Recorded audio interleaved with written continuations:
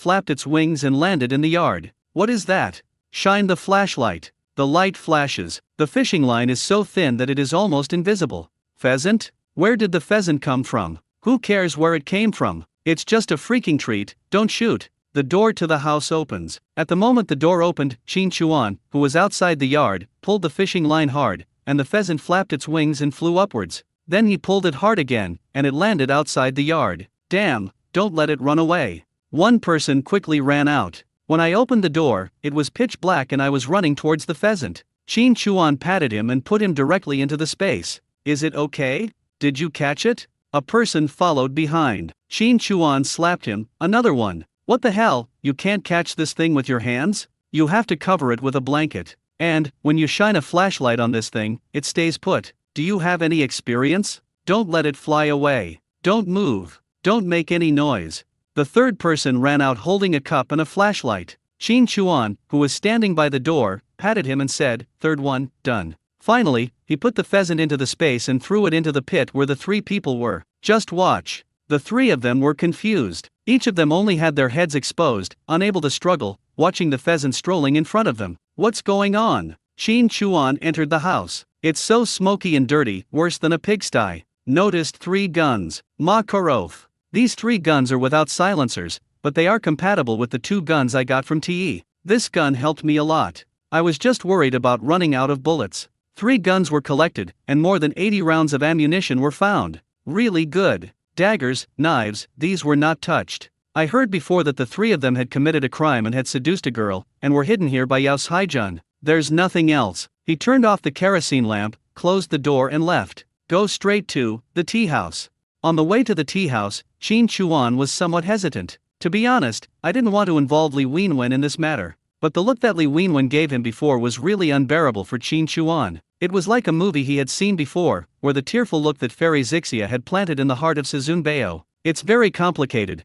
I can't put it into words. I don't know, I haven't met him, that's all. Now, except for one who died, all of Yao Haijun and his men fell into his hands. If I don't give this look a result, I feel like I will regret it. I really can't stand it. A beautiful girl with that kind of look, few people can stand it. It took Suzun Bao 500 years to get over it, so why should he be so helpless? No more hesitation. He stepped on the accelerator hard and quickly arrived at the tea house. The teacup late at night is as silent as a sculpture. When he arrived at the door of the tea house, he listened around and made sure there was nothing unusual. There was no one around, so he turned his attention to the inside of the tea house and checked carefully. According to the location, there was no one else in the entire tea house except Li Wenwen in the secret door. Perhaps this was another way for Li Wenwen to hide herself. The door is locked, of course. He came to the back of the tea house, took out a ladder, climbed up to the second floor, pried open the lock on the window of Li Wenwen's office, put the ladder into the space, locked the window, and walked towards the secret door. To be honest,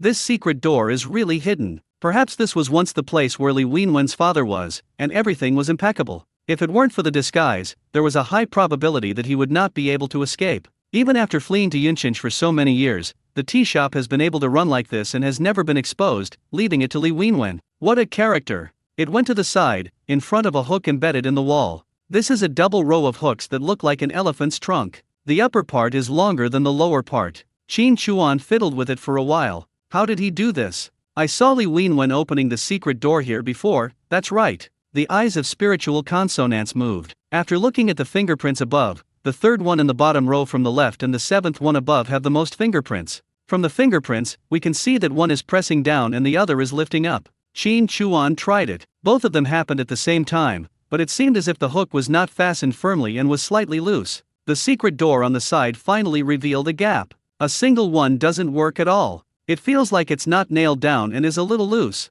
Look at the mechanism this guy created. Master. Enter the secret door. There is light in the room. Under the light of the desk lamp, Li Wenwen was wearing a nightgown, lying on her side on the bed, with her 2 long legs crossed and exposed, showing everything. Although I have taken off the clothes twice before, it doesn't count. The one with the breast binding is the most thorough. This is really the first time I have watched it thoroughly. The places that should be swollen are swollen, and the places that should be thin are thin. She has a really good figure. She held her mother's bracelet in her hand, her eyes were full of tears, and a large area of the pillowcase was soaked. It looks like he must have been tired from crying and fell asleep not long ago. Qin Chuan picked up a chair, sat beside her bed, lit a cigarette, and blew the smoke into her face. Li Wenwen frowned. Cough, cough, cough, cough. He subconsciously waved his hand between his mouth and nose, then opened his eyes. Looking at the unfamiliar face with the Huangbo mask on it, Li Wenwen's pupils shrank sharply. She sat up suddenly and punched Qin Chuan without saying a word. Qin Chuan guessed this would be his reaction, and didn't even move me.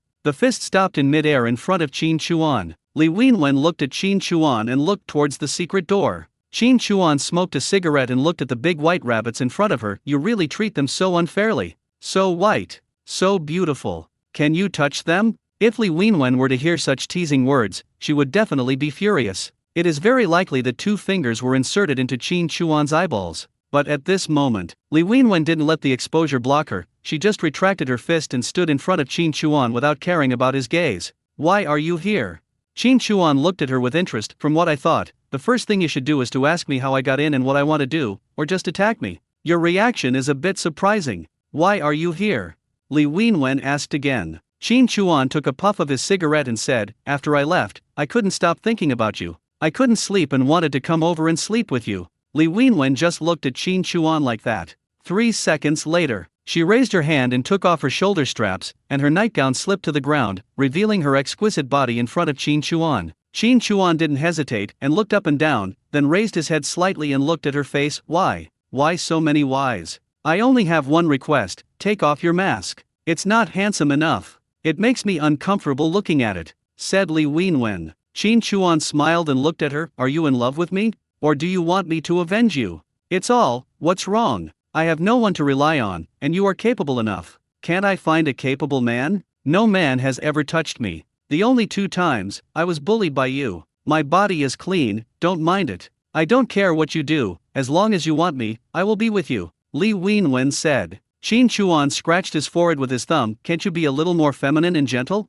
No. If you want someone gentle, go find someone else, Li Wenwen said. Qin Chuan smiled and stomped out his cigarette. Okay, do you dare to come with me? Now. Right. Okay. I'll put on a disguise.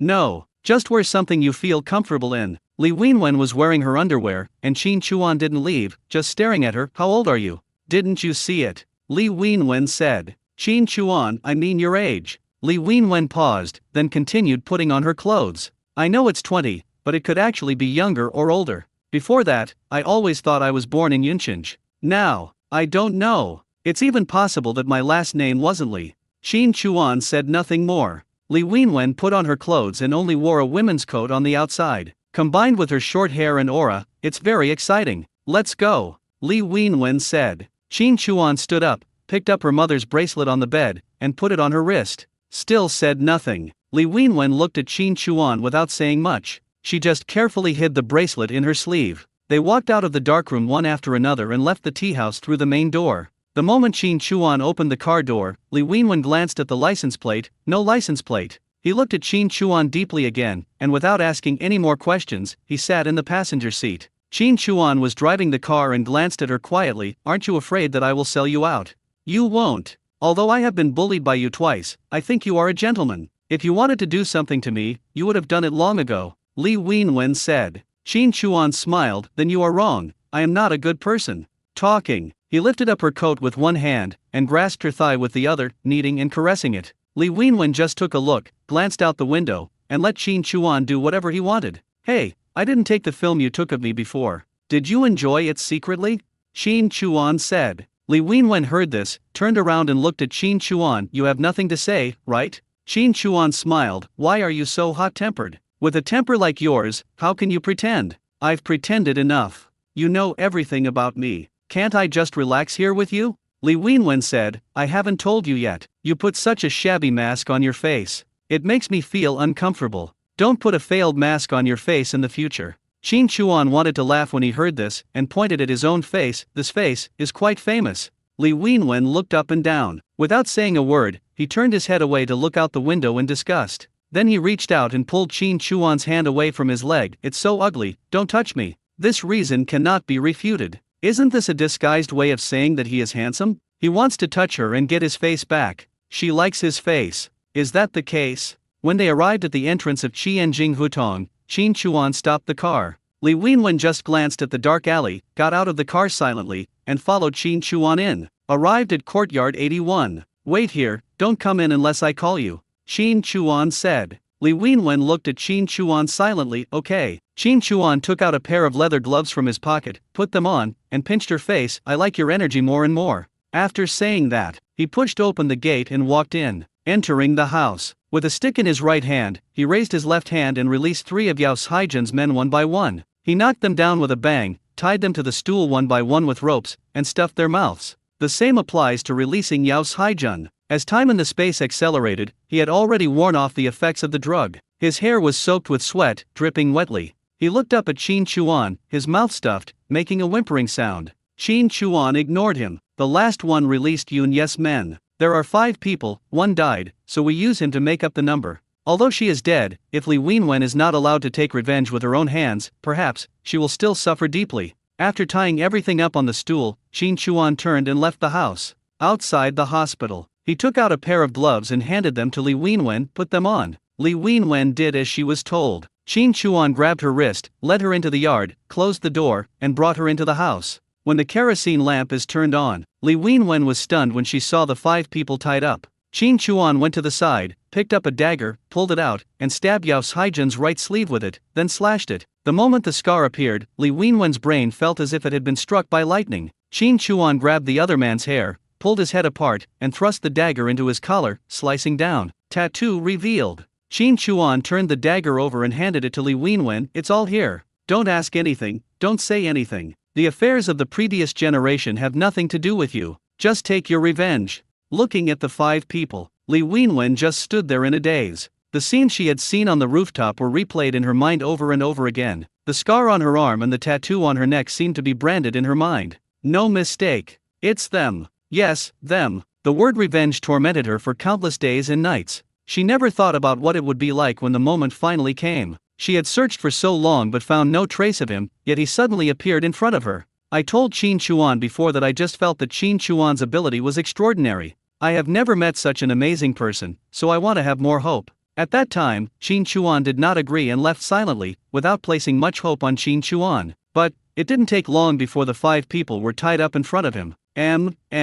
Several people struggled. The sound made Li Wenwen, whose mind was blank, react. Li Wenwen looked at Qin Chuan, her eyes suddenly turned red, and 2 lines of tears fell. Qin Chuan looked at her and simply raised the dagger he had been holding towards her. Li Wenwen raised her hand and held the dagger in her hand. The grip is so tight. The moment her eyes turned from Qin Chuan to Yao Haijun, her eyes, which were already red due to falling tears, turned blood red. He just held the dagger and approached Yao Haijun. She glanced at the scar on his arm and tears rolled down her cheeks. 2 years ago, Yunchinj, you stabbed my father, Li Yude, 8 times and bullied my mother, Song Huilin. Do you still remember? Yao Haijun looked at Li Wenwen with his pupils trembling. Li Wenwen looked at him and said, it seems, you still remember. That's great. I was really worried that you would forget. I'm their daughter, my name is Li Wenwen. Phew. A knife stabbed into Yao Haijun's abdomen. Li Wenwen clenched her teeth and tears rolled down her cheeks. Holding the knife tightly, the bracelet on the wrist is revealed. Dad, Mom, did you see that? Your daughter will avenge you. Puff, puff, puff, puff, puff. Blood splattered on her face and body, but she didn't care. Just one action, poke, pull, poke again, pull again. Once. Yao Haijun was stabbed 12 times, his head drooped, and he died. Li Wenwen pulled out the dagger and without looking at him again, she jumped over a man and walked towards the man with the tattoo on his neck. She grabbed his hair and pulled his head to the side. She held the bloody dagger and started slashing and cutting at the tattoo, just like a child who made a mistake in drawing and, in frustration, used a pen to smear it and destroy it, until the tattoo was bloody and unrecognizable. Li Wenwen raised her arm and wiped the blood mixed with tears that splashed on her eyes. Towards the body. Puff, puff, puff. After being stabbed 7 times, the man's head dropped. Why did you only take 7 blows? Li Wenwen's tears rolled down, she pulled his head up and pressed his neck. Puff, just 1 knife. When he pulled it out, blood spurted out. The splash landed on the face of the person next to him, who was so scared that he peed himself, and a puddle of water formed under his feet. The struggle was extremely violent. The blood also splattered on Qin Chuan. I fluttered for a moment, looking at the blood on the gloves. Hey! Li Wenwen let go of him and wandered over to the man who had peed his pants. Scared? So you also know how to be afraid? Were my parents afraid at that time? I think they weren't afraid. The only thing they were afraid of was that they had drugged me and hid me, and they were afraid that you would find me, and harm and kill me. The man shook his head violently. This person is none other than the one who makes up the numbers. He had no idea what was going on. What revenge? Revenge for a mere trifle? I don't even know you. I don't know anything. Where did this lunatic come from? What was going on? He was originally on the mountain, then he fell into a pit, then he came to a house somewhere, then he fell into the pit again, and now there is this broken house, and now this beautiful girl is stabbing with a knife like a madman. You caught the wrong person. However, he had no chance to speak, let alone figure out what was going on. Puff, puff, he died after being stabbed 15 times. The most resistant at the moment. Qin Chuan curled his lips slightly. He had a good physique. Or maybe he was feeling wronged. Li Wenwen came close to the fourth one. Raising his hand, he grabbed his hair, pulled his head, and looked around condescendingly. I remember you slapped my mom twice. The words fell. The dagger in his hand was pointed at his face. Phew! Switch the dagger from right hand to left hand, aim at the other side of the face, and hit again. Phew! This person is in so much pain that he is stunned. He was howling, and the towel stuffed in his mouth was visibly soaked with blood. Then, Li Wenwen pulled out the dagger, stabbing again and again. 10 knives, and it's over. At this moment, Li Wenwen's eyes were bloodshot and her face was covered in blood, but she had stopped crying. He pulled out the dagger and walked towards the last person. Maybe it's a little loose. The man spat out the towel in his mouth. Don't kill me. Your parents are not called Li Yude and Song Huilan at all. If you kill me, you will never know the identities of your parents again. Don't kill me, don't. As long as you let me go, I will tell you the identities of your parents. Li Wenwen stood in front of him. Just look at him. Then she raised her hand and covered his mouth. I don't want to know. Puff, puff. After stabbing twice, Li Wenwen stopped moving. Tears rolled down again. Ah!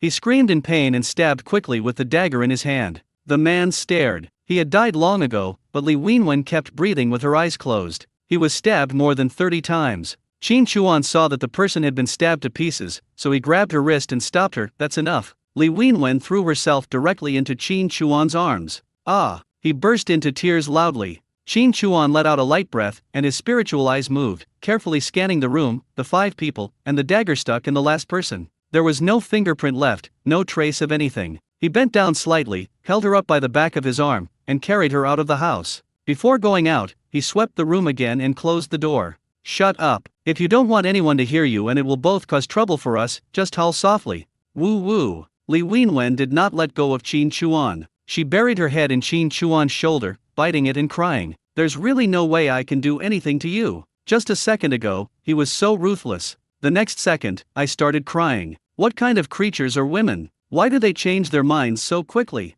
After leaving the yard, he looked around and confirmed that there were no footprints left. Then he closed the yard door and left Qi Enjing Hutong with Li Wenwen in his arms. He took off her coat and gloves. He wrapped up his coat and gloves, threw them on the car, and then stuffed her in. After making sure that there was no one around, he drove away. There was silence along the way, only Li Wenwen could not stop shaking all over. Arrived at the tea house. Qin Chuan stopped the car, lit a cigarette, took a puff and handed it to her. Li Wenwen took it hesitantly, took a sip, cough, cough, cough, cough. Mr. Disguise Wen, you don't know how to smoke? You don't know how to smoke? What the hell are you talking about? Get out of here, take a shower and have a good sleep, and live a more relaxed and comfortable life in the future. If you don't like it here, just go to another place. What's done is done, Qin Chuan said. When Li Wenwen heard this, she suddenly panicked and grabbed Qin Chuan's arm tightly. Don't go. Are you still blaming me? Qin Chuan asked. Li Wenwen looked at Qin Chuan, tears streaming down her face. I'm scared. Can you talk to me? What are you afraid of? You can't even find it on your head, Qin Chuan said. Li Wenwen held onto Qin Chuan tightly. I'm not afraid of this. If it really comes to me, I'll take it all on myself. I won't tell anyone about you. Please, don't leave. Qin Chuan exhaled lightly. Go wash up first. I'll take care of it.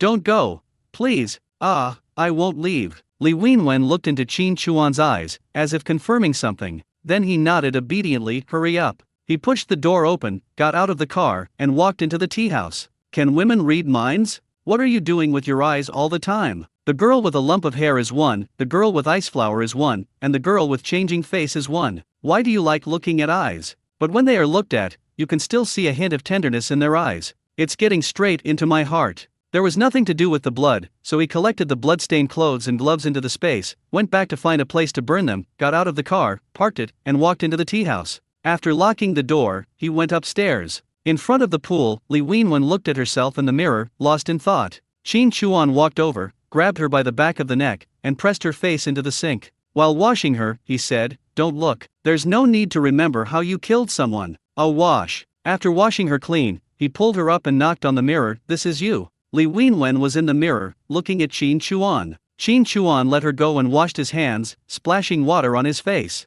He then took off his mask and washed himself again. He leaned against the sink and looked at her sideways. "What are you looking at?" "I need to pee, and you're looking at me too? Go, get a bottle of wine. I'm not here to comfort you. You've avenged your great hatred, you should celebrate." After Qin Chuan washed up, he came to Li Wenwen's office. At this moment, Li Wenwen has already changed into the suspender nightgown she wore before, and is naked underneath. He sat there in silence, using a lighter to light a cigar. Qin Chuan walked over and sat down next to her. Li Wenwen handed over the cigar. Qin Chuan took a look, took it, spitted it out, tasted it, and nodded slightly. "Not bad, but it's been a while since I last tried this." Li Wenwen handed Qin Chuan another glass of red wine. Qin Chuan took it and said, "No drugs were given, right?" Li Wenwen smiled slightly, without saying a word, picked up another roasted cigar with 2 fingers, picked up a glass of cigar, leaned back lazily, took a sip of red wine, puffed on the cigar, tilted her head back slightly, and didn't care at all about her sudden exposure. Qin Chuan stood up, holding a glass of red wine and a cigar, and moved to sit across from her. After sitting down, he raised his hand holding the cigar towards her and said, "The cigar is well maintained. Although it's a little off, it's quite good to be able to smoke such a cigar these days. For the sake of this cigar, if you have any questions, ask them. I will answer them as appropriate." Li Wenwen looked at Qin Chuan. "Why are you so far away from me?" Qin Chuan said, "The scenery is better, I like it." "Do you have a woman?" Li Wenwen asked. Qin Chuan nodded. "Yes, more than one. They are all very beautiful." Li Wenwen smiled slightly. "I guessed it. How could a man as romantic and capable as you be without women around you? If you don't have a woman, it can only mean one thing." "What?" Qin Chuan asked. Li Wenwen took a puff of her cigar and said, "You are sick." Qin Chuan smiled and said, "That's right. Do all your women know that you have other women?" Li Wenwen asked. "I know, I don't play with feelings," Qin Chuan said. Li Wenwen took a sip of red wine and said, "I can see that too. A man without lust is not a man. But there is a difference. If he can't control himself, he can't be called a man, but a beast. I fell into your hands twice, and you didn't touch me. That proves you are not." Qin Chuan shook his hand lightly. "Don't jump to conclusions so quickly. If you fall into my hands for the 3rd time, you can't be sure. You won't do that. If a woman doesn't want to, you won't force her. At most, you'll just talk nonsense and act like a hooligan. But the more you do that, the more the woman can't resist." "You're a master," Li Wenwen said. Qin Chuan looked at her and laughed. "You talk like a master, like you know everything." Li Wenwen shook her head. "I don't understand. My heart was dead before this. I have spent countless days and nights." Before she finished speaking, Qin Chuan raised his hand and said, "Stop, you've cried enough tonight." Li Wenwen nodded slightly, smoking a cigar slowly. Qin Chuan looked at her admiringly. It was not like he had never seen a woman smoking a cigar before. He had seen many of them during business talks, but this was the first time he had seen a woman smoking a cigar with such flavor, like a painting or a work of art. Li Wenwen looked at Qin Chuan. "Do I look good?" Qin Chuan smoked a cigar without answering. He looked at her legs and sneered. "I said it was almost something. You put this on. Reach behind your back." Then he took out a piece of clothing from the space. Just threw it to her. Li Wenwen picked up the. "You can tell what it is at a glance." Li Wenwen glanced at Qin Chuan, put down the cigar and wine, unwrapped them, and put on the clothes. Then he picked up the cigar and red wine and returned to his original posture. Qin Chuan admired with a smile. "I can answer a few more questions for you." "Ask." "I didn't want to ask," Li Wenwen said. "I originally really wanted to know your identity and your name, but now I don't want to ask. It's better not to know. If this matter is exposed, I don't know who you are, and there will be no risk of leaking it. I have a question. Why don't you want to know what your parents do and what your real surname is?" Qin Chuan asked. Li Wenwen remained silent for a while, finishing the wine in her glass. Her eyes were red. "I can guess a little, but it doesn't matter. In my heart, my parents are just ordinary employees. I don't care what they did before. I only know that they love me. My name is Li Wenwen. It's the name my parents gave me. I don't care how this tea house came about. I just know it was left to me by my parents, so I'm staying here and not going anywhere. Qin Chuan looked at her. Don't you want to know what I do? How did you find these 5 people so quickly? I don't want to. I know you are not the same kind of person as them, that's enough. When men do things, women should ask less. Maybe I didn't understand it before, but after pretending for these 2 years, I understand it. Sometimes women are really troublesome, Li Wenwen said. Qin Chuan pondered the words and said, could it be that there is a girl who likes you, Mr. Wen in disguise? There are a few rich women who want to sleep with me, said Li Wenwen. Qin Chuan, ha ha ha. If you ask me, the mask shouldn't be so handsome, it's necessary to make it a little ugly. Li Wenwen raised her hand and twirled her fingers around. This is a classy place after all. Considering how ugly your mask was before, do you think it's appropriate for me to wear a suit and tie?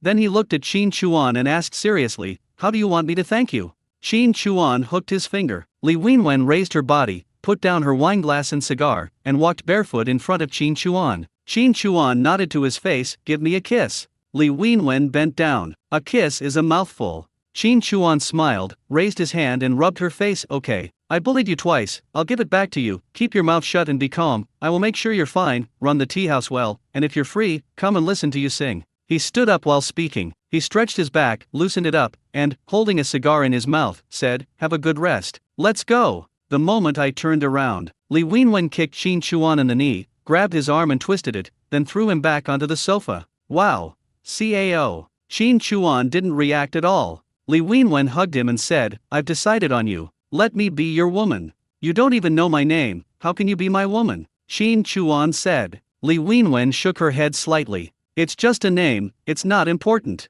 I don't care what you do, what your name is, what your background is, or what you do. I'm right here. If you like me and want to find me, you can find me anytime. If you want to tell me, you can tell me naturally. If you don't tell me, I won't ask any more questions. I asked you how to thank you, and you asked me to give you a kiss. I did it, and I returned it. Now, I'm not looking for a favor. It has nothing to do with anything else. I just fell in love with you. On the way back, I thought carefully. Even if you hadn't tied those people in front of me, if I had found them one day, I wouldn't have dared to do it, wouldn't have dared to stab them so many times. It was you who gave me the courage. If you just stood there, I would have felt at ease. I feel an inexplicable peace of mind, as if even if the sky falls, I'm not afraid. I don't want to be so mean and cling to you, but you don't give me that much time to spend with you. The moment you turned away, I felt empty inside, as if something was weighing me down. I think if I don't say anything, you'll just disappear. I finally understood. What I was afraid of wasn't killing someone, or living today without a tomorrow. It was that I was afraid I wouldn't see you again the next moment.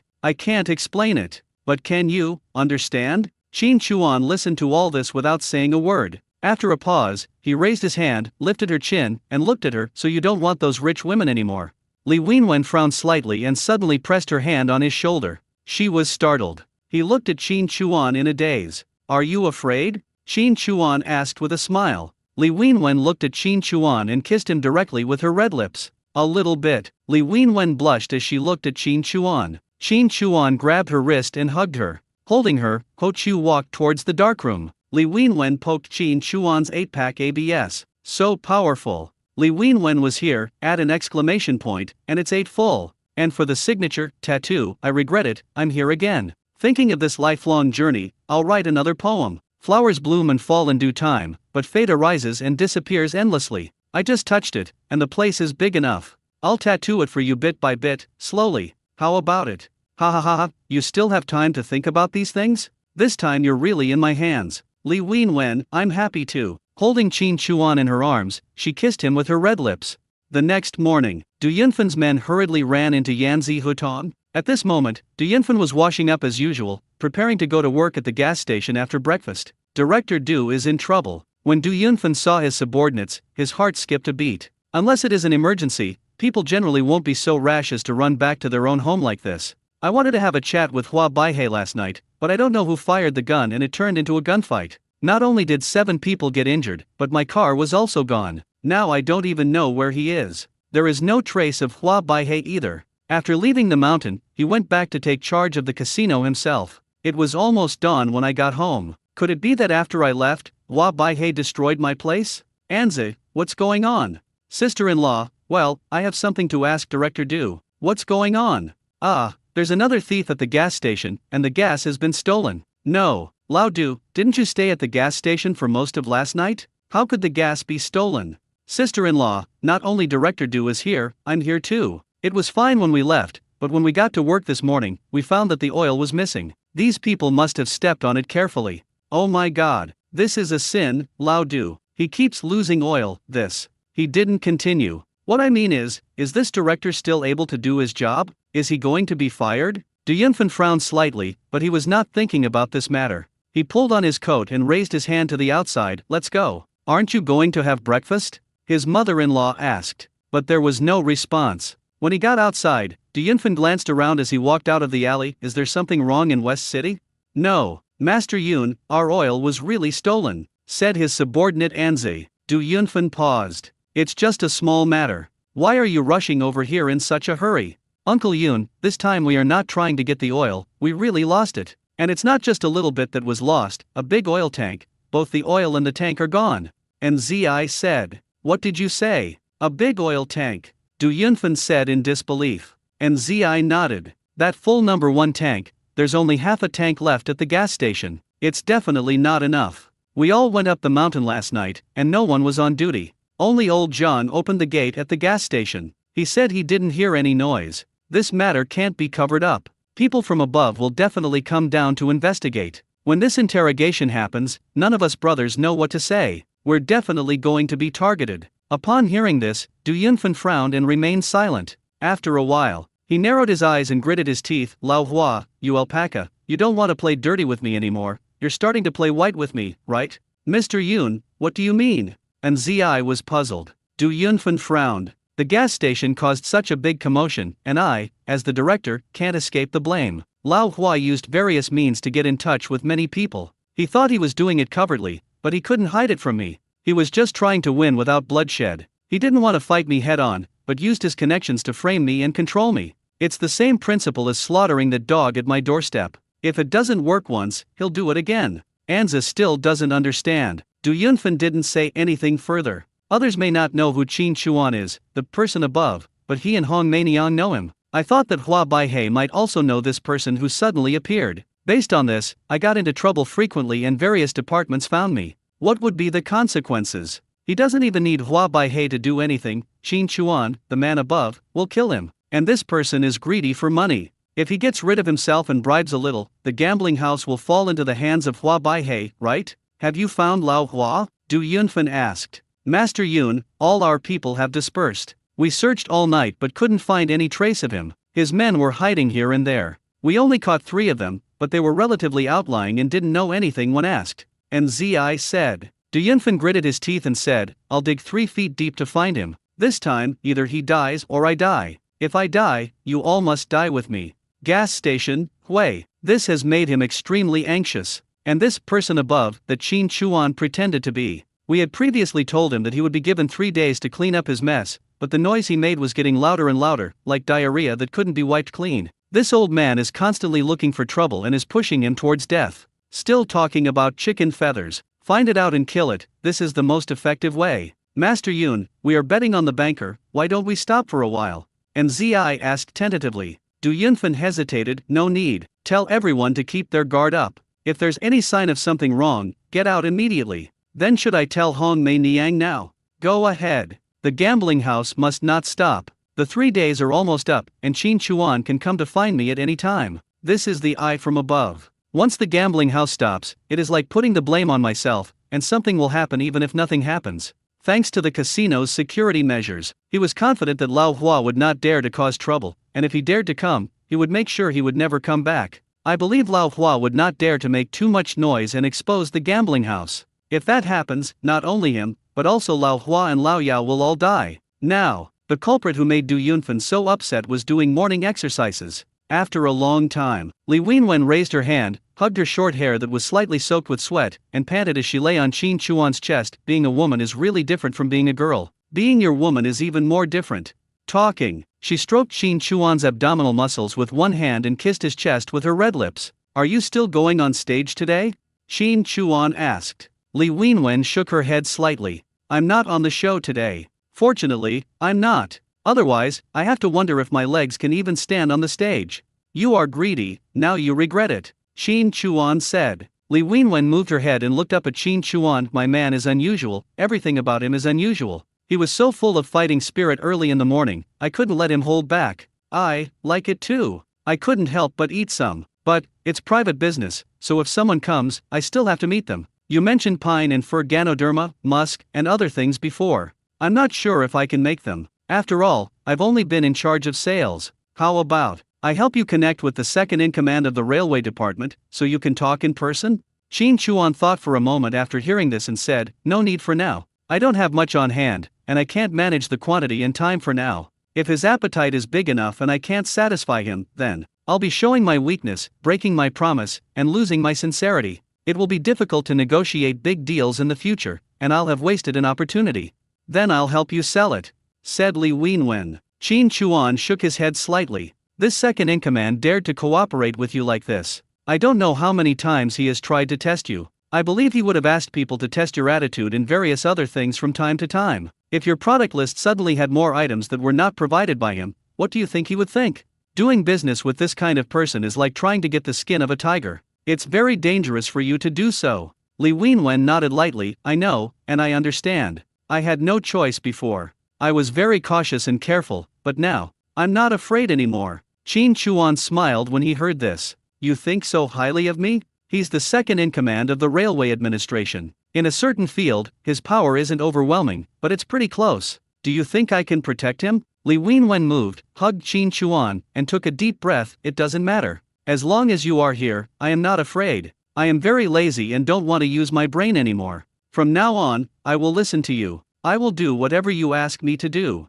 Qin Chuan smiled and said, if you don't want to get up, open the door. Hurry up, the tea house is open from 10 a.m. to 8 p.m., and the employees won't come until 9 p.m. If you leave, I don't know when you will come to find me again and let me hug you for a while, Li Wenwen said. Qin Chuan rubbed her shoulder and said, among the operas you sang, is there anything more, that is? Li Wenwen looked at Qin Chuan. More flirty, more tender, more alluring, right? A close friend, Qin Chuan said with a smile. Li Wenwen smiled and spoke slowly and softly. The voice was not loud, the tune was slow, and the twists and turns were so intense that Qin Chuan felt itchy inside. The only thing that was a bit awkward was, can't understand. Li Wenwen saw Qin Chuan's throat rolling, and smiled with her red lips. She moved her body and whispered in Qin Chuan's ear, Master, do you like it? Master, do you like it? Love me, sir?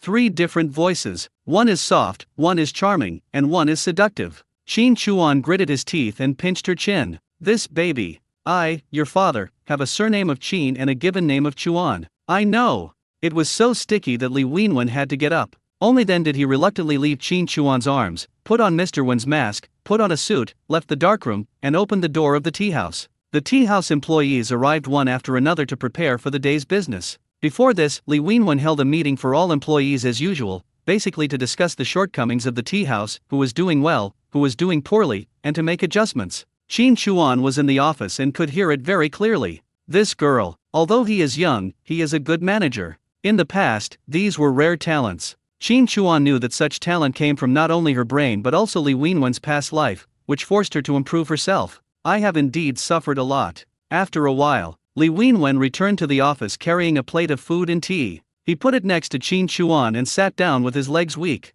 Does it still hurt? Qin Chuan asked. Li Wenwen raised her head slightly and said, I took some painkillers and the pain is gone, but my legs are weak. Put it over here, I'll rub it for you. No need, I asked someone to make some cakes. My chef's cooking skills are quite good. You can try them one by one and then get busy after you finish eating. Qin Chuan is drawing a blueprint. That's the structural diagram of the casino. I had seen it in Du Yunfan's office before and it was imprinted in my mind. This structural diagram is for Director Zhang, so of course I can't reproduce it exactly one-to-one with the original. That would be too fake. I plan to draw a portion of it, and then make some unimportant mistakes in it, so that it looks about 50% or 60% like the original. Of course, I won't hand over all of the 5 entrances and exits, so I'll hand over 2. One is the one that Director Zhang already knows about, the one in the Black Citizen's house in West City, and the other is a place in the mountains that is similar to an air raid shelter. The other 3 entrances and exits inside the casino are marked clearly, and all the extended paths are erased and replaced with question marks and unknown places. The location of Du Yunfan's office is also marked out. Li Wenwen naturally saw the drawings drawn by Qin Chuan, but she just took a quick glance and only knew that Qin Chuan was drawing something. She didn't go closer to look, nor did she ask any questions. As she said herself, she never asked what Qin Chuan did or what his identity was. When it was time to tell her, he would tell her naturally. If he didn't want her to know, she wouldn't ask a single word. This alone is enough to please Qin Chuan. After 10 o'clock, Qin Chuan finished drawing the blueprint only when the tea house was full of customers who came to drink tea and listen to music. After thinking it over for a while, he folded the drawings. Have lunch before you leave. I asked someone to make crispy pork and braised fish, said Li Wenwen. Qin Chuan smiled slightly. I have something to do. Will I accompany you well next time? Li Wenwen nodded slightly. Qin Chuan stood up. Wait a moment. Li Wenwen called Qin Chuan over, opened the desk drawer, and took out 5 exquisitely made metal cigar tubes. She opened the cigar box, took out 5 cigars, and put them in. Everything I have is yours, but I don't want to give you too much at once. If you run out, come find me. Qin Chuan took it with a smile, and the moment he put it in his pocket, he stored it in his space. Noticed a Browning in the drawer. He reached out and took out the gun. Have you used it? Li Wenwen shook her head slightly. No, I bought this on the black market in North City. First, it's for self-defense, and second, to kill my enemies.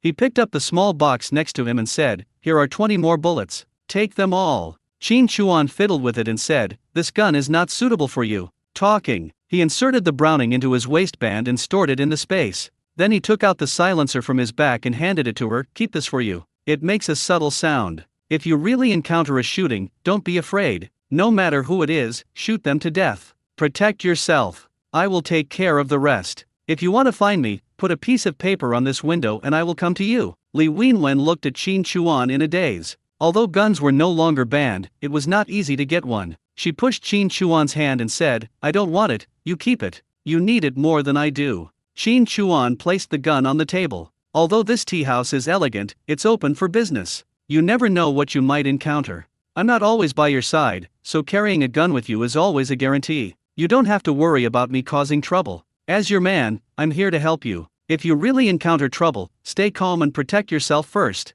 The rest, take care of yourself. Li Wenwen heard this and tugged at Qin Chuan's collar. I'm not a child, don't worry. She raised her arms and put them around Qin Chuan's neck, intending to kiss him. Qin Chuan covered her mouth and said, I understand you now. You have a man's face with a beard. I can't stand it. Li Wenwen chuckled. Then remember it first. A little bit. After Qin Chuan left, Li Wenwen opened the secret door. He came to the wardrobe, opened the door, took out all the clothes inside, and pulled down the curtain inside. Looking at the 6 pieces of paper. For the first time, it was so peaceful. He stared at it for a long time before taking off the 6 pieces of paper. He placed the bracelet left by his mother on the table, knelt on the ground, and burned the 6 pieces of paper in front of the bracelet. After burning out, he stood up, picked up the bracelet, and sat down on the edge of the bed. Dad, Mom, I'm following a man I only know by name. Even though I only know his name, he's very good to me. I'm very content. After Qin Chuan left the tea house, he did not go directly to find Zhang Wanli, but went to Zidon Street.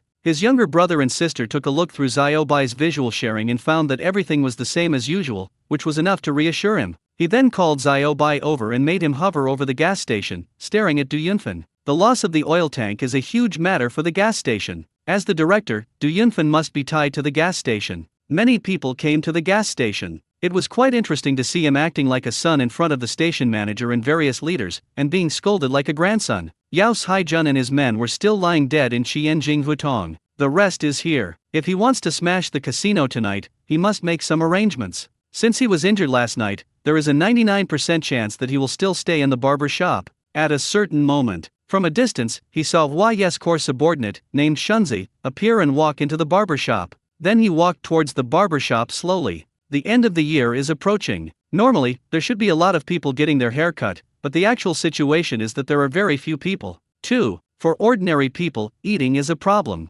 In order to afford food, they have to find all kinds of ways to get it at high prices. The little money they have is basically all spent on food. How can they have spare money for a haircut? They can just cut their hair at home with scissors. Those who can come to the barber shop are people with spare money. When you enter the store, someone greets you. The appearance of barbers these days is quite interesting. They wear white hats, white aprons hanging in front of them, and white sleeves, making them look like they are selling side dishes. The store is quite large and has several chefs. There was an inner room inside, and the woman who opened the door last night was in it. Qin Chuan could hear that there was another room deeper inside that room, and Hua Ye and his core subordinate were in that deep room. Qin Chuan took a look inside and asked the receptionist, "Where do I pay?" "The accountant is reconciling the accounts. Cut it first. It will be the same if you hand it in after cutting," said the master. That woman turned out to be the accountant here. Still reconciling the accounts? That's really ridiculous. Qin Chuan sat down in his seat. "How do you want to cut it?" "Master, just watch over it. Then I'll cut it shorter for you. It'll make you look more energetic and last longer." "Okay, thank you, master." The master put a veil in front of Qin Chuan, and Qin Chuan sat on the chair, moving his ears and listening to the words inside. "Why yeah, Du Yunfen has shown up at the gas station, but something's happened there. A full tank of gas disappeared last night. There are a lot of new managers at the station, and there are also many police investigating. It's really hard to take action. At this critical juncture, if we take action against his family, we might get caught." Are they going to kidnap Du Yunfen and his family? Could it be that they had contact again when I was in the tea house and changed the original plan? The entire oil tank is lost? Hua Ya asked in surprise. "Well, I found out about it. This is what happened," Shunzi said. "This is really weird. Who can be so generous?" Hua Ya was suspicious and surprised. Shunzi said, "I asked someone to inquire, but there's no news yet." "No need to ask, it's not important." "How are old Yao's arrangements?" asked Hua Ya. "The arrangements were completed last night. This morning, 14 of his new recruits reported to our office. They're currently waiting for your orders, Mr. Hua. The remaining 3 are scheduled to meet at 9 o'clock at the entrance to the West City Black Market. No matter if that bastard Du Yunfen is at the casino tonight, we'll start at 9 o'clock. Let's get those dozen or so people from Lao Yao to sneak in beforehand. At 9 o'clock, make sure they guard the door lock with me. If Du Yunfen is here, I'll skin him alive tonight. If he's not, I'll bust his casino and slaughter his people. He'll be left with nothing. I don't see how he can fight me. Come pick me up at 8:30. Master Hua, we can just handle this. Stop the fucking nonsense. I'm going to personally avenge my broken hand. I guess Du Yunfen is sending his men all over the city looking for me. After you've given me your instructions, you guys should hide and stay out of sight. I'll settle the score with him tonight." "I understand, Mr. Hua. Go." More than an hour later, Zhang Wanli's office. Qin Chuan didn't even knock on the door. He pushed it open, took a sidestep, walked into his office, and closed the door casually. Zhang Wanli, who was sitting on a stool, glanced at Qin Chuan, leaned back, and looked at him with his hands folded. "Should I check you out? The more I look at you, the more you look like a thief." Qin Chuan walked over with a smile. "I am not your secret weapon. I hope you bring me good news," Zhang Wanli said. Qin Chuan sat down at the seat opposite and jokingly said, "Director Zhang, why do I feel that you look a little different today than usual? You look a little more radiant. What good news do you have?" "Last night, I heard something I shouldn't have heard." "Squeak, Zhang Ting, your sword is still sharp. Stop talking nonsense to me." Zhang Wanli raised his hand and knocked on the table. "2 people have already sacrificed their lives, and the case has not made any progress. The pressure from all sides is huge. Can you do it? If not, just tell me, so I can replace you. Then I'll retreat," Qin Chuan said. Zhang Wanli glared at me when he heard this. "After a few days, you haven't found anything? Come on, you came here because you knew I must have achieved some results. Why are you fuming and glaring at me?" "I don't buy it," Qin Chuan said. "Ha." Zhang Wanli let out a light breath of frustration, grabbed a cigarette from the table, lit one, and raised his hand. "Speak." Qin Chuan reached into his coat pocket, took out the blueprint he had drawn earlier and handed it to him. Zhang Wanli took a look, then looked at Qin Chuan, then reached out to take the blueprint and opened it to take a look. "What is this?" "I sneaked in. This is the drawing I made of the casino's interior. Besides the entrance and exit to the West City Black Market, I found another entrance." Qin Chuan stood up, walked to his side, and pointed at a place on the blueprint. "It's here. This side, and this side. I didn't dare to look inside for fear of alerting the enemy, but I found that this place." Pointing to the location of Du Yunfen's office on the blueprint, he said, "This place should be quite important. I'm not sure what's inside, and who's in charge, I don't know. But there's a woman who takes care of everything in the casino, welcoming and seeing off guests. From what I hear, the people inside call her Sister Hong. If we catch her, I think we can follow the clues and uncover what's going on here. Also, I've learned that they should be making a big deal tonight, right here in the casino. The agreed time is 9:40 p.m. The drug control leader will definitely show up at the casino. Tonight is the best time to catch them all in one fell swoop." Zhang Wanli frowned as he looked at the blueprint, then looked up at Qin Chuan. "How did you find out? Is the information reliable?" Qin Chuan said firmly, "It's absolutely reliable. We missed 2 drug hiding spots. I went to investigate and based on the remaining traces, I tracked them here. which is the location of this entrance. It's quite hidden there. Based on the current location and my previous investigation at the casino, I determined that this is another entrance and exit of the casino. There are cars that can enter there, and there are people guarding it. From their conversation, I heard that the transaction tonight was absolutely accurate. This group of people who control the poison are really too cautious. I investigated but couldn't find any trace of them. If we don't take action tonight and miss the opportunity, it will be too difficult to dig them out. For such a large-scale transaction, even if the top leader doesn't show up, he must be the core figure. If we catch him, we will definitely be able to catch a big fish. Zhang Wanli's frown never relaxed. After finishing one cigarette, he lit another. After a long silence, he solemnly asked, "According to your investigation, how many people are there?"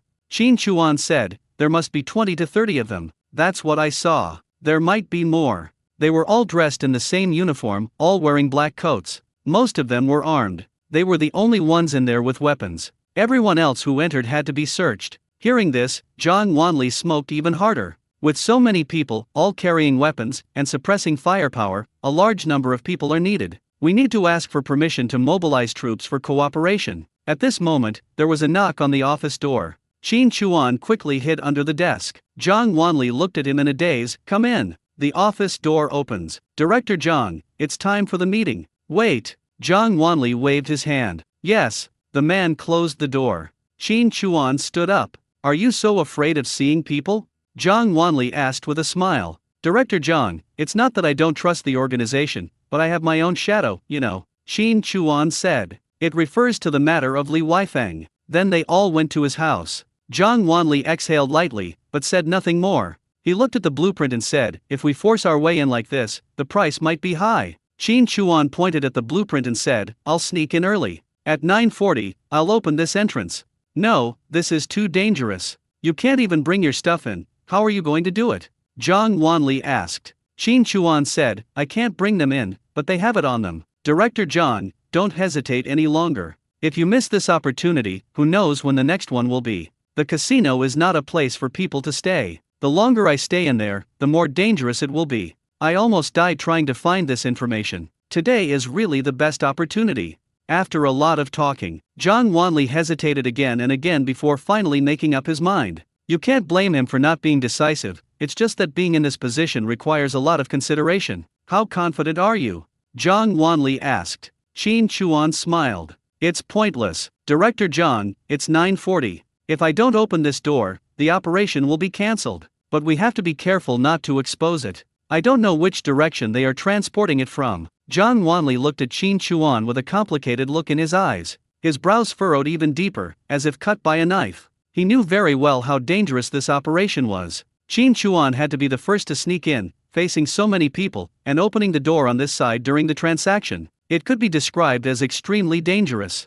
Although this kid is a bit naughty, disobedient, and sometimes quite timid, but he knew that Qin Chuan was not doing this for himself, but for his younger brothers and sisters, fearing that they would be in danger. But for the sake of social stability and to punish criminals, he is still willing to do it. Qin Chuan felt his complicated gaze, and his heart was truly moved. He clapped his hands and said with a smile, "Director Zhang, it's time to discuss terms." "Condition?" Zhang Wanli was startled. "You say? I miss my younger siblings. They need to go to school after the new year. Director Zhang, you have to help me with that. Regardless of whether I can come out or not, you." "What the hell are you talking about?"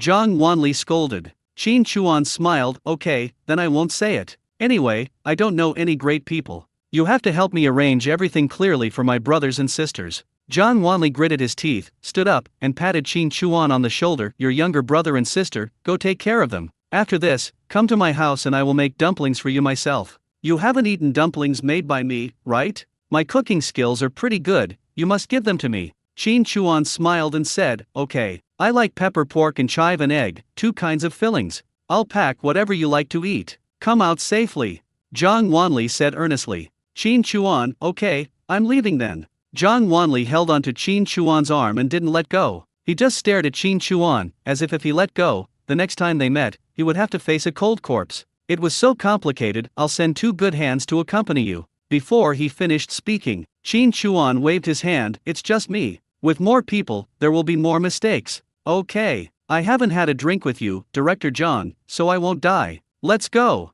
"Turn around and take a few steps," He turned back again and said, Director Zhang, well, I gambled away all my money these past 2 days. Can you give me compensation? Can you blame me for this? It's all about pornography, drugs, and gambling. I have to try one of these things, but I definitely can't touch drugs. I'm a virgin, and I'm shy when I see girls. So, I have to gamble, but I don't know how to do it. I'm just messing around, it's a miracle I can win. How many? It's not much, just give me a proper house. A big one, for my brothers and sisters and a whole family. Zhang Wanli raised his hand, flicked his finger at Qin Chuan and said, do a good job tonight. Get out safely. I will get you a house I arranged for you. From now on, it will belong to you. Will this work? Qin Chuan asked doubtfully. Zhang Wanli said, as long as you can do it, I can do it. This works. That house is nice. Is it still possible to own a personal property these days? Oh, this is not something that everyone can have. Qin Chuan grabbed his hands with both hands and squeezed them tightly. It's a deal. Zhang Wanli watched Qin Chuan leave until the door closed, then he waved his hand. This kid, why is his grip so strong? Then his eyes fell on the drawings on the table. His brows furrowed, his expression solemn. You kid, you have to come out alive. After leaving the general administration, Qin Chuan went to Zikan. He walked along Wangfu Street and entered the department store. In the toilet, he put on a Nicholas Sem mask and changed his clothes. Then he went straight to the black market in West City. The scene here is completely different during the day. There are many people coming and going in the supply and marketing cooperative, Tong Rentang branch, and some shops, but not as many as in the black market at night. The atmosphere of life and business is still quite strong. Of course, there are no ticket scalpers. The casino only opens at night. But that doesn't mean there is no one in the casino. The vast majority of people in the casino live in it, or to be more precise, are controlled by it. Like those girls. To be honest, I really don't know where it came from. I moved my ears and listened to the noises underground. I could only say that they were in a miserable state. During the day, he has to serve Yun-Yes men, and at night, he has to serve the customers who enter the casino. Or maybe it was a reward for the fight on the mountain last night. It's very lively down there. Qin Chuan came to the house where the entrance was. The old man who was on night watch was busy making a fire and cooking. Seeing Qin Chuan walk in from outside, who are you looking for?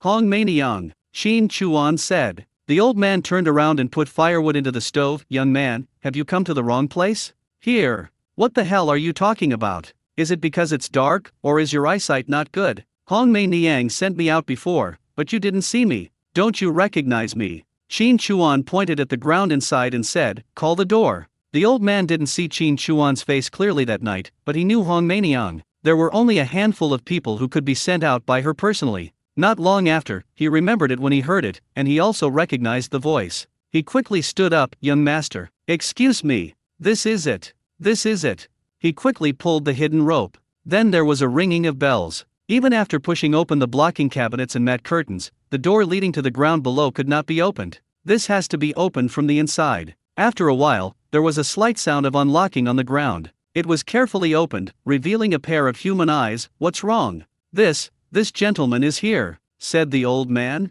Stand aside. Those eyes looked at Qin Chuan and said, oh, master, you can't afford to offend this person. Sister Hong had specifically told me before that I had to be careful when I came next time. He quickly opened the ground door, came up quickly, and stood aside. Master, please come in. Please. Qin Chuan put his hands in his pockets, glanced at the waiting smile, and walked away swayingly. The door below was still being guarded by the same two people as before. It seems that the three of them are playing cards. When they saw Qin Chuan, they immediately stood up and half bowed to greet him. Master. Qin Chuan raised his head towards the door. The two of them and the people who followed behind them were all in a dilemma. Are you going to search me or not? Qin Chuan said, tell Hong Meiniang to come out and pick me up. Let her do the body search. I think your hands are dirty. Hey, wait a minute, I'm calling now. Banging on the door. Qin Chuan took out a cigarette and lit it slowly. Then he threw a pack of Chinese cigarettes to one of the three people and said, smoke. Master, how can this be so embarrassing? What nonsense are you talking about?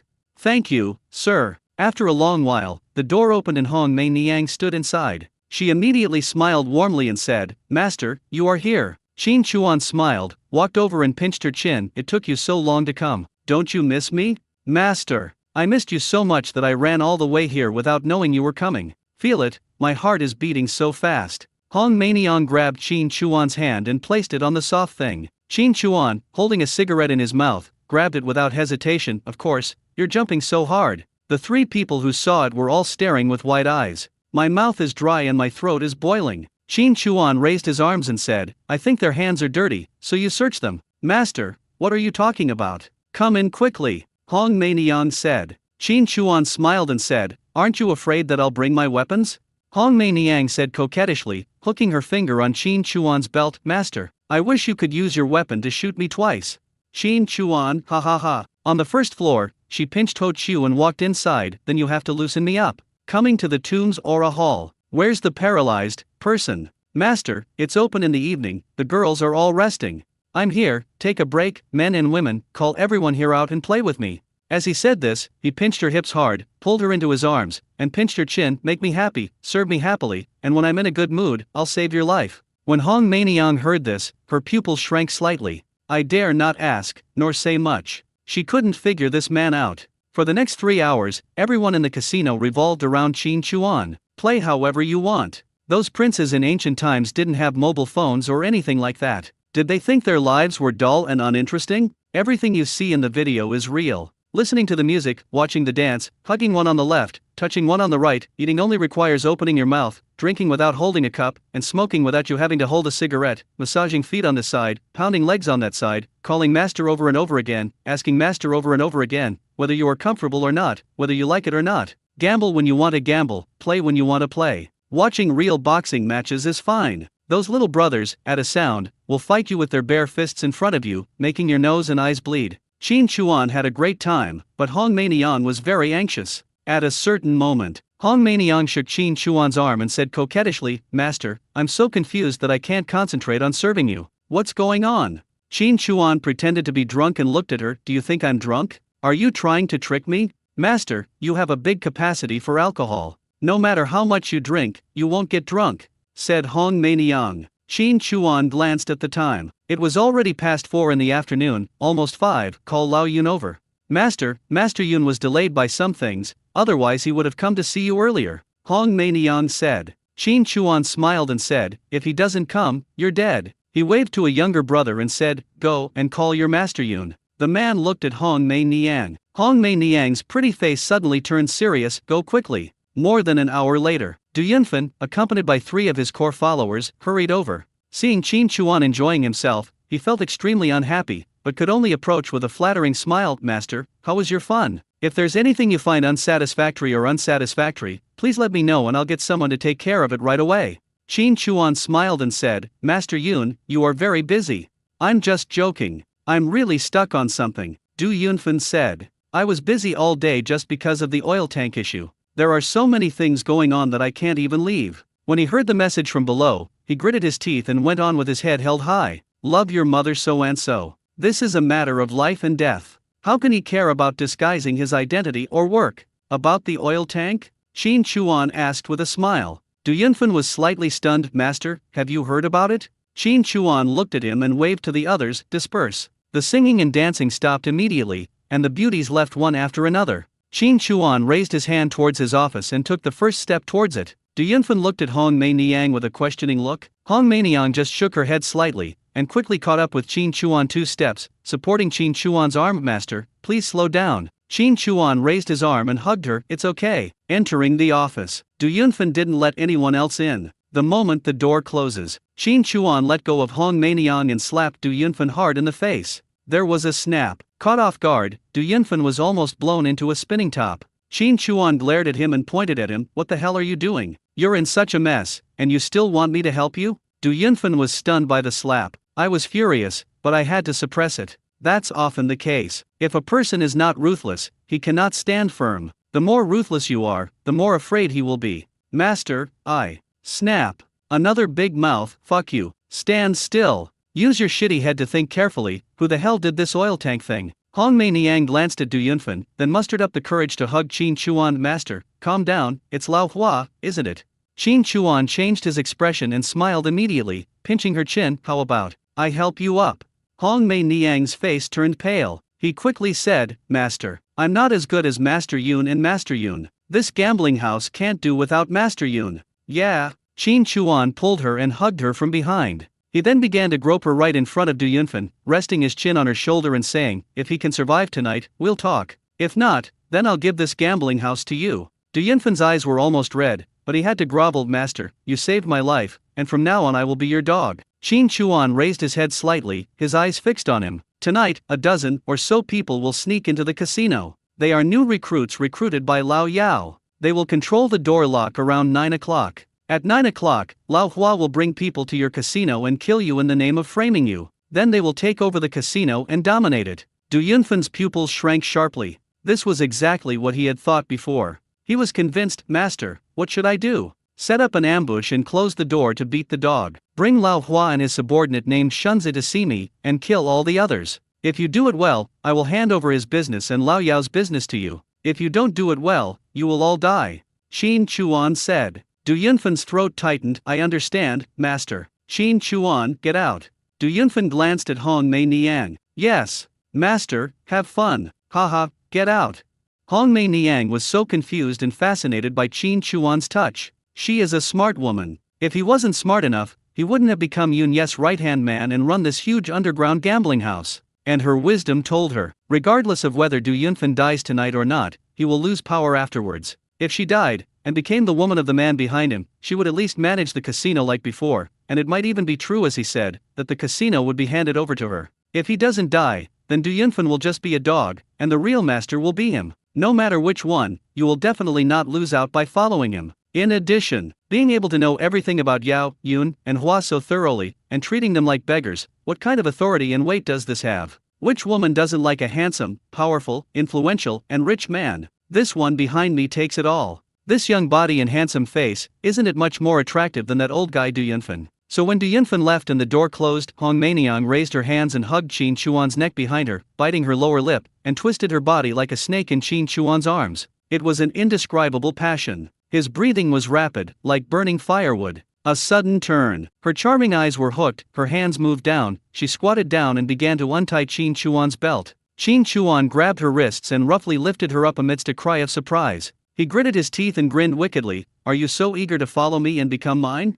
Hong Mei Niang said coquettishly. Master, I have always been yours. Qin Chuan smiled and patted her face. Smart. If you want to follow me, then we need to see if your skills are more comprehensive than those of your sisters. My back has been sore these past 2 days, so give me some relief first. Okay, sir, whatever you say is what it is, I'll be ready, said Hong Mei Niang. Go, Qin Chuan said. She did not leave the room, but walked towards the inner end of the office. The moment she turned around, Qin Chuan's evil smile disappeared. For Qin Chuan, Hong Mei Niang is the meat at his fingertips. He can eat her however he wants, but he won't eat her. Not qualified at all. She is sexy and pretty enough, but that doesn't mean you should touch her just because she is a pretty woman. Coming here to play, to have fun, is purely a persona. Otherwise, why come here? Is the leader here to inspect? If you act serious, no one will take you seriously. The more aggressive you are, the more stable your persona will be. Hong Mei Niang carried a plate of small bottles and placed them on the coffee table. She unbuttoned her cheongsam, took it off, and walked up to Qin Chuan in her underwear, caressing his chest. Master, let me serve you well. Qin Chuan looked towards the plate and the vial, and used his spiritual eyes to explore. It should be some kind of essential oil, with no trace of poison. Qin Chuan hugged her and said,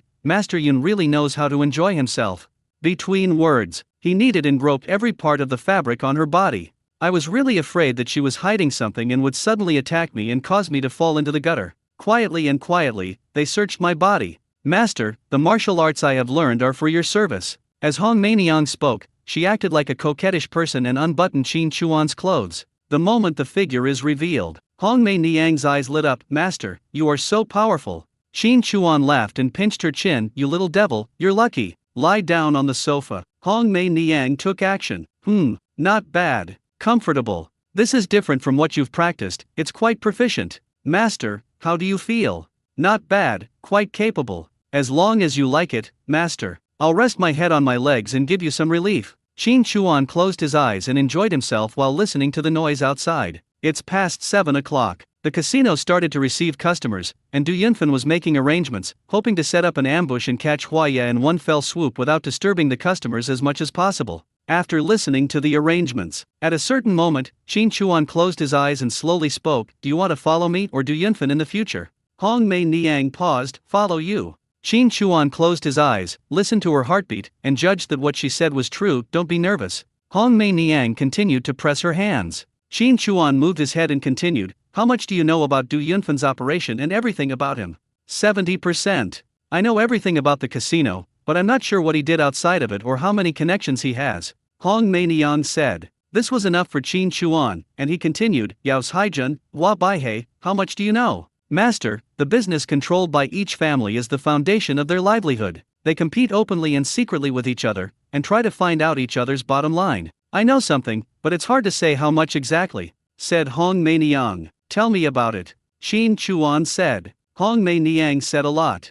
Things like their official identities and addresses are all known. However, it is not clear how Yao's Haijun operated the transportation, and we only know where Hua Baihei hid the drugs in 2 dens, and they were both ordered. "Do you know where the people Yao's Haijun brought from Yunchinj are hiding?" Qin Chuan asked. "I know, it's at number 81 Qianjing Hutong." What about Hua Baihei's?" "Master, from last night until now, the people below have been looking for Hua Baihei, but he seems to have disappeared from the face of the earth. This is currently unknown." Zidon Street, barber shop. Hong Mei Niang paused again. Qin Chuan opened his eyes and looked at her. "How many of Du Yunfan's people can you control?" Hong Mei Niang looked at Qin Chuan in a daze. "Master, I don't understand what you mean. If you want to take the lead and turn him into your dog, you have to control his people," Qin Chuan said lightly. Upon hearing this, Hong Mei Niang's face tightened. After a pause, she said, "He brought 6 people from Dian City back then. I've only seen 4 of them. 2 died before I came, and 1 died after I arrived. Currently, Anzi and 3 of his confidants are his. Apart from them, I'm confident I can control the others. I'll take care of the 3 of them." Qin Chuan looked at her and said, "After tonight, this casino is yours. Tomorrow, clean up Hua Baihei's Zidon Street location. There's a woman there who's his mistress. Take care of her. Yao's Haijun, don't worry. Du Yunfan can't die just yet. You can keep him like a dog for now. Once things get a little more stable here, I'll take care of him for you." Hong Mei Niang's heart was pounding. Qin Chuan narrowed his eyes slightly. "Why, don't you dare? Or are you unwilling, or can't bear to let go?" No, I am your man, whatever you say is what it is. But, since it's such a big fuss, shouldn't we calm down first and observe the situation? After all, the barbershop is state-owned, and she is just a mistress. Maybe she doesn't know anything. If we take action at this time, will it? Hong Mei Niang said. Qin Chuan interrupted, "Let me put it this way. Even if you're exposed and arrested, as long as you're not sentenced to death, I can get you out. After this incident, when the gambling house stabilizes, I'll arrange a public identity for you. You won't have to hide underground all day. As my woman, you'll have everything you deserve, and you won't lose anything you deserve. There's no need to worry about being exposed or caught. Remember, once you're caught, tell everything you know to protect yourself. That way, all the pressure won't be on you, but on others. This way, you can buy time. I'll do the work for you." "Master, why are you so nice to me?" Hong Mei Niang said coquettishly. Qin Chuan smiled and said, "Those 3 bastards made a mess here. The Emperor Jia is very unhappy. I showed up to clean it up and rebuild it. Du Yunfan is the one who runs this gambling house on the surface, but you are the one who is actually running it. You are capable, shrewd, and your skills are so good. If I don't use you, who else should I use? From now on, just be obedient and I'll give you whatever you want." Hong Mei Niang was so excited that she acted like a spoiled child. "Hate it from now on, I will only be flirting with you, my lord." Qin Chuan gritted his teeth and pinched her face. "Be good. I have to put you in a difficult position first and put on an act in front of that bastard Du Yunfan." "I understand, master," said Hong Mei Niang. Qin Chuan smiled. "If we arrest Du Yunfan and the others, they might refuse to confess. Now that Hong Mei Niang has revealed their true identity, the progress will be fast. They will have to admit it even if they don't want to." Qianjing Hutong and Zidon Street barbershop were also given to her to convey to Zhang Wanli. As for herself, a person above her, does Hong Mei Niang dare to speak? Definitely not. Because she is still waiting for me to rescue her. Do Du Yunfan and the others know how to do it? The more you confess, the faster you will die. Even if you confess, the blame will be put on Jia Huanjai. Everything, without leaving any trace. Qin Chuan said slowly, "When we start fighting later, there will inevitably be chaos in the gambling house. Du Yunfan will ask you to stabilize the guests. During this time, gather all the people to the west of this office. I will send in Zi and the other 3 away and deal with them. During this time, you will endure whatever Du Yunfan does and hold him back until I come back. Call everyone out when the time comes and force the emperor to abdicate. Do you understand?" Hong Mei Niang heard this and said, "I understand, master. I'm sure." Qin Chuan smiled and patted her face. "Come, we're going to get some action later. You need to stretch your legs and fists. Give me a good stretch and loosen up your back. Later, I'll taste you again. Comfortable. Qin Chuan closed his eyes and enjoyed it, with a slight smile on his lips. My mind is also calculating. The chess pieces all fell where they should. Are there any loopholes? Are there any arrangements that need to be made? 8:30 p.m. Through Xiaobai's visual sharing, Qin Chuan saw a car parked near Zidon Street. Shunzi, Hua Ye's subordinate, got out of the car, looked around, and ran to the door of the barber shop. He knocked on the door 5 times in a special rhythm. Soon, Hua Ye, with his hand wrapped in gauze and his arm in a sling, walked out. He got in the car and headed straight for the black market in West City. Here, Master Yun. Another room in the casino. Master Yun, who is that brat? He's so arrogant, and you're just putting up with this? Who the hell is he to ask me to keep an eye on him? Tie him up and ask whatever you want. I don't believe I can't get him to talk. He's talking all this and that, and he's blabbing to you, Master Yun. I'm going right now. You know nothing. Kidnapped? Killed? When he doesn't want to? He robbed his property and played with his woman in his own house.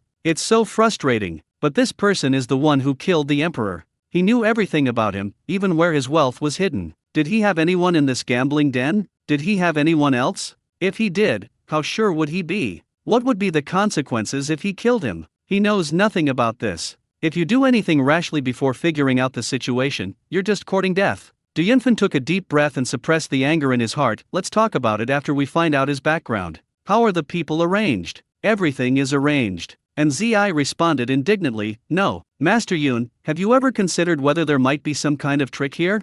Du Yunfen naturally thought about it. This is most likely inviting a wolf into the house. Maybe he is asking himself to let Hua Ye in and kill him all at once. He frowned and did not respond. At this time, the door was pushed open directly. Fuck you, be quiet. Master Yun, 5 people are sneaking around the east entrance. We killed 3 and captured 2. They're definitely planning to attack the door lock. Fuck you. Tell us everything you know. Master Yun, we were wrong. Master Hua forced us to do this. Master Yun, we are Master Yao's men. We don't know anything else except that we were asked to guard the door. Please let us go. Du Yunfen stared at them. Where are the others? Tell us your plan. They both got scared. What was explained cannot be said to be exactly the same as what Qin Chuan said, but it is basically the same. 3 entrances. After hearing this, Du Yunfen was already convinced that Qin Chuan was saving him, and he raised the hand holding the cigar slightly. Puff, puff. The 2 were killed directly with the knife. Du Yunfen said, get rid of the rest of the people.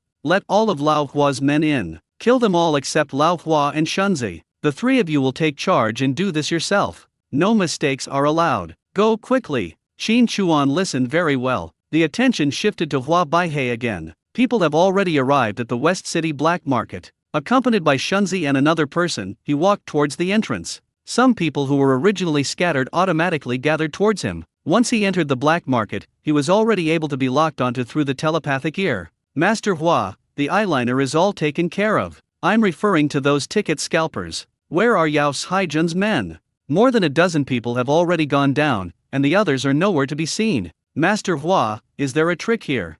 Hua Baihe paused for a moment. He's really worried that I can't take down Lao Yun, and that I'll let the cat out of the bag and offend Lao Yun. Damn it, I'll deal with him later. I glanced at the time. Shunzi, go check it out. Shunzi arrived at the entrance of the house alone. The old man who passed by was gone, replaced by a masked man. When the man saw Shunzi, he said, Brother Shun, you've almost got it. Shunzi thought the voice sounded familiar. Why are you covering your face? Brother Shun, after all, we are Master Yao's men. Grass.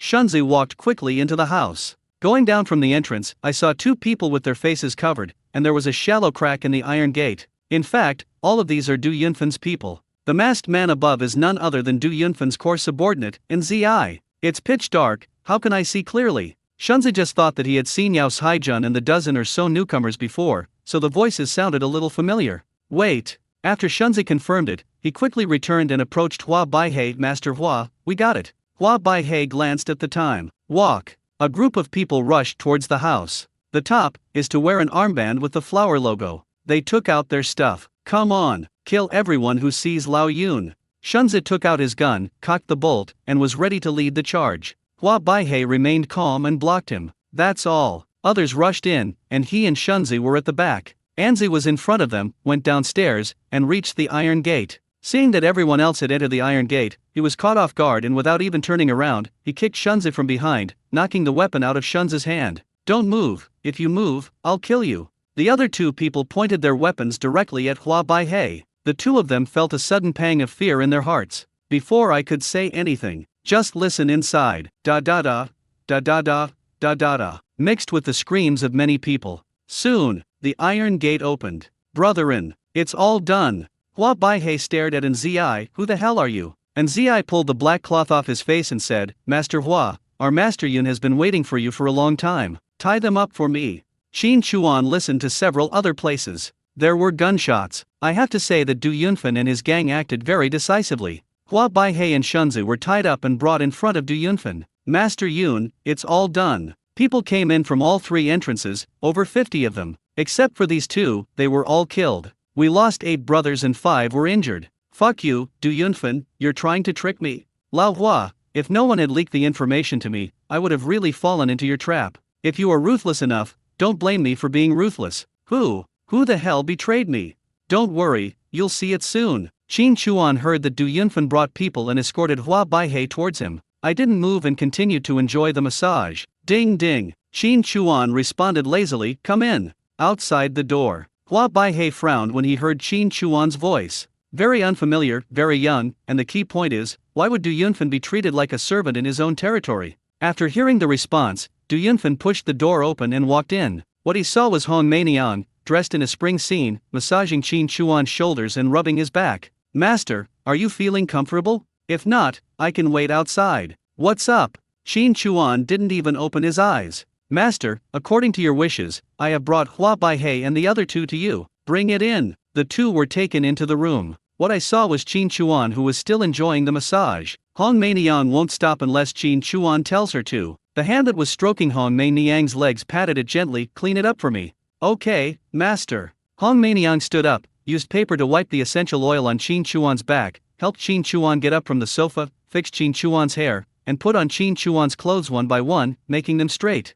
Pretending to the extreme. She also lit a cigarette for Qin Chuan and then put on the cheongsam. Qin Chuan looked at Du Yunfen. How are the guests? Sir, there's some disturbance, but it's okay, Du Yunfen said respectfully. Qin Chuan raised his hand towards Hong Meiniang and said, go, calm her down. Go about your business as usual and don't spoil the guests' fun. Hong Meiniang looked at Du Yunfen. Du Yunfen gave a slight glance. Yes, master. Hong Meiniang naturally knew what she had to do, but she just had to act with Du Yunfen without any mistakes. After she left, Qin Chuan looked at Hua Baihei. Eye to eye. Qin Chuan said calmly, I really don't like the way you look at me. Poke his eyeballs out and feed them to him. Du Yunfen waved his hand. Anza stepped forward immediately. Fuck you. Don't touch Hua Ye. If you want to move, touch me. Fuck you. Fuck. Pa pa. Qin Chuan clapped his hands twice. You're brave, then I'll take yours first. Take one first and feed it to your master Hua.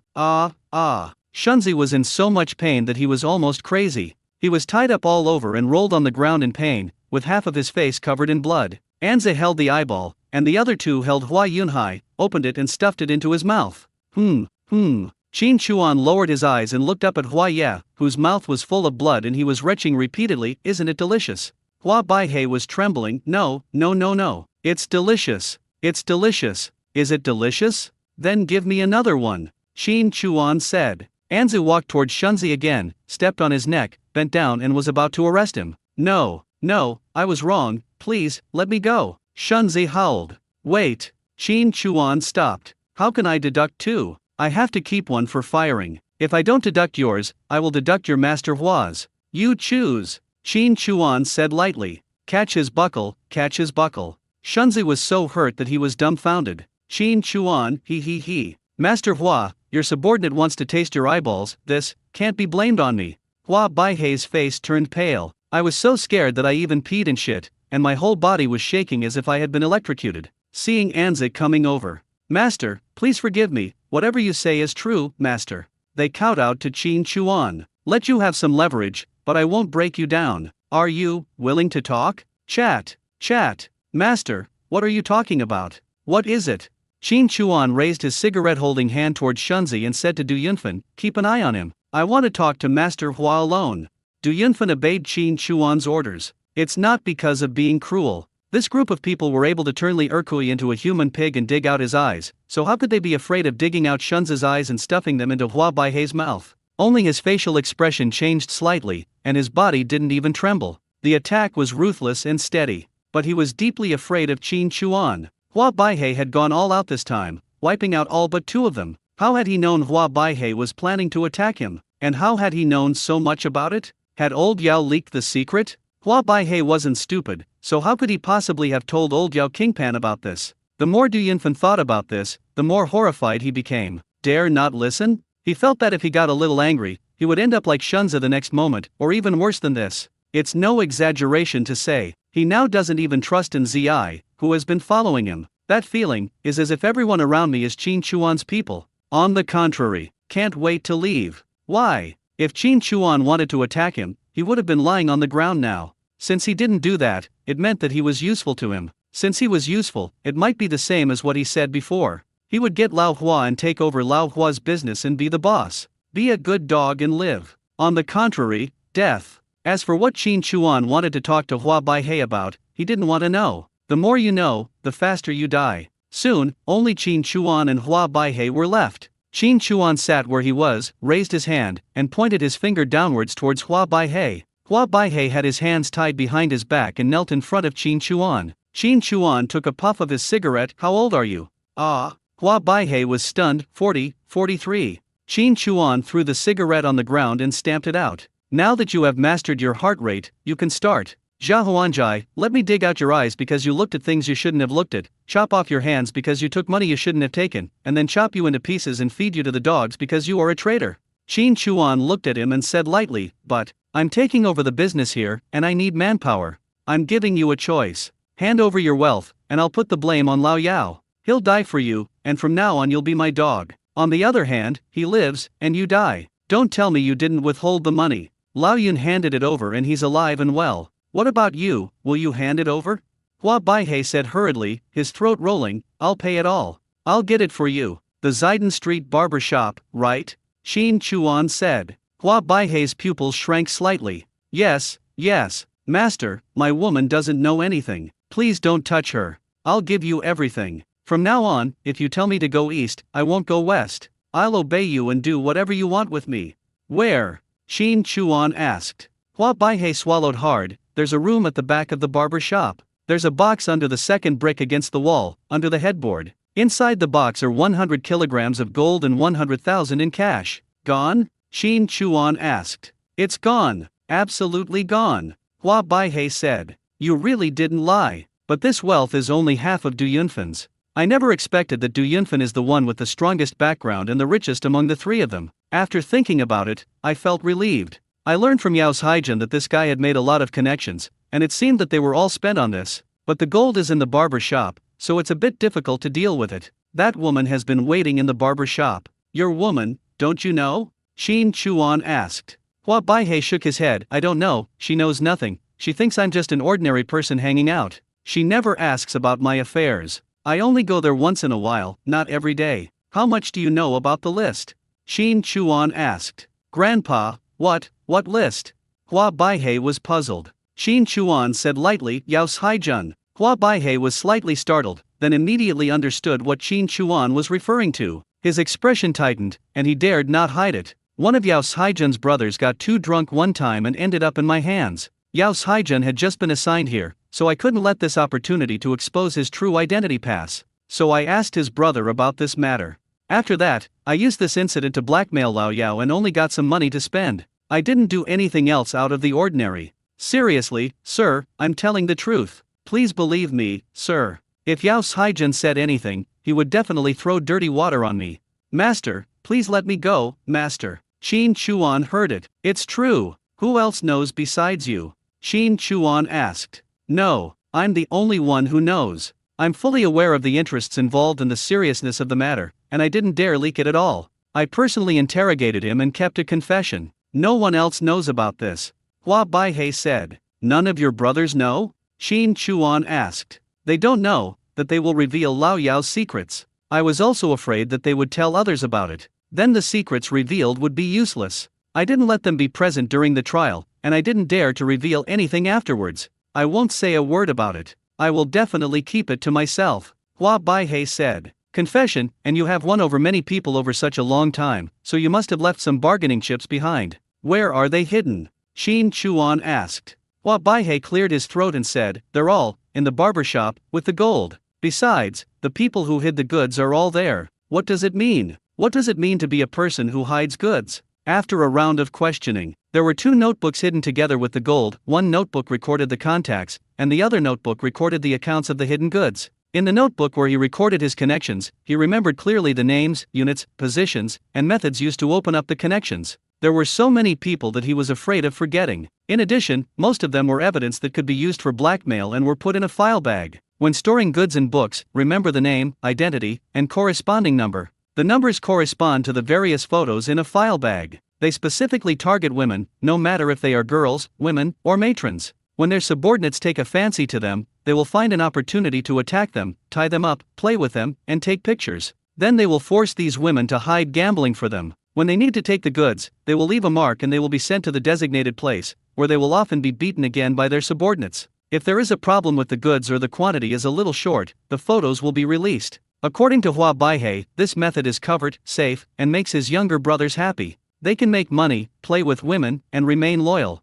As for the 2 places that Du Yunfen pointed out, they were transported here and had not yet been dispersed. If others want to find his goods, there is no way. Hundreds of hiding spots. Damn it, it really hurts a lot. Good girls were brought into trouble. Not only did they hide gambling and transport drugs, but many of them became addicted to drugs and were controlled by various means. Qin Chuan gritted his teeth. Knowing these girls, it's over. Hua Baihe didn't know where they hid the poison, so he had to find the people before he could find the poison. This thing is the focus of this case. The poison must be dug out, and if they want to dig out the poison, they will all be arrested. How much do you know about the ghost market?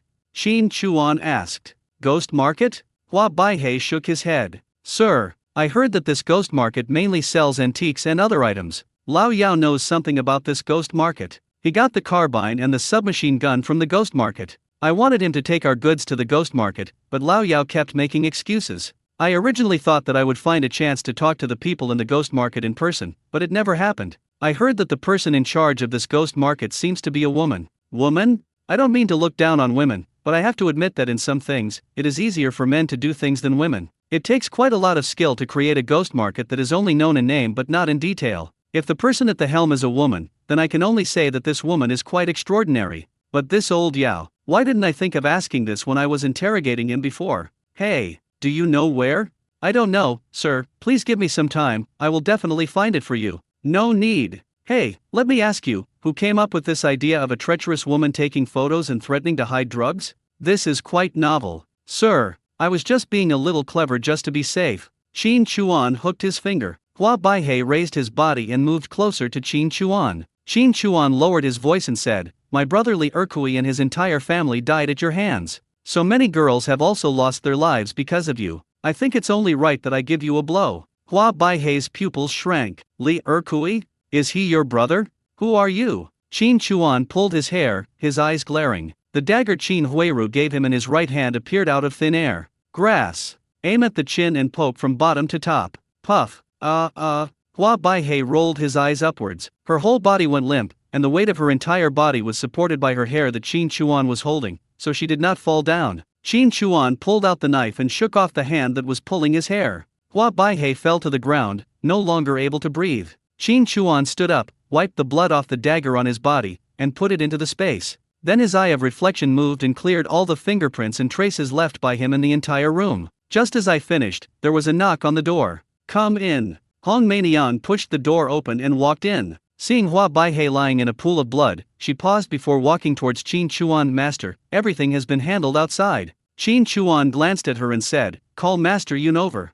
Du Yunfen came with 3 confidants. He glanced at Hua Baihe lying on the ground. Qin Chuan smiled and waved, come on, Lao Yun. Hey, Master. Du Yunfen responded and walked forward. Qin Chuan smiled and flicked his finger at him. From now on, Lao Hua's business is yours. Thank you, sir. Du Yunfen hurriedly thanked him. Qin Chuan smiled and said, then why are you still standing there? If you don't want a drink, why don't you give me a toast? Ouch, excuse me. Anza, quickly bring me a bottle of good wine. Red wine, goblet. Du Yunfen toasted Qin Chuan. Master, this is my toast to you, I'll drink it. Eh? Qin Chuan raised his hand and covered his wineglass to stop him. The Ice Flower Girl's secret potion, with a super loud cry, silently slipped from the space into his cup. What are you doing? We are all brothers, family. Come, Xiaohong, let's drink together. I wish us great fortune. Ding. Qin Chuan took a sip, and Du Yunfen and Hong Meiniang drank all the wine. Qin Chuan held up his wineglass and said, I'm going to confiscate Lao Hua's assets.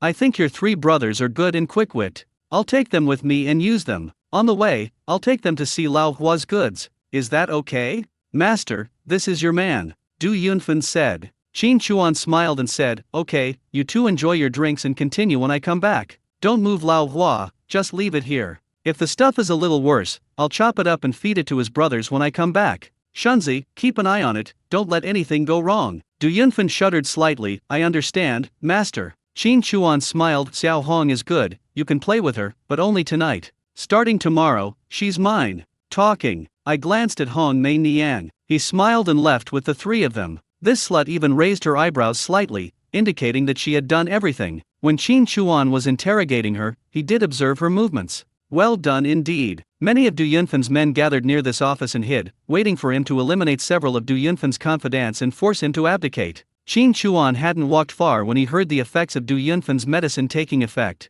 What are you doing? Why are you looking at me like that? What are you doing? I want to fuck you. Come here. Ah, you hurt me. If you do this, I will be angry. I just told you I can have fun with you tonight. You bastard, I've been so good to you, and he's only fucked you a few times, and you've already switched your mind to someone else? You stinky bitch. Come here. Alpaca. How I'm dying of suffocation. Ah, be gentle. Be gentle. You don't even have time to notice anything is wrong. I simply don't have the energy to leave that office. Qin Chuan is very confident about the potion developed by Miss Binghua. Perhaps once Director Zhang brings his men into the office, they won't be able to stop. Qin Chuan stopped listening. During this period of time, the points consumed every day are really too many. If you can save a little. It's almost not enough. Wait a minute. Qin Chuan paused and said, this exit is the black market, right? Yes, master. There are so many people in the black market. How can I drink a glass of red wine? Where are the monkeys?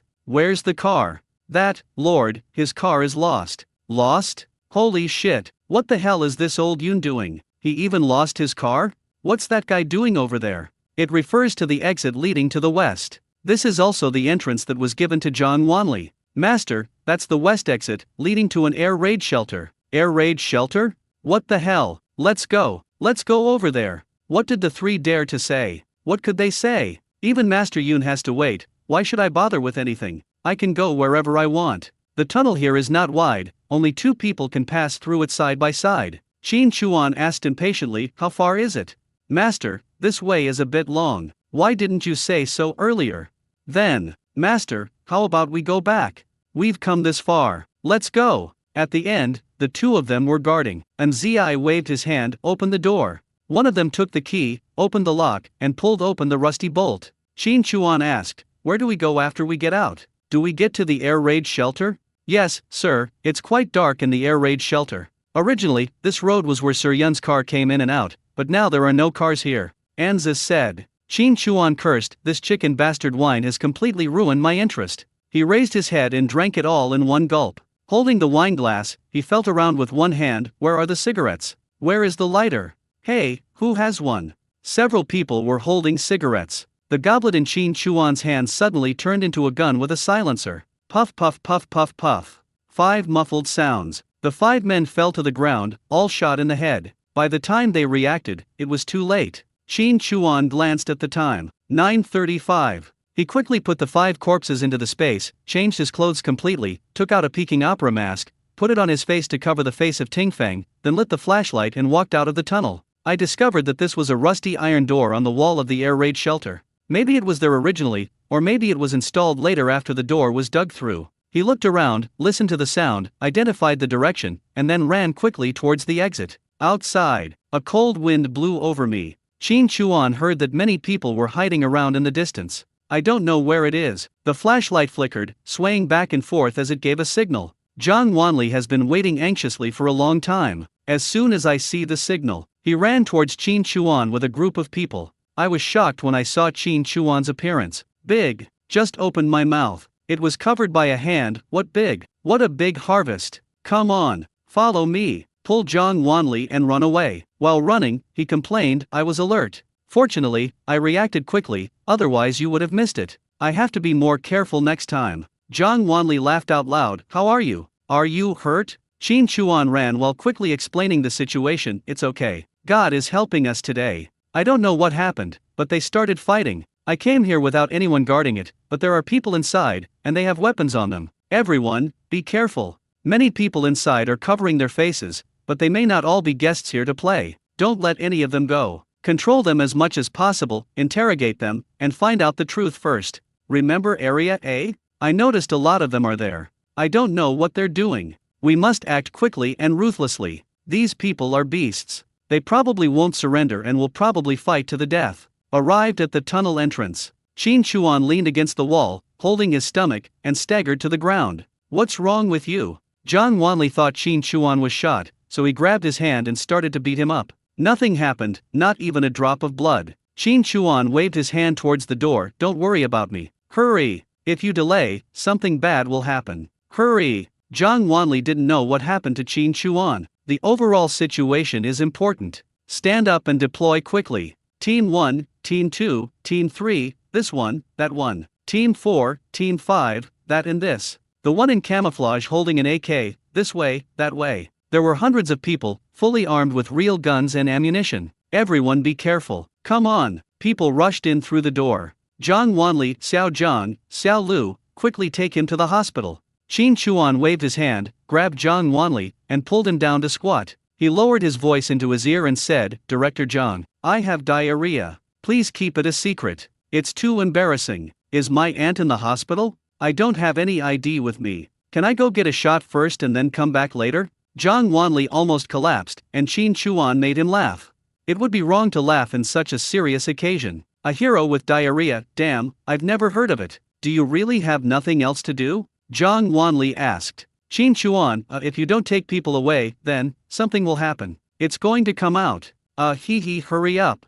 Follow me in. Director Zhang, be careful. Qin Chuan just sat where he was. I lit a cigarette, puffed slowly, and listened to the noise inside. Professional is professional. It seems that they didn't even move to rob, but just knocked down and captured some people. When we got to the gambling hall, there was quite a commotion. It wasn't until they were almost at Du Yunfan's office that the real exchange of fire began. That was a one-sided crush. After a while, the situation is under control, the moment the office door is opened. All stupid. I found that the battle outside was in full swing, and the battle inside the office was even more intense. There are gunshots everywhere, and you two still have the time to do that. We've all come in, the guns are pointed at you, we told you not to move and to squat down, why are you still making the banging sound? So fucking arrogant. Go up and rescue Hong Meiniang. Du Yunfan was pressed to the ground and was still pounding on it. Hong Meiniang's heart skipped a beat, and she immediately started to act. Woo this beast, he is not a human. Don't be afraid, girl. It's okay. Zhang Hall. Zhang Wanli came to the office after hearing the greetings. After taking a look at the situation, then he looked at Hua Baihei who was lying dead on the ground. Director Zhang, there's a man tied up with his eyes gouged out. Send him to the hospital, send someone to keep a close watch on him. Why dig him? Qin Chuan just wanted to interrogate him later. The original intention was to free up time for himself to confiscate Hua Baihei's family assets. It's all arranged. Zhang Wanli asked a man squatting on the ground, who is your sister Hong? The man raised his head and looked at Hong Meiniang who was sobbing. Zhang Wanli snorted and chuckled, then turned around and glanced at Du Yunfan again. Then this must be Master Yun. Take him away. Qin Chuan stood up. The net was pulled in beautifully, only 2 people were injured. That's reassuring. He fluttered his butt and left. It took a long time to arrest him, and by the time we could get any results from the interrogation, it would have to be tomorrow. Director Zhang is not here and my aunt is in the hospital. Doesn't that mean I am the only one left at home with my little girl? Just thinking about it makes me feel pity.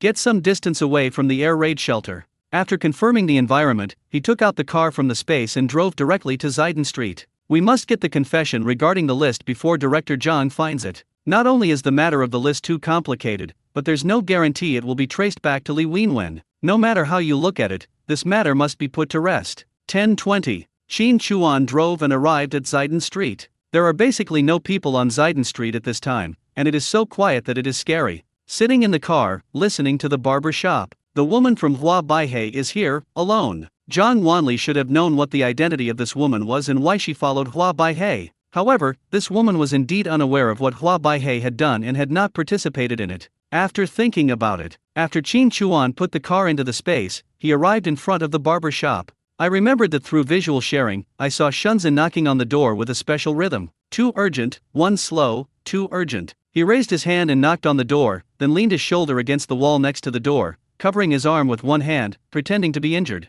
Soon, there was a sound of the door unlocking from inside. The moment the door opened, an ordinary-looking woman came in with a hint of anxiety and eagerness. "My brother, let me come here." Just this one sentence. The woman looked at Qin Chuan's arm. "Come in quickly." Qin Chuan covered his arm and walked into the store, heading towards the innermost part. The woman is locking the door. After locking the door, I found Qin Chuan and discovered that he was already in the innermost room, leaning on the bed. "Where is your brother?"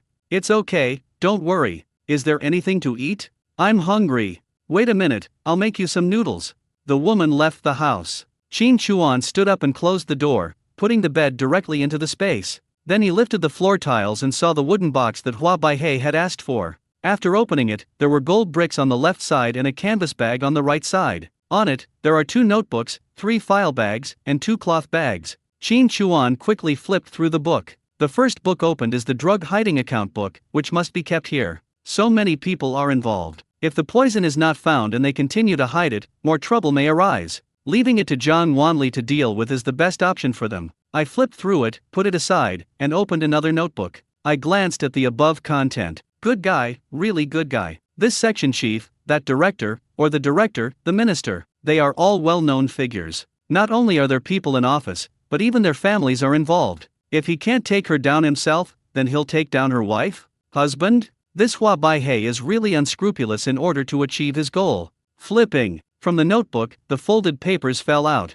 Lift the paper and unfold it. This was exactly the confession evidence that Hua Baihe had obtained to threaten Yao Haijun, and he directly stored it into the space. Pick up the file bag. The document in my hand is full of photos. Some were secretly taken, some were forced to take photos. Some were taken at the dinner table, some were taken at the gambling table, some were taken in bed, or some were taken when they were smoking or taking drugs. It was a picture of extravagance and decadence. If these photos are leaked, whoever is leaked will die. Without any ambiguity. It's not like it was later, where you would be sentenced to a certain number of years and then just be fed a peanut. Open the other 2 file bags. The photos inside are really. They were all photos of girls being harmed, and it was heartbreaking to look at them. There were 2 cloth bags left, filled with film negatives. Qin Chuan took half of the money in gold and left the rest untouched. After making sure there was nothing else, he kept all the notebooks, photos, and film negatives. Cover the floor tiles, remove the bed from the space, and everything is back to normal. Open the door.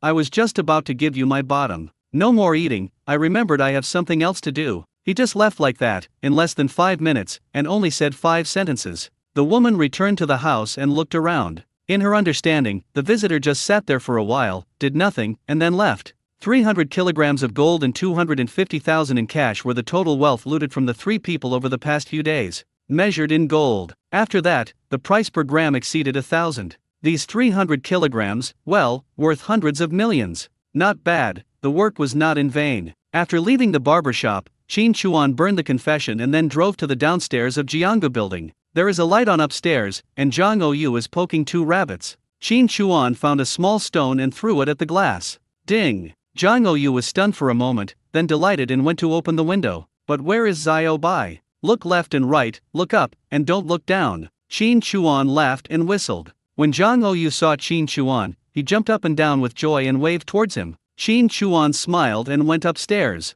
After entering the door, Zhang Oyu threw herself directly into Qin Chuan's arms, hugged Qin Chuan's neck, kissed him, and said in a sweet and pleasant voice, "Why are you here?" "Of course I miss you. Besides, I heard the voice in your heart calling me, so I came to try my luck," Qin Chuan said. Zhang Oyu smiled sweetly, and then her hand that was hugging Qin Chuan's neck slid down to his ribs. Suddenly, she pinched the soft flesh under Qin Chuan's ribs and twisted it. "You lied to me again?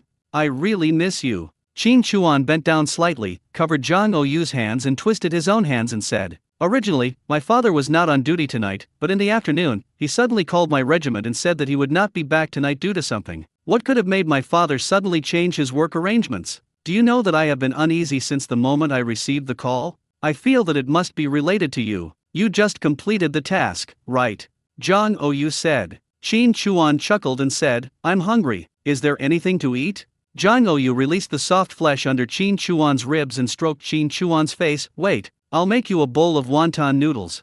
Qin Chuan took off his coat, followed her, and hugged her from behind. Why didn't you say anything? Are you worried about Director Zhang? You didn't even ask? Wherever my dad goes, isn't he protected by a bunch of people? He's in the rear, so what's there to worry about? You're in the front, fighting, how can it be the same? Talking. I don't know whether this girl was angry or heartbroken, but she threw the noodles in her hand into the pot with some force. Qin Chuan kissed her on the cheek. You're wrong about one thing. I'm not the one who leads the charge. At most, I'm a pioneer. I'm very safe. Look, I'm not being lazy to please you. Your father-in-law is still working hard at the scene to arrest people. Even the director of the department and the commander-in-chief in the rear are not as smart as me, not as safe as me. Jang Ou turned his head, glanced at Qin Chuan, and arched his little butt towards Qin Chuan. Go to the living room and wait, everyone outside can see you. Just look at it, I'm not afraid of it. Qin Chuan said. Are you crazy? You're a grown man, and you're in my house late at night. Jang Ou said. Qin Chuan hugged Jang Ou tightly. What's the matter? Can't I eat a bowl of wonton noodles made by my woman? I haven't seen her for a few days. A short absence is better than a new marriage. I can't wait. Lulu won't let me touch you? If Director Zhang knew, he would have to let me and even take the initiative to treat me to a meal. Just brag, Jang Ou said. I'm bragging? I told him clearly that I slept with his daughter and let him do whatever he wants. How could he not agree? Let me tell you, he really likes me, my secret weapon, Qin Chuan said. Jang Ou turned around and slapped Qin Chuan in the chest. Why were you sleeping? I slept with you. Isn't it different? Qin Chuan blinked. The relationship between primary and secondary is very important. I take the initiative. I take advantage. Jang Ou said a little arrogantly. Qin Chuan smiled and said, if you say so, I'm at a loss. Talking. He picked up Jang Ou, pushed her against the wall, and kissed her red lips. Jang Ou patted Qin Chuan's arm. Wait, I'm cooking noodles. I don't want to eat anymore. Jang Ou patted Qin Chuan's arm again and pointed at his nose. No, you must eat. You haven't even had a bite of what your woman, made. Besides, you are hungry. If you don't eat enough, how will you have the strength? Qin Chuan was surprised when he heard this. Oh, you really are good at calculating. Are you worried that I don't have enough horsepower? Jang Ou's cheeks turned slightly red when he heard this. A little shy, she patted Qin Chuan's arm and said, do you want to eat? Eat, of course I eat. But, are you going to the group tomorrow? Can you rest? What? You guess. Hey, can you please be serious? Be serious, huh? Okay, then let me put it another way. Tulu tulu, slurp slurp, squeak squeak. What's that gurgling, slurping, and squeaking noise? Don't you make a mess when eating wonton noodles? What about slurping? Oh, you're such a scoundrel.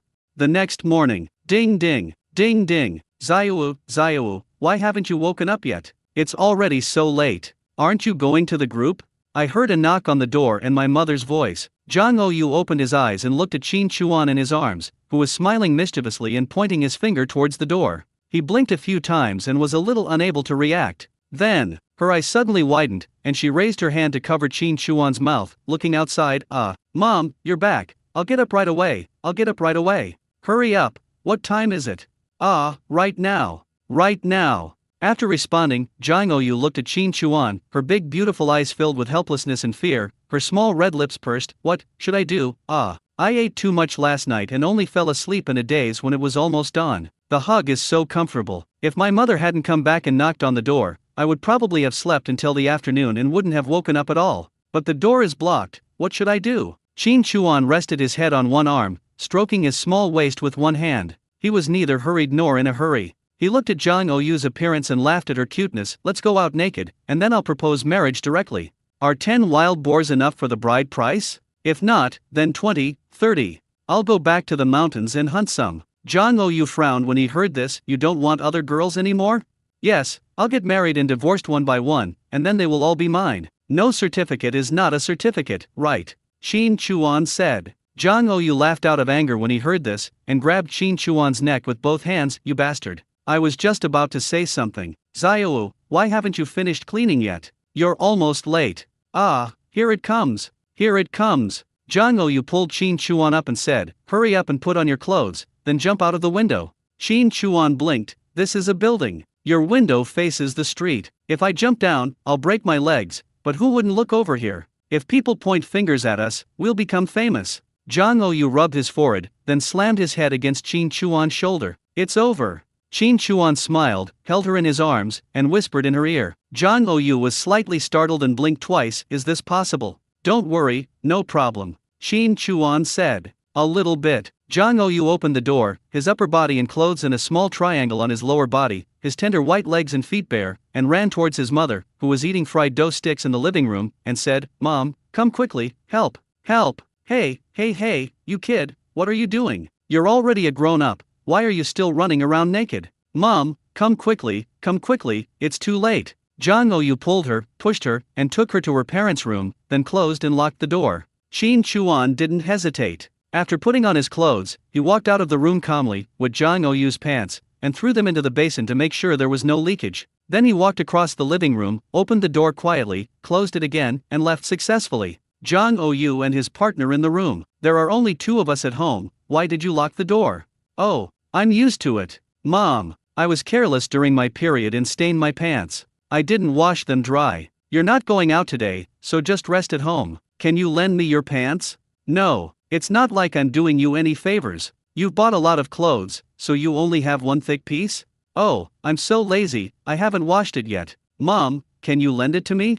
I'll be late soon." "I'm not like you. It's in the cupboard. Get it yourself." Then he stood up and walked out. Jang Ou, who didn't know whether Qin Chuan had left or not, was very nervous and pulled her mother to her side. "Mom, I want the one you're wearing." "What's wrong with you, kid? It's warm and smells like mommy." "Mommy, I'm cold and I'm going to catch a cold." Dragging, grinding, scratching, and they are all put on. "It's been a while, so it should be okay, right?" "A little bit." Han Yao, wearing her mother's pants, walked out, but when she got to the room, she was gone. "This gangster is so smart." I hurriedly left the house, went downstairs quickly, and ran towards the bus stop. "Business. Bus, don't open. Jang Ou ran to the bus stop panting. Normally it would be impossible to catch up, but I don't know what happened today. The bus honked its horn but didn't leave. She doesn't care, she'll catch up first. If you miss this trip, you will definitely be late. Panting, I caught up with the bus and banged on the door. The door opened, and after I got in the car, I saw a stream of smoke floating outside the windshield and thought I was dazzled. Took a look, then he was stunned to see Qin Chuan standing in front of the car, pretending to be deaf and dumb. Even though the horn was honking louder, he just smoked as if he didn't hear it. Little Ou. Ouch. Jang Ou's attention was all on Qin Chuan. After being pulled like that, he fell onto the bus seat. Ping Ping, are you late too? Of course I did. I got up late, and I ran into the psychopath who appeared out of nowhere, standing in front of the car and not moving. What bad luck. At this time, Qin Chuan got on the bus and picked up the ticket. There were scolding voices all around, but Qin Chuan ignored them and said nothing. He just stood in the aisle in front of Jang Ou's seat, holding the railing with his hand. Jang Ou listened to the conversations around him and felt very unhappy and upset. What do you want to say? But Qin Chuan smiled slightly, shook his head at her, and winked at her. What are you doing? Are you trying to act like a hooligan? Ping Ping protected Jang Ou. Qin Chuan looked at her and smiled slightly. I know her, I've seen her. The fact that there were a bunch of girls in the black market before was because of her cover-up. She was Jang Ou's comrade and also a good friend, and they had a very good relationship. Qin Chuan only took one stop. Before getting off the car, without saying anything, he reached into his pocket, took out hot buns and eggs, and placed them in Jang Ou's arms. Jang Ou turned back to look at Qin Chuan outside the car. Qin Chuan crossed his thumbs, made wings with his hands, and flapped them twice. Jang Ou understood, this is Zio Bai. A sweet smile. Girl, be careful, there are a lot of hooligans these days. Yeah, girl, this kind of uncultured person might be up to no avail, so be careful. Jang Ou felt uncomfortable after hearing this. Very uncomfortable. He's my man. We had a little argument, and he was afraid I'd be late, so he used this extreme method to stop the car. He delayed everyone, and I'm really sorry. I apologize to everyone. Oh, then this guy is pretty good. Of course not. We said that to him, but he didn't say a word. He even pretended not to know you. He was concerned about your face and took care of everything himself. He even felt sorry for you and worried that you hadn't eaten. Girl, you are a really good man. Ping Ping was stunned and tugged at Jang Ou. What did you say? Your man? Are you kidding? When did it happen? How come I didn't know? What do you do? You look very energetic. I just felt that there was something wrong in your eyes. How did you know each other? Do your uncle and aunt know? When did you get married? How far have you two progressed? Did you do that? He. Twitter. As a good sister, you can imagine how she would feel when she suddenly found out. All kinds of problems are thrown out like they are free. It's fun to talk about it, but after talking about the crematorium, I'm in trouble again. I let something slip. Now people keep asking me questions. What should I do? He's a criminal. What's going on? Keep your voice down. I'm telling you, he's a swindler, especially one who scams women to make money. He's being nice to me today, hailing a car and bringing me breakfast, but tomorrow he'll be asking me for money. You know who I am, so you have to be aware of this. Since I bumped into him, I can't just ignore him. I'm undercover. You were so protective of him just now. What if there are his accomplices in this car, just to observe my reaction? You have to keep your mouth shut and don't tell anyone.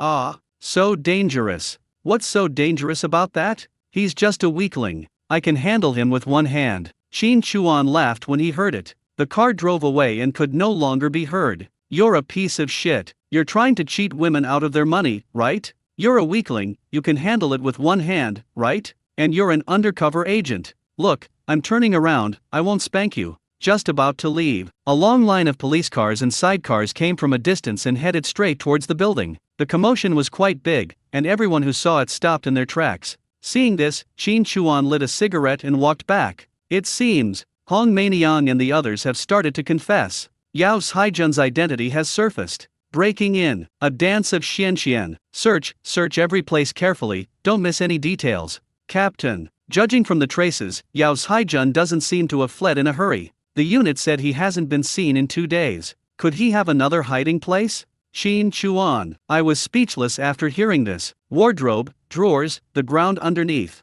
I'm so impressed. It's right in front of my mouth. What are you doing? Can you guys find out? Captain, we've found something. Ding ding.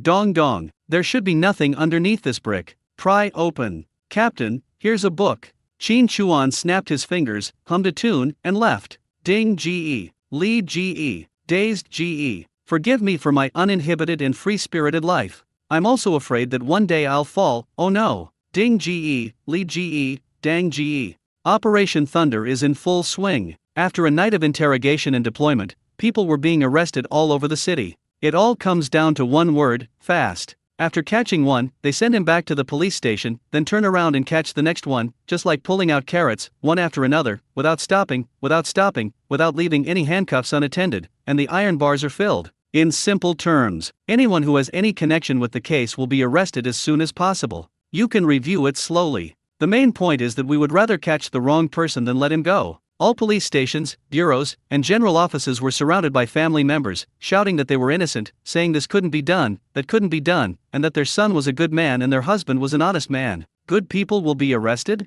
They will arrest you for no reason? Shin Chuan went around department stores and shopping malls to buy daily necessities for the house on Miyazuki Street. Tables, chairs, benches, and the like were replaced if possible, and sofas and the like were arranged where necessary. He bought whatever he liked, leaving aside the gold, and there was 250,000 yuan in cash. What a bastard who doesn't spend money! And Xiaobai was flying around in the sky. The main thing is to look at a few key points. After Yao Haijun's residence was searched, the next place was Du Yunfan's home. All the family members were arrested. Then it was the units of the two men. Soon, people were sent to Qianjing Hutong. After the scene was discovered, it shocked the whole area and the whole Qianjing Hutong was in an uproar. Everyone was shocked. The least stabbed person was stabbed 8 times. Most importantly, Yao Haijun is dead. Who did it? Then the Zidon Street barber shop surfaced. All the hiding places of the 3 people were dug out, and then they arrested people even faster and in greater numbers. People in uniform appeared in many units, and whenever they came out, they were handcuffed.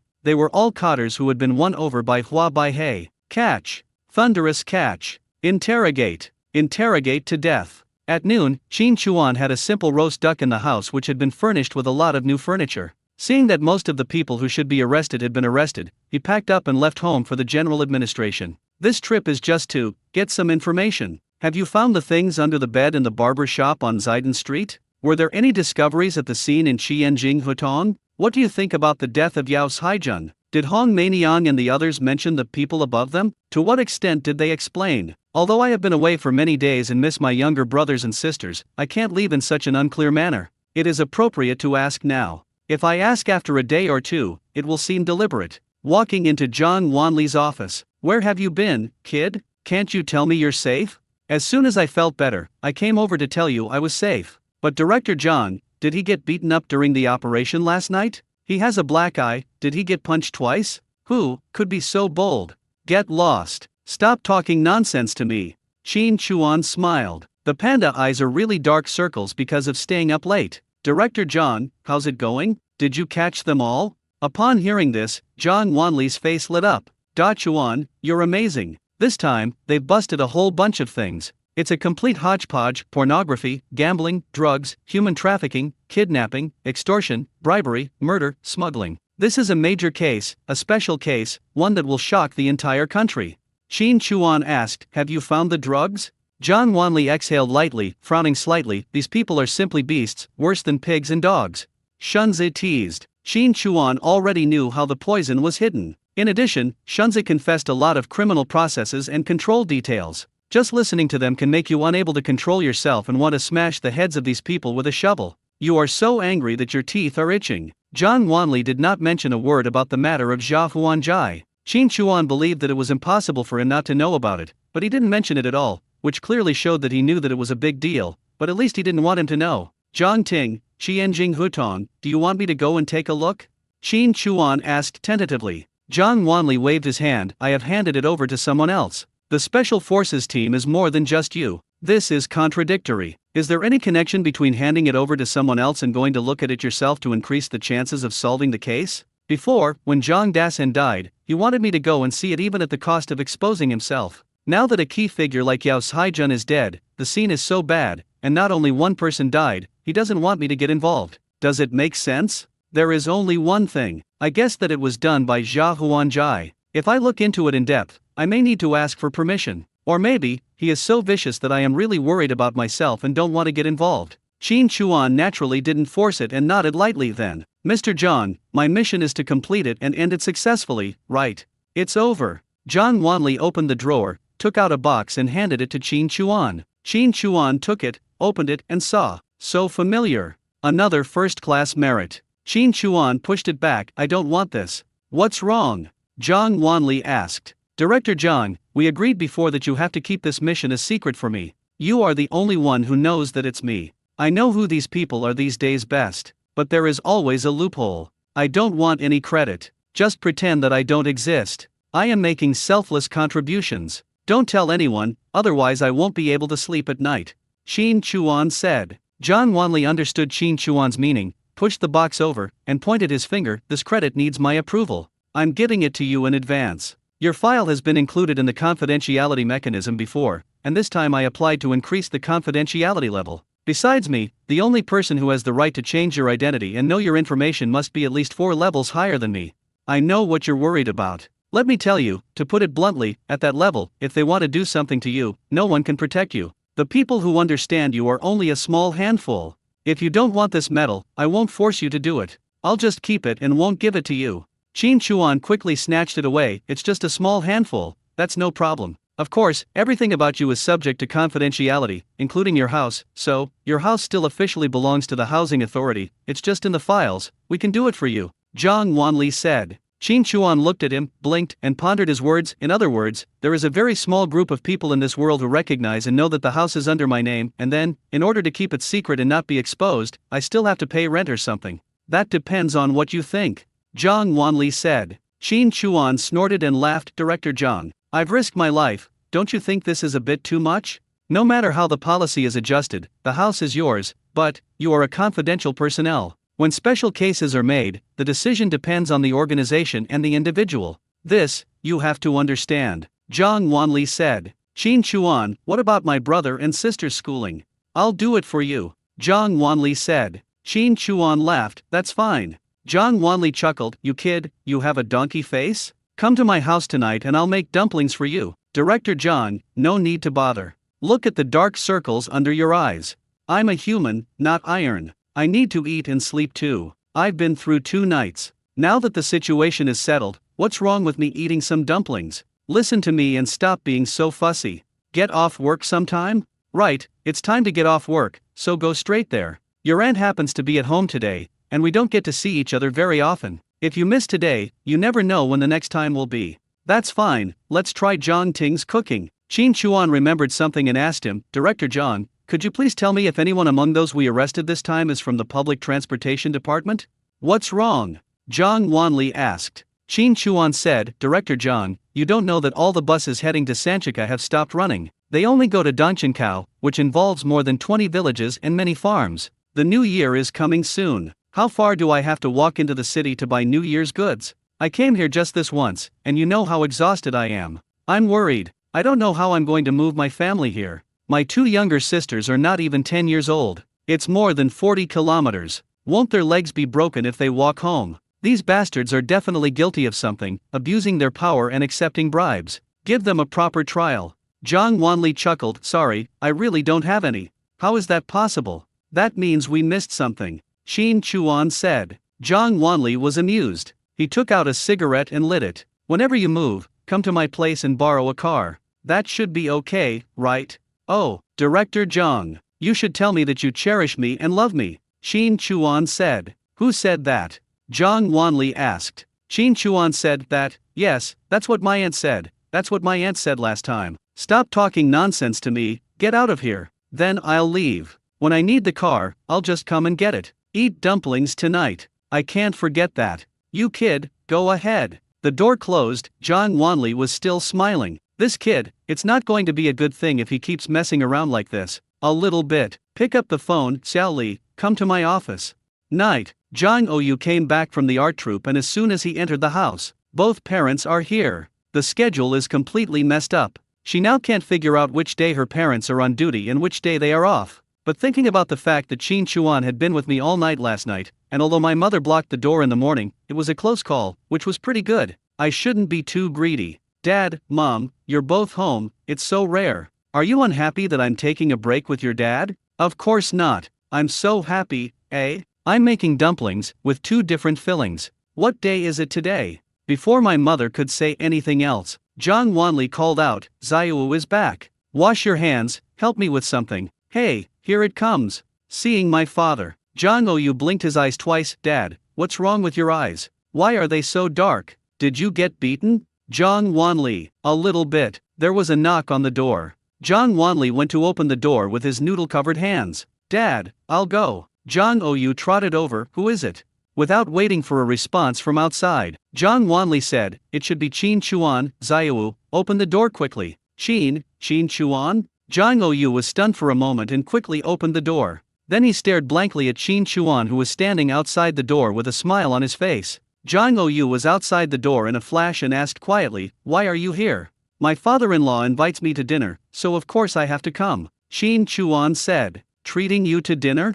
Zhang Oyu questioned. Without waiting for more words, Qin Chuan pressed his body on her, trapped her against the wall, and kissed her directly. Zhang Oyu responded by hugging Qin Chuan's neck. Isn't it Qin Chuan? Zhang Wanli's voice came from inside. Zhang Oyu quickly patted Qin Chuan's shoulder and responded quickly, yes, yes. Qin Chuan kissed her again, then walked into the house with a smile. Uncle Zhang, Auntie, didn't prepare much, just 2 bottles of wine and 2 packs of cigarettes. Auntie, bought you a set of cosmetics, I don't know if you like it, please don't be disgusted. Da Chuan, you just came, what are you bringing with you? Zhang Wanli scolded. Uncle Zhang invited me to eat dumplings, and I invited you to drink. I know that uncle and aunt are busy on weekdays. They finally get a break and are busy preparing a table of food. Should I show some appreciation? Qin Chuan said with a smile. This is just the first time, don't do it again, you hear me? Okay. Da Chuan, come sit. Xiaowu, help me with the chores.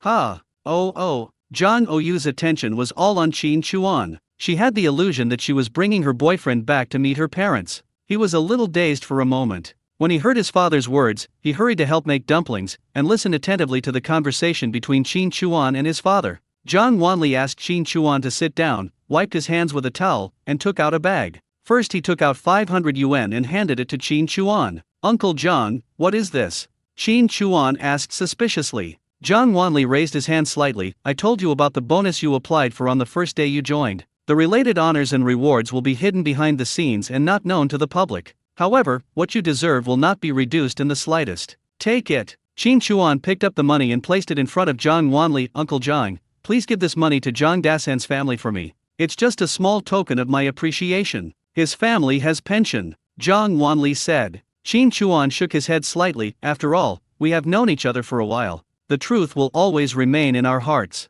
There is no need to reveal many things. What would it mean to reveal the truth? Would Li Erkui and his family survive? It would only add to the scars in more people's hearts, rubbing salt into the wounds. Zhang Oyu, who was making dumplings, didn't look at Qin Chuan, but her eyes began to turn red. Compensation. Qin Chuan must have had a mission before. What was that mission? How dangerous was it? People died, but he said nothing. He was always smiling when they met. Just thinking about Zhang Oyu made her heart ache. Zhang Wanli looked at the money, then looked at Qin Chuan, paused for a moment and nodded, then took out a work permit and handed it to Qin Chuan. Come report after the new year. Zhang Oyu looked at Qin Chuan. Qin Chuan took the work permit and opened it. General Administration, Action Team. Uncle Zhang, what does this mean? Qin Chuan was puzzled. Zhang Wanli said, you've moved to the city, so you can't just be a street urchin. It just so happens that you can drive, so you can rest during the new year, move things, and then report to the bureau after the new year. Didn't you blame me before for not giving you a uniform? Now you have one. It's called the Action Team now, but it won't be called that in the future. To put it bluntly, it's the one who drives. Nowadays, being able to drive is a high-paying technical job. Drivers are one of the 8 most popular jobs. They are definitely popular and are basically praised everywhere. It is quite awesome. Qin Chuan placed his work permit in front of him and said, I'm not going. I still have to go hunting. What the hell? What is my current net worth? Even if you do smuggling in business in the face-changing girls' tea house, wouldn't it be great? It's a messy job. Zhang Wanli looked at him and said calmly, is this an order? Uncle Zhang, if I don't hunt often, my sharpness will decrease, and then my ability will be wasted. Are you willing to let me do that? Qin Chuan said. Zhang Wanli let out a light breath, not caring whether it was true or not. Knowing Qin Chuan's character, it would be difficult for him to go to work properly. Unless it is necessary, you can come and go freely. If you kill a big guy, you can still use the car, but the things have to be shared by the bureau. Send some to the cafeteria to improve everyone's meals. Qin Chuan blinked. Uncle Zhang, you mean, I can go hunting according to your order, right?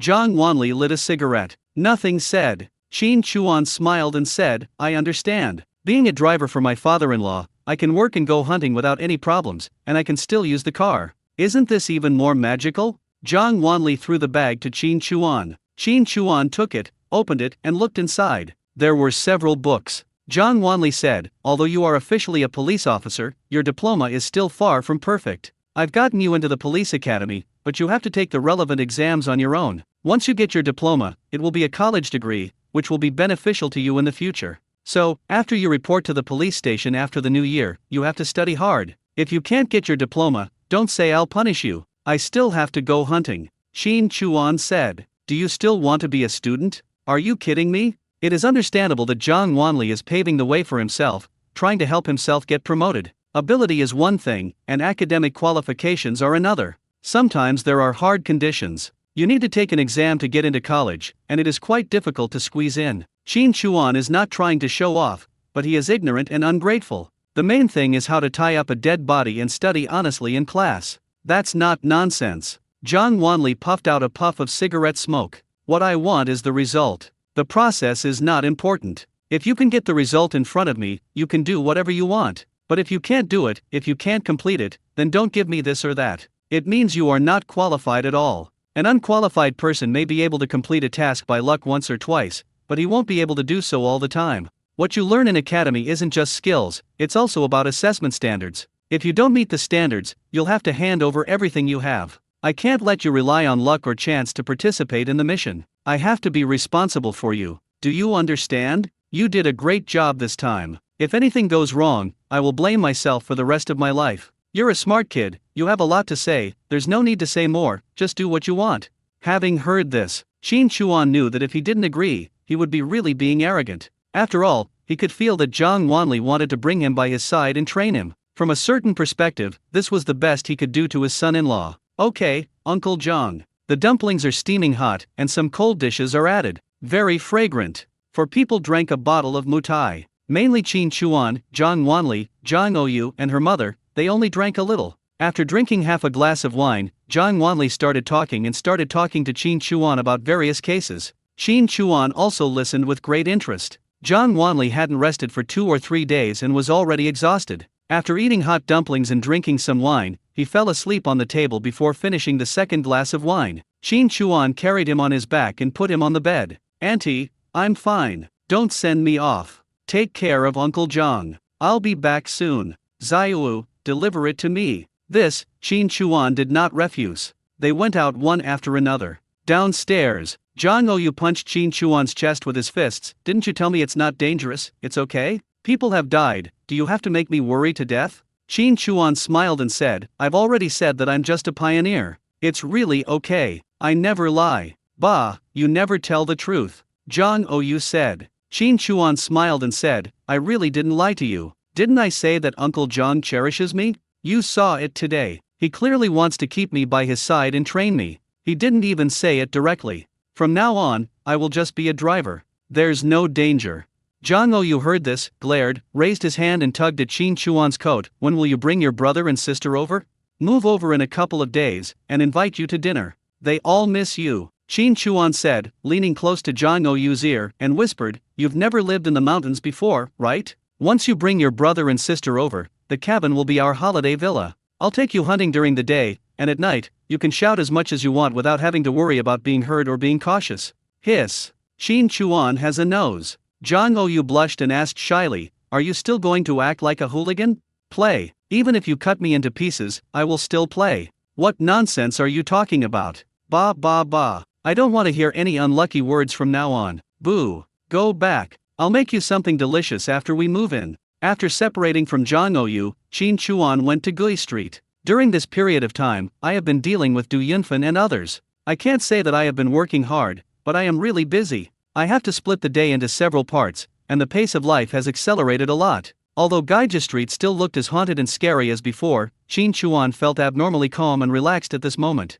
"I don't know what happened. I actually feel a little weird about this place." He cursed himself inwardly and walked towards Gaija Street. There were still few people. The shop owners were like wooden stakes, either worried or sighing slightly. The pipes between their mouths and noses never stopped moving, whether smoking or not, they were always wrapped there. Perhaps they could not get any tobacco leaves, so they smoked the old tobacco to satisfy their cravings. It is obvious that each of them is an old man with treasures. If they were placed in the future, they would all be rich. Now, I can only say that it is fate that plays tricks on me. Qin Chuan was too lazy to look at the people setting up stalls. Old Kongta was setting up a small stall in front of the store. He had just set up the stall and was fiddling with it. He was too lazy to bend down, so he just kicked it lightly with his feet and moved it around randomly. That was all he did. Qin Chuan stepped forward and threw a pack of cigarettes over. Old Kong took it subconsciously and looked at the face of Wu Yanzi without the mask. "You kid, you look quite energetic, but this cigarette, first tell me clearly, how many old ladies are lying here this time?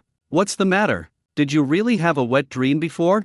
Qin Chuan said with a smile. "Old Kongtu, you kid, why are you so mean? I'm so old, how can that thing still work? Even if you give me a few old ladies, I'm useless. If I can cure it, will you give me your family fortune?" Qin Chuan said. Old Kongta said, "That won't do, you just can't get over it. A night of spring is worth 1,000 gold, and having a fortune is not as good as having food in your mouth. How come you still don't understand these two truths? I think I need to talk to you again. I haven't seen you for a few days. Have you come back?" Qin Chuan said. Old Kongta said, "I won't sell you anything today, no matter what you say. Give me some time. Besides, I've been eating meat these days, so I'm definitely not greedy. Don't try that. It won't work. Let's do as we said before. I can cooperate with you and get what others have. Don't you want to eat it all?" Qin Chuan asked. "I don't want to." Old Kongta was very determined. Qin Chuan exclaimed, "That won't do. I'm counting on you to help me perform and show me how to do it." "Performing for a living? That eating broadcast you mentioned last time?" Old Kong was suspicious. "Of course. I had dumplings with green peppers and meat, leeks, eggs and shrimps tonight. There was so much meat and each one had shrimps. I finished 2 plates and was so full that I couldn't eat anymore. If you don't give me a sample to eat, how can others be tempted?"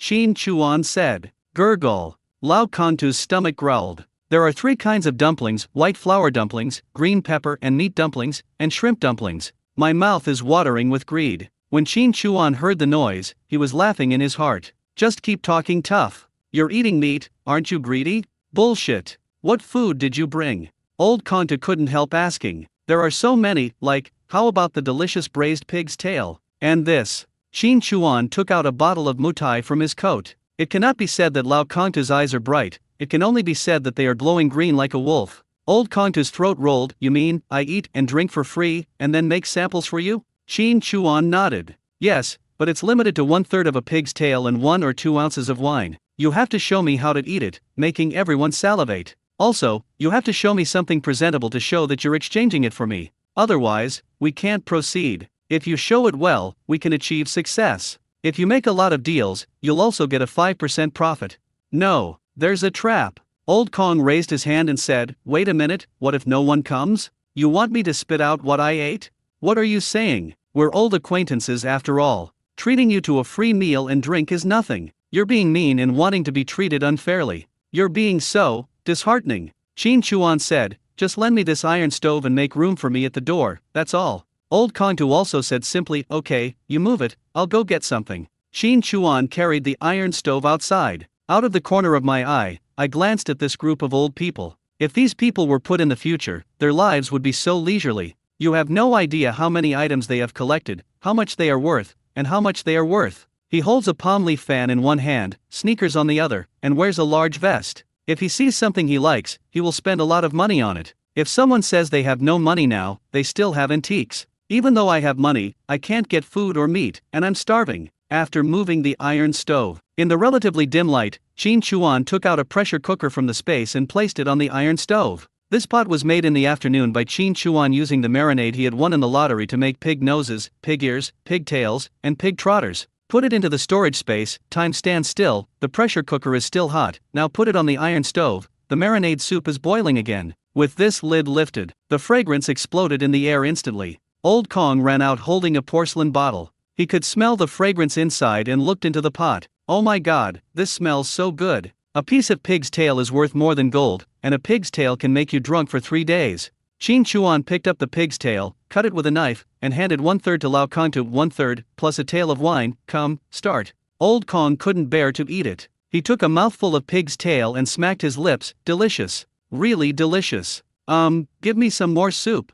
Qin Chuan smiled inwardly. Spoon, give him some. I'm not afraid of him eating it at all. The more he eats, the hungrier he gets. Why? Hawthorn and stomach-strengthening and digestion-promoting tablets are added to the soup. To be precise, this is not just a sauce, but a pot of medicinal soup. I've made sure you're full and satisfied, but who are you trying to trick? Qin Chuan smoked a cigarette, his eyes fixed on Old Kongtu, who was smacking sparks from Solar's wineglass until it was about to break. Have you found anything good for me these days? As if afraid that Qin Chuan would snatch it away, Old Kongtu moved his bench and said a little further away, you may not be interested in ordinary things, but you have to touch the good ones, especially this heirloom. Who wouldn't protect anything that can be called a family heirloom as if it were their most precious treasure? I have to polish it bit by bit. If it were that easy, it wouldn't be passed down, and someone would have taken it away long ago, right? That's true, but it also has some meaning of prevarication. Qin Chuan took a puff of his cigarette and asked, what good things do you know about on the street?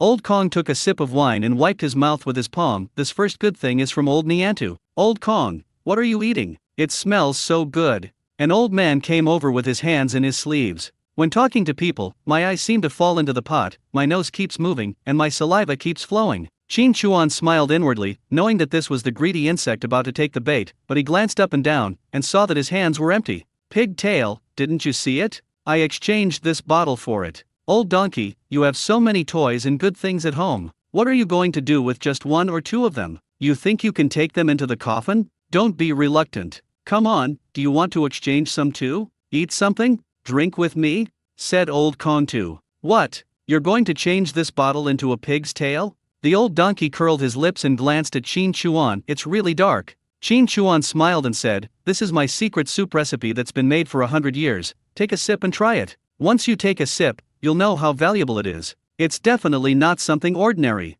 The spoon was handed over directly. Drink it. After taking a sip of soup, it feels like you have taken 1 or 2 stomach-strengthening and digestion-promoting tablets, right? There is not much oil in your stomach to begin with, and if you take some stomach-strengthening and digestion-promoting tablets, plus there is such a fragrant smell in the air, I really don't believe you can hold on. You'll be so greedy. The old donkey glanced at the spoon and asked, a free taste? It's just a sip of soup, Why should I ask you for money? It's a century-old secret recipe, the only one of its kind. No semicolon. Once you try it, you will know that what I said is true. Why is it so valuable? It's because of the rich ingredients. It's great value for money, Qin Chuan said. The more I listen, the more itchy my heart becomes. It's a free taste, why not? Holding a spoon, sticking out my butt, bending over. A round object slid out from his collar. Against the backdrop of the fire, there was a flash of golden light in Qin Chuan's eyes. I vaguely saw 4 words on it, open and aboveboard. The next glance revealed that this was an ancient coin with a square hole. Qin Chuan's heart moved. Aboveboard, it should be aboveboard. Not everyone can use these 4 words. In a room in the Forbidden City, there is a plaque with these 4 words on it. Good stuff. Absolutely good stuff. Qin Chuan immediately pointed and said, "Give this to me, I'll give you the whole pot." Gurgle. The old donkey originally wanted to hold it in his mouth, and just savor the taste without saying anything. When he had savored it enough, he would swallow it. But after hearing Qin Chuan's words, he lowered his head and quickly covered it with his hands, and the soup went straight into his stomach. No, I won't change. I didn't drink the soup, I didn't drink it. He dropped the spoon and ran away. There's not a second left. When Qin Chuan saw the words on the coin, he knew it was something special, but he really didn't know what it was. Now looking at its appearance, it is definitely a rare and good thing. He turned to look at Old Kong too. What does that ancient coin say? Old Kong glanced at Qin Chuan and snorted, "You have a really sharp eye, kid. Those are called Golden Palace coins. They were made by Emperor Qianlong of the Qing dynasty for blessing gold coins. They were cast for the palace to pray for blessings. There are 12 of them in total. The gold purity is extremely high. Each coin is engraved with a blessing theme, such as peace and prosperity for the country and the people, and peace in the world. The one that Old Donkey Head is wearing has the words upright and bright written on it. It features a relief pattern of honeysuckle on top and auspicious motifs like peonies and pomegranates on the underside. It's a culmination of imperial art, and even just being able to see it is a blessing. If you've ever been to the Forbidden City, you'll have noticed a plaque with the words upright and bright written in the handwriting of Emperor Shunzi. It's right above the throne, signifying that only a strong and upright ruler, guided by human nature, can have a bright and promising future. There's a saying in our business, everything has its destiny. The fact that this coin has come out to meet you today shows that we have a great connection. There's also a saying, everything has its own law. Meeting you is seeing you, but how this connection is formed depends on your understanding of the law. Qin Chuan smiled when he heard it. You are quite good at talking. This Old Donkey Head's surname is Li. We call him Old Donkey Head because everyone in this street knows that he has an extremely stubborn temper. We want to get this ancient coin from him. Ha! In one word, it's difficult, said Old Kong Tu. Qin Chuan smiled, holding a cigarette in his mouth as he poured a bowl of soup. Send it to Old Donkey for me, I don't want anything. If he is willing, I can have the honor of tasting it someday. I still need the bowl, so bring it back to me after you finish drinking. Old Kong glanced at the bowl and looked at Qin Chuan. Would you be so kind? I always feel like something is not right. Little did he know that this bowl of soup was equivalent to 4 stomach-strengthening and digestion-promoting tablets. I just felt that he wanted me to persuade the Old Donkey Head by delivering soup, and enlighten him so that he could sell the ancient coins to Qin Chuan. After Lao Kong left with the bowl, those old people couldn't stand the fragrance. All of them are trying to move forward. Qin Chuan simply shouted, "This is a century-old secret soup pot. Only smart people can appreciate its flavor. Foolish old man, don't go forward. WTF. What does that mean? Wouldn't it be stupid if I didn't step forward? You kid, although you're young, you're quite good at being mysterious. In my opinion, you are just used to seeing life and death in Gaija Street, but you have never understood the meaning of the word live. You have really lived in vain. Everyone present, who can guarantee that they can open their eyes tomorrow after falling asleep? I believe you have heard and seen this kind of thing many times. So what should we pursue in life? Enjoy life in time. If you can smoke one more cigarette, don't smoke one less. If you can drink one more sip of wine, don't drink a drop less. If you can eat this meat, you must eat it. You must not let it go when you come across it. My willingness is priceless. If I am not happy today, there will be no tomorrow. Listen and taste. Makes sense. Chien de bronze incense burner. In exchange for an ear, a pig's humps, a tail, a pig's hoof, and a glass of wine, okay. Show it to me. A small copper stove. To be honest, the quality is a bit poor, but the copper furnace created during the Suen period is good in casting technology, and it contains a lot of historical and artistic elements. The value of this piece is very high. After reading it, Qin Chuan said, "There's one more condition. You have to eat it, old donkeys, and smack your lips." Why? The visitor asked, puzzled. Qin Chuan said, "He has something in his hand that he won't let me see. If you can get him to come over, I'll give you a pig's tail. Hearing this, someone with evil intentions came over and said, "Give me some soup and I'll make him come." Qin Chuan lit a cigarette and pointed at him with the hand holding the cigarette. "I look down on people like you the most. If you want to eat, you have to exchange it for something else. If you can't afford it, just stay away. If you want to eat but can't bear to spend it, it only means one thing: you are really cheap." "What did you say?" the man said angrily. Qin Chuan said calmly, "You're such a greedy bastard. You're holding on to what you have even when you're starving. Your flesh and blood aren't worth a dead thing. What else can you be if not a cheapskate? Get lost. I won't talk to a cheapskate." The old man was scolded and stood there in a daze. The other old people were also savoring the taste. "You're so damn right. An object is more valuable than yourself? Damn, if I die, what use are these things? Have an eye. Take a look at this thing of mine and see if it's worthy of yours. Look at this thing I have. Can I exchange it for 5 pigs' butts and a tail?" Qin Chuan smiled inwardly. I guess he has never been scolded before, but after this scolding, everything started to change. Could it be that everyone likes this tune? What kind of crap is this? You want 5 of me to push it over? Just 1 pig and 1 tail. If you want to exchange it, keep it. If not, take it away. Woo-woo, add 2 more pig pushes, no less. Why are you crying? At most, I'll give you 1 more and a glass of wine. This is Mao Tai. On the other side, the old man stroked the edge of the bowl with his lips, looking very happy. He was more economical than those who took cocaine, and he looked even more high. The corner of Lao Kong's mouth twitched slightly. "You are not done yet, can you hurry up?" "Oh, you get the pig's tail to eat, and I can drink some soup," said the old donkey. Old Kong snorted lightly. "You're the one who's stingy. How can you make a living guarding those things? Let me tell you, this guy has food and meat. It's your luck that he likes the thing on your neck. The new year is coming soon. If I were you, I would think carefully about the price and have a good chat with him. Once he's sold all the things he has with others, you won't have anywhere else to exchange them. We've been here for so long, and we haven't met a few people willing to trade food for antiques, right? The best they can offer is money.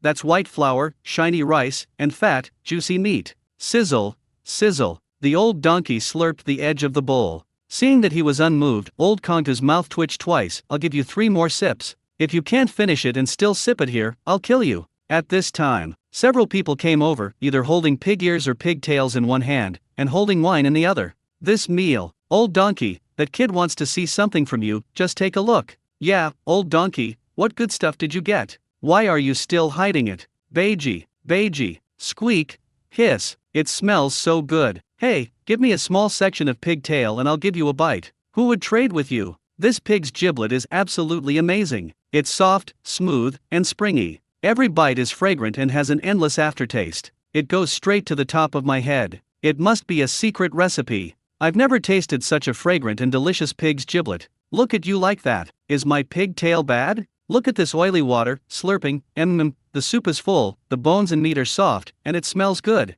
It smells so damn good, even beautiful young women wouldn't trade it for it." The old man made them drool. This was done by eating pig's tail and drinking some wine to satisfy my craving. The old donkey drank the soup, but the more he drank, the more he wanted to eat meat. Coupled with the effect of the stomach-strengthening and digestion-promoting tablets, he felt like he was being scratched by a cat. Go, eat somewhere else. What's the matter, old donkey? We've known each other for so many years, and you can't even look at us? And you're chasing us away? Beiji, I'm just jealous of you. You'll be so tempted that you can even get a free meal and a free drink. Gurgle. The old donkey's stomach made an incomparable protest. There was not much fat in his stomach, so how could he withstand the harm of the stomach-strengthening and digestion-promoting tablets? In an instant, an incomparable feeling of hunger filled his brain. Let's go, everyone. I'm not feeling well. I want to close the store. That's not a big deal. What is that thing of Lao Kong, Lao Lu? Tell us. Well, I need to explain it slowly. Old Kong, how could you not understand what's going on? I'm just stretching here to make you greedy. Gurgle, gurgle. The old donkey couldn't stand it anymore, so he ran out of the shop and approached Qin Chuan. "I'll exchange Li Taifu's paintings with you. You know Li Taifu, right? His value." Qin Chuan raised his hand and said, "From the Republic of China, I only want 2 peoples, Zhang Daqian and Su Biong. If you have one, I'll trade it with you. This painting of mine was worth." That was back then. Today, I'm here with you. I just want to exchange the thing on your neck. If you're willing to take it out, everything in the pot will be yours. On this basis, you can continue to make an offer. The greedy team came over, cashed them out on the spot. Qin Chuan picked up a pig's tail and gestured to the old donkey head. Do you want it? The old donkey understood, and agreed immediately, his eyes reddening. What's wrong with this world? How come we can't even eat meat? Everyone sighed. I have this feeling, thinking back to those days. Hey, Old Kong said leisurely, no matter when, as long as you get addicted to antiques, when you see something you like, you won't be willing to spend money on food or clothes until you get it. It's just like a wild woman, just playing with it for fun. If you insist on taking it home, then the one who feels uncomfortable, isn't it you? The old donkey said nothing, gritted his teeth, and after a few hesitations, he pulled the gold coins out of his collar and felt around with his hands. I wouldn't trade this pot of stuff for anything, even if you kill me. Qin Chuan handed over a cigarette and said, I'll give this to you for free. Name your price. Okay, it's open enough, then I'll open it up a bit too. The old donkey took a deep breath and said, 300 kilograms of rice, 300 kilograms of flour, 50 kilograms of meat, any kind of meat will do, plus 1,500 yuan. When everyone heard the price, they were all stunned. Are you going crazy? Refined grains with meat. This is what it means to have a price but no demand. 300 kilograms of rice and 300 kilograms of flour, is this something an ordinary family can afford? More meat? 50 kilograms right away? An extra 1,500 bucks? To put it bluntly, even if several families dismantled their body parts, drained their blood and sold them, they still couldn't make up this amount. Even if you want to rip off the rich, you still have to meet a rich person. Such a young boy. Where can I get such a price for you? Qin Chuan didn't even bother to run, nor did he make any clear statement. Eat, drink, and wait for me to come back. After saying that, he stood up and left. Old Donkey Head didn't go to eat it. If the deal is done, everything will be his, so there is no need to rush. On the other hand, one should be grateful to the one who eats the food he has eaten. Old Kongta pulled out his pipe, dug through the tobacco in his cloth bag, lit it, and took a long puff. You're really good at asking for such a high price. If there are really so many things in front of you later, you'd better stop putting on such a sad face and give them away. How could I not understand this rule? If he can really offer this price, how dare I refuse? Said the old donkey. To put it bluntly, this is not a wealth that can be owned by a group of people. He can exchange it for something, but he doesn't even make a move. What kind of background and family is that? If you piss someone off, the price you pay is enough to hire someone to buy your life. On the other side, Qin Chuan just walked around, made sure no one noticed, and then entered the old donkey head shop. I listened and there was no one around. Just take out the rice and noodles from the space. No meat at all. I give you meat, but you're not greedy anymore, so why are you messing around? Then he called Old Donkey Head and Old Kong Head over. The old donkey came in with a pot in his hand, and when he saw the sacks piled all over the floor, he immediately put the pot aside. Open the sack, my eyes light up. This noodles, this rice, are so good. What Old Kong said is true. This rice is really smooth and better than the best rice I have ever seen. Here are 400 kilograms of rice, 400 kilograms of noodles, and 100 kilograms more, 50 kilograms of meat. Is that enough? Qin Chuan said, raising his hand to put the money on the counter. 1,500, a little bit. WTF. You really don't even fight. The key point is that the item arrived in my store so quickly. Who the hell is he? He's been out here with people following him around. These old folks have survived until now because they know how to say the right thing to the right person. Young master, a big shot like you, how could you possibly need more than $1 or $2 from me? No need to order. He took off the Golden Palace money from his neck, looked at it reluctantly, and then presented it to Qin Chuan with both hands. Young master, please keep it. The moment of getting started. The coin has a unique texture. The pattern above is very beautiful, with the 4 words on the front and the corresponding 4 Manchu characters on the back. Just put it in your pocket and store it directly into the space. I would like to ask you something. I heard a few people mention the ghost market. They said that people there deal in antiques, and they are in the same line of work as you. But what does it have to do with the ghost market?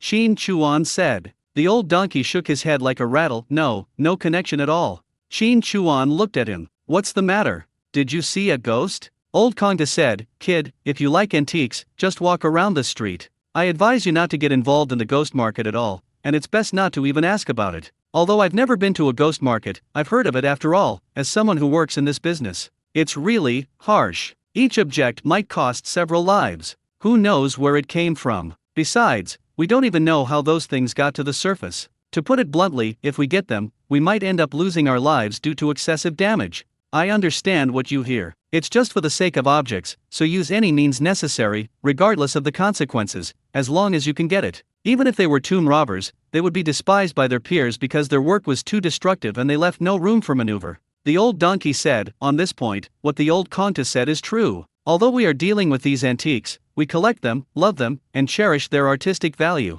We buy them at a clearly marked price, regardless of whether they are good or bad. We don't dig graves or do things that affect karma. Even if there are some rats, they can be made alive, so it's not too much. Those who hang around in the ghost market are a bunch of troublemakers. I've heard that someone opened a coffin and found a body in perfect condition, then got lustful and actually did something with it. They're so heartless. I don't know how many graves these bastards have ruined. Those who take things unjustly will be punished by heaven. That's all there is to it. I've also heard that anyone who handles unclean things will have a bad end, either with flesh and blood rotting or a mysterious death. It's really, you can't touch that ghost market at all, nothing can be seen in the light. Qin Chuan asked, where?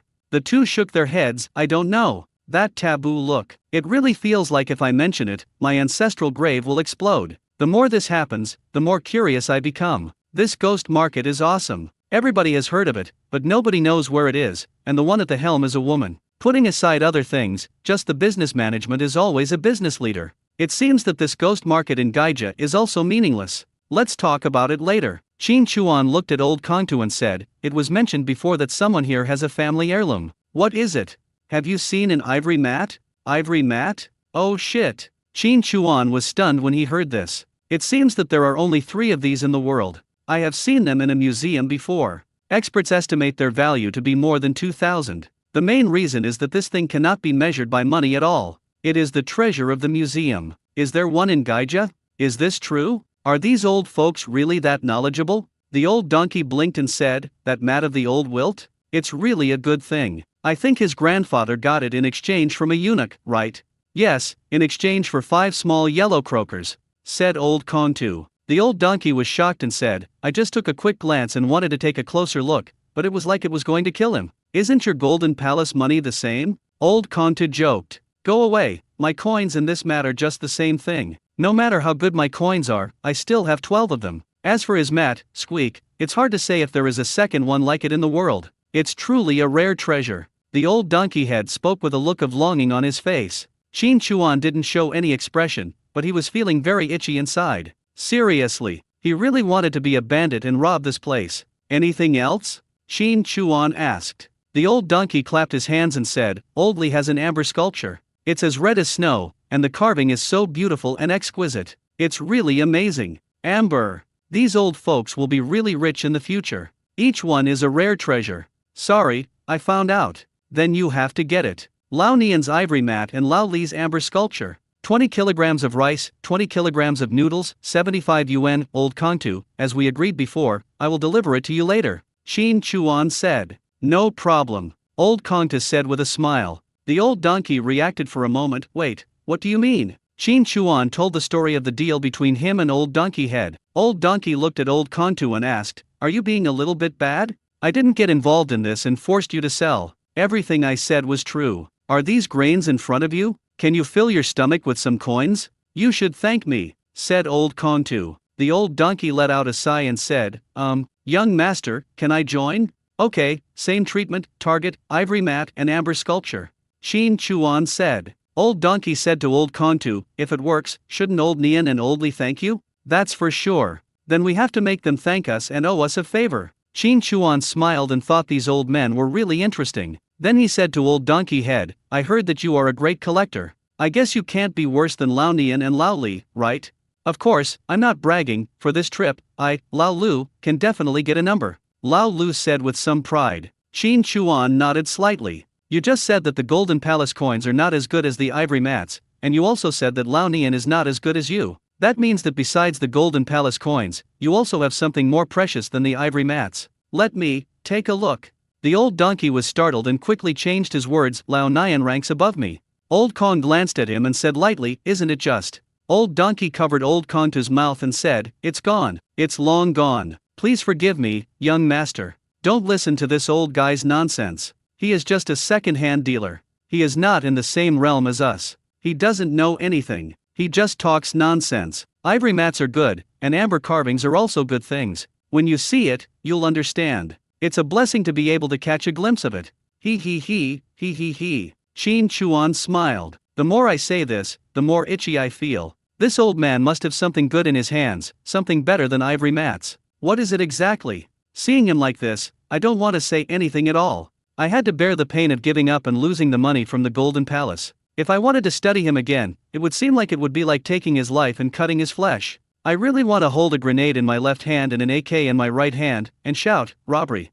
I didn't continue chatting with the two old men anymore. These old people have very poor psychological quality. According to them, they need to slow down and cherish the good things they have lost. They will definitely not take anything out in the short term, otherwise they will die from the pain. The whole pot of braised pork was given to old donkey. There was nothing left to tempt those old folks into giving away, and it would be too much of a hassle to try to get anything good from them just by chatting, so I simply didn't stay in Gaija for too long. After giving the commission to old Kongtu, he left Gaija, went straight to the tea house. 10:30. Li Wenwen had not slept yet. The tea shop opened relatively late, closing at 8 o'clock in the evening. After cleaning and tidying up, the staff generally left at 9 o'clock. Only after they left did Li Wenwen's time begin. At this time, the girl was taking a bath in a wooden bathtub. The water-based plants have petals floating on them, giving them a very classical Chinese feel. Perhaps because she was influenced by Chinese opera, she really likes this tune. With a glass of red wine in one hand and a cigar in the other, the atmosphere has a more business-like feel. Coupled with Li Wenwen's capable short hair and unique temperament, it really looks like a female president taking a sauna. After Qin Chuan arrived, he did not go to find Li Wenwen immediately, but took off his mask first, then came in with his hands in his pockets and a slight smile. No one knew what this girl was thinking. Even when Qin Chuan came close to her, she did not notice it. It was not until Qin Chuan held her hand, took off the wine glass, and picked it up to drink that this girl reacted. Seeing Qin Chuan, a face suddenly broke into a smile. "What are you thinking about?" Qin Chuan asked. Li Wenwen said, "I enjoyed the quiet time and slowly miss you, but I also feel a little. I dare not think about you." "What's the matter?" Qin Chuan was puzzled. "You're overthinking it. You're not here, so I'm the one who suffers." Li Wenwen looked at Qin Chuan with a smile. "Come in. Then you must obey with respect." I got into the bathtub, leaned my back against Li Wenwen, and lay down. I couldn't describe how tender, smooth, soft and comfortable she felt. Qin Chuan tilted his head back and rested it on Li Wenwen's shoulder.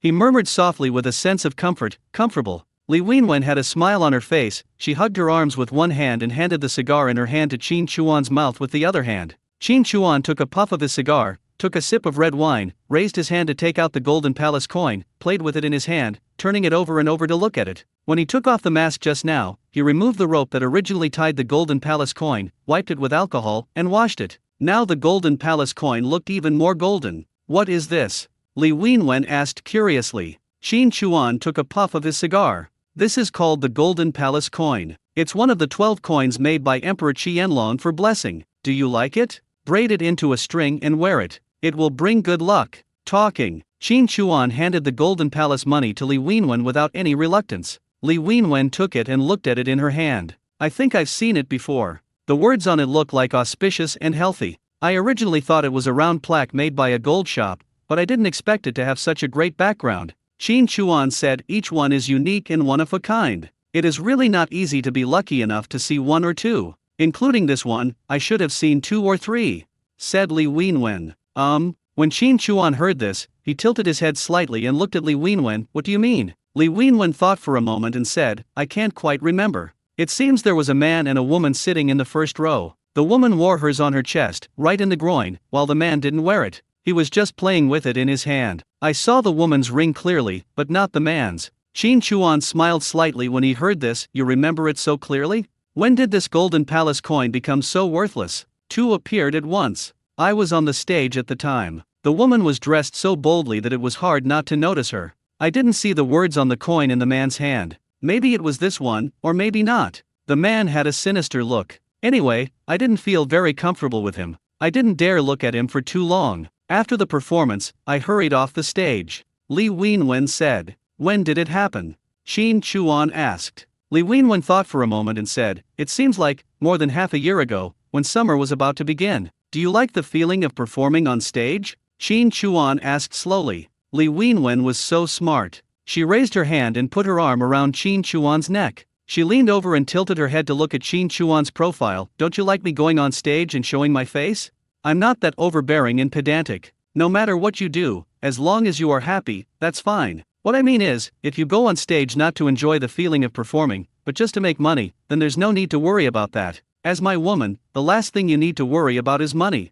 Qin Chuan said. Li Wenwen smiled and said, I've rearranged it and will be on stage less often. I'll only go on stage for a while now. Just enjoy it. If you want to hear me sing, I'll sing for you alone. Qin Chuan heard this and raised his lips. Can you sing The Legend of the White Snake? That's not from Kunku Opera, said Li Wenwen. Girl, do you know what innovation is? The Kunku Opera singing of The Legend of the White Snake's past and present lives, that's really. Qin Chuan took a puff of his cigar, with a look of aftertaste on his face. There is a kind of beauty that penetrates into the bones. There is a kind of charm that can penetrate the soul. Coincidentally, I have experienced that feeling before, which penetrated into my bones and soul. Wonderful. Indescribable. Li Wenwen looked at Qin Chuan and said, which girl has you been so obsessed with? How does she sing? I want to learn from her. Qin Chuan nodded slightly with his cigar in his hand and said with a smile, listen. Just sang 2 lines. Li Wenwen blinked her eyes as she listened. It was neither a play nor a song, she had never heard of it before.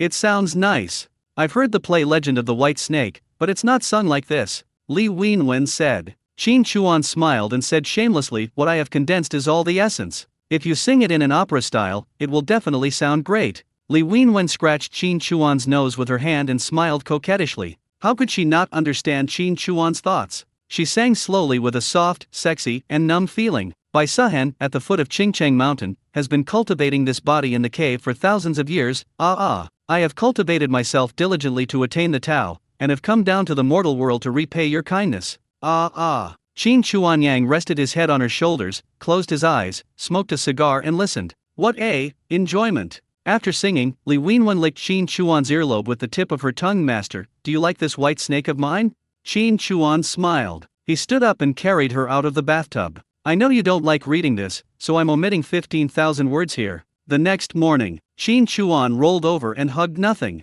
This woke him up slowly. No one around. I glanced to the side and saw Li Wenwen, wearing a coat, mumbling something in front of a table and chairs. Qin Chuan stood up and walked over. When she got closer, Li Wenwen was startled, then smiled and said, Did I wake you up? She was braiding a rope, tying the Golden Palace coins together. She then used scissors to shorten the end of the rope and used a lighter to burn off the rough edges. Then she stood up and put it around Qin Chuan's neck with her own hands. It's the perfect length. He stroked the Golden Palace money and said, Auspiciousness is with you, everything will go well. Qin Chuan smiled and said, I'll give you a gift too. What? Li Wenwen looked at Qin Chuan. Qin Chuan put his arms around her back, then took out a waist chain from the space, lowered his head slightly, and fastened the end of the waist chain around her slender waist. The waist chain is very delicate and has tiny butterfly decorations on it, which looks very beautiful. When worn on Li Wenwen's slender waist and flat belly, it adds endless beauty. Qin Chuan looked at it and stroked it. On weekdays, you disguise yourself as Mr. Wen, and the things that are exposed to the outside world are all men's things.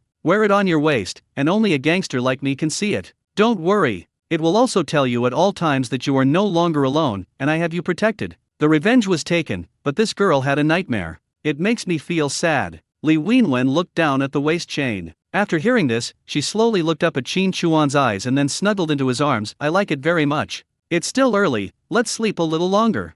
Qin Chuan said. A little bit. After Li Wenwen fell asleep, Qin Chuan got up quietly. After putting on his clothes, he left the tea house. However, the moment he left, Li Wenwen opened her eyes, looked at Qin Chuan's leaving back with a slight smile, and closed her eyes again until she could no longer see him. Leaving the tea house, Qin Chuan took out the car and drove towards the East City entrance. I haven't seen my younger brothers and sisters for many days and I really miss them. The Chinese New Year is approaching, so I went back this time to symbolically move some things and take a walk in the mountains to give the meat I promised to the people in the village. I discussed the matter of the mountain guards with the production team and the brigade and got them a temporary position. Then I plan to take my younger brothers and sisters to the city and spend the Chinese New Year there. The identity of the mountain keeper must be kept, and the wooden house on the mountain must also be preserved. I am not short of money, but these days, it is really difficult to get meat even if I have money. Having the identity of a mountain ranger who can hunt as a cover is much more convenient and saves a lot of trouble. Otherwise, I can't buy meat. How come you can always buy it? Just a little. We went up the mountain and fought for it ourselves. Arriving at the East City Gate and just turning towards the exit, Qin Chuan noticed a figure and was slightly startled. Grass. I forgot. I really forgot. There have been so many things going on during this period that I completely forgot about it. At Donchenkao, I saw no one else. Qin Huiru. Besides her, there was a cart and a wheat-skinned cart driver. Qin Huiru looked anxiously, glancing towards the entrance to the city. We had agreed that 5 days later, at dawn, we would bring her wild boar meat, rabbits, pheasants, and other animals at the East City entrance. After finishing the work, I accepted the task. After 5 days of working nonstop, how could I remember her matters? If I hadn't met him, I wouldn't have remembered anything at all. He turned the steering wheel, drove to the side, turned into a street entrance, and stopped the car. For Qin Chuan now, money is just a small amount of money, but if one cannot keep his word and does not do what he promised, what kind of person is he? They're just 2 wild boars, and I haven't even fought them yet. A thought came to mind. The 2 wild boars in the pig pit were harvested. These 2 wild boars were born in the space. At the moment of harvest, they not only gained a lot of points, but also skinned and bled them, and sorted and processed them perfectly. The internal organs and offal were all cleaned. Use this blood and eggs to steam blood tofu, it is so clean and fragrant. The wild boar skin was peeled off in its entirety. It was no exaggeration to say that cotton was stuffed inside, and it looked like a living wild boar. Even if the third brother had good skills, he could not achieve such a zero-error, complete skinning. Hare, pheasant, and some frozen goods in the space. Add to that a few more harvested, and the amount for Qin Huiru is basically enough. After getting off the car, he checked the environment and took advantage of the fact that there was no one around to put the car into the space, took out the sled, and spread a layer of sacks on it. He then took out the wild boar meat, pheasants, and rabbits in the space and placed them on top. No rush. This meat has just been taken out of the space and is not frozen yet. He pulled the sled and slowly walked towards the intersection. When he reached the intersection where he could see Qin Huiru, he simply stopped pulling, loosened the sled rope, lit a cigarette, and waited slowly. If Qin Huiru couldn't wait to leave, he could just shout and she would hear him. He would wait until the meat was frozen first. Otherwise, it's too fake. We've come all the way here, more than 40 kilometers, and the meat isn't frozen yet. That's nonsense. It's winter now, the weather is freezing and the meat will be frozen solid in no time. A little bit. Qin Chuan was about to pull the sled forward when he paused. Seeing 4 hooligans approaching Qin Huiru in a ruffian manner, Qin Huiru naturally noticed them. He looked reserved and moved to the back of the cart, still looking out of the city. The 4 of them looked at her up and down. Oh my, this woman is so juicy. Look at this, but it's so nice. Hey, look at these bras, they're pushing my cotton padded jacket up so high, ha ha ha. They have no reservations. Qin Huiru's face flushed with anger. What are you doing, acting like a hooligan in broad daylight? One of them said with a smile, don't get me wrong, sister, please don't get me wrong. We brothers are here because you're pretty. What's the matter, you're pretty, why don't we let you take a look? Then come back. Who are you waiting for here? It's so cold, and there's no one around. Let's go, find a warm place and wait. The 4 of us will let you look at us as you please. Not only can you look, you can also touch us as you please. If you want, anything is fine. If you don't want to, we won't force you. Ha ha ha. Several people laughed. Another said, yes, yes, we are the most approachable. Many girls say we are good. Ha ha ha. Let's go, it's freezing. The 4 of them approached Qin Huiru. The cart driver's face turned ugly. You can't do this, you. No wait, what to say? Get out of here, old man. I'll smash your car. Get out. Master, you can't leave. It's broad daylight. I don't believe they dare to do anything. A few people laughed. I don't believe it either, but sorry, there's no one around. Where is that person? Where? A pause for words. Several people raised their hands and looked at Qin Chuan, who was walking over with a slight smile on his face. I'm here. What's the matter? Do you need help? Qin Chuan asked with a smile. The leader of the 4 tilted his neck. In the freezing weather, he tugged at his collar, revealing a patch of tattoos. Feeling very arrogant, he said in a smug manner, no. Damn it, are you blind? You can't understand what's going on, right? How can you not see that? You want to play with this woman, so I'm just joining in the fun, Qin Chuan said. When these words were spoken, everyone was so amused. No, man. Who are you? No, how many are you? Listen carefully, my name is Daishoner, and I'm in charge of this area. Qin Chuan was slightly stunned when he heard the name, and looked him up and down. I've heard of it. Your eldest brother is Chen Hunan, and your brother-in-law is Dai Fei, right? Not long after getting married, he died miserably. Are you married yet? What the hell are you talking about? You're itching to do something? Daishoner said. Qin Chuan lit a cigarette and puffed slowly. You have a bad temper.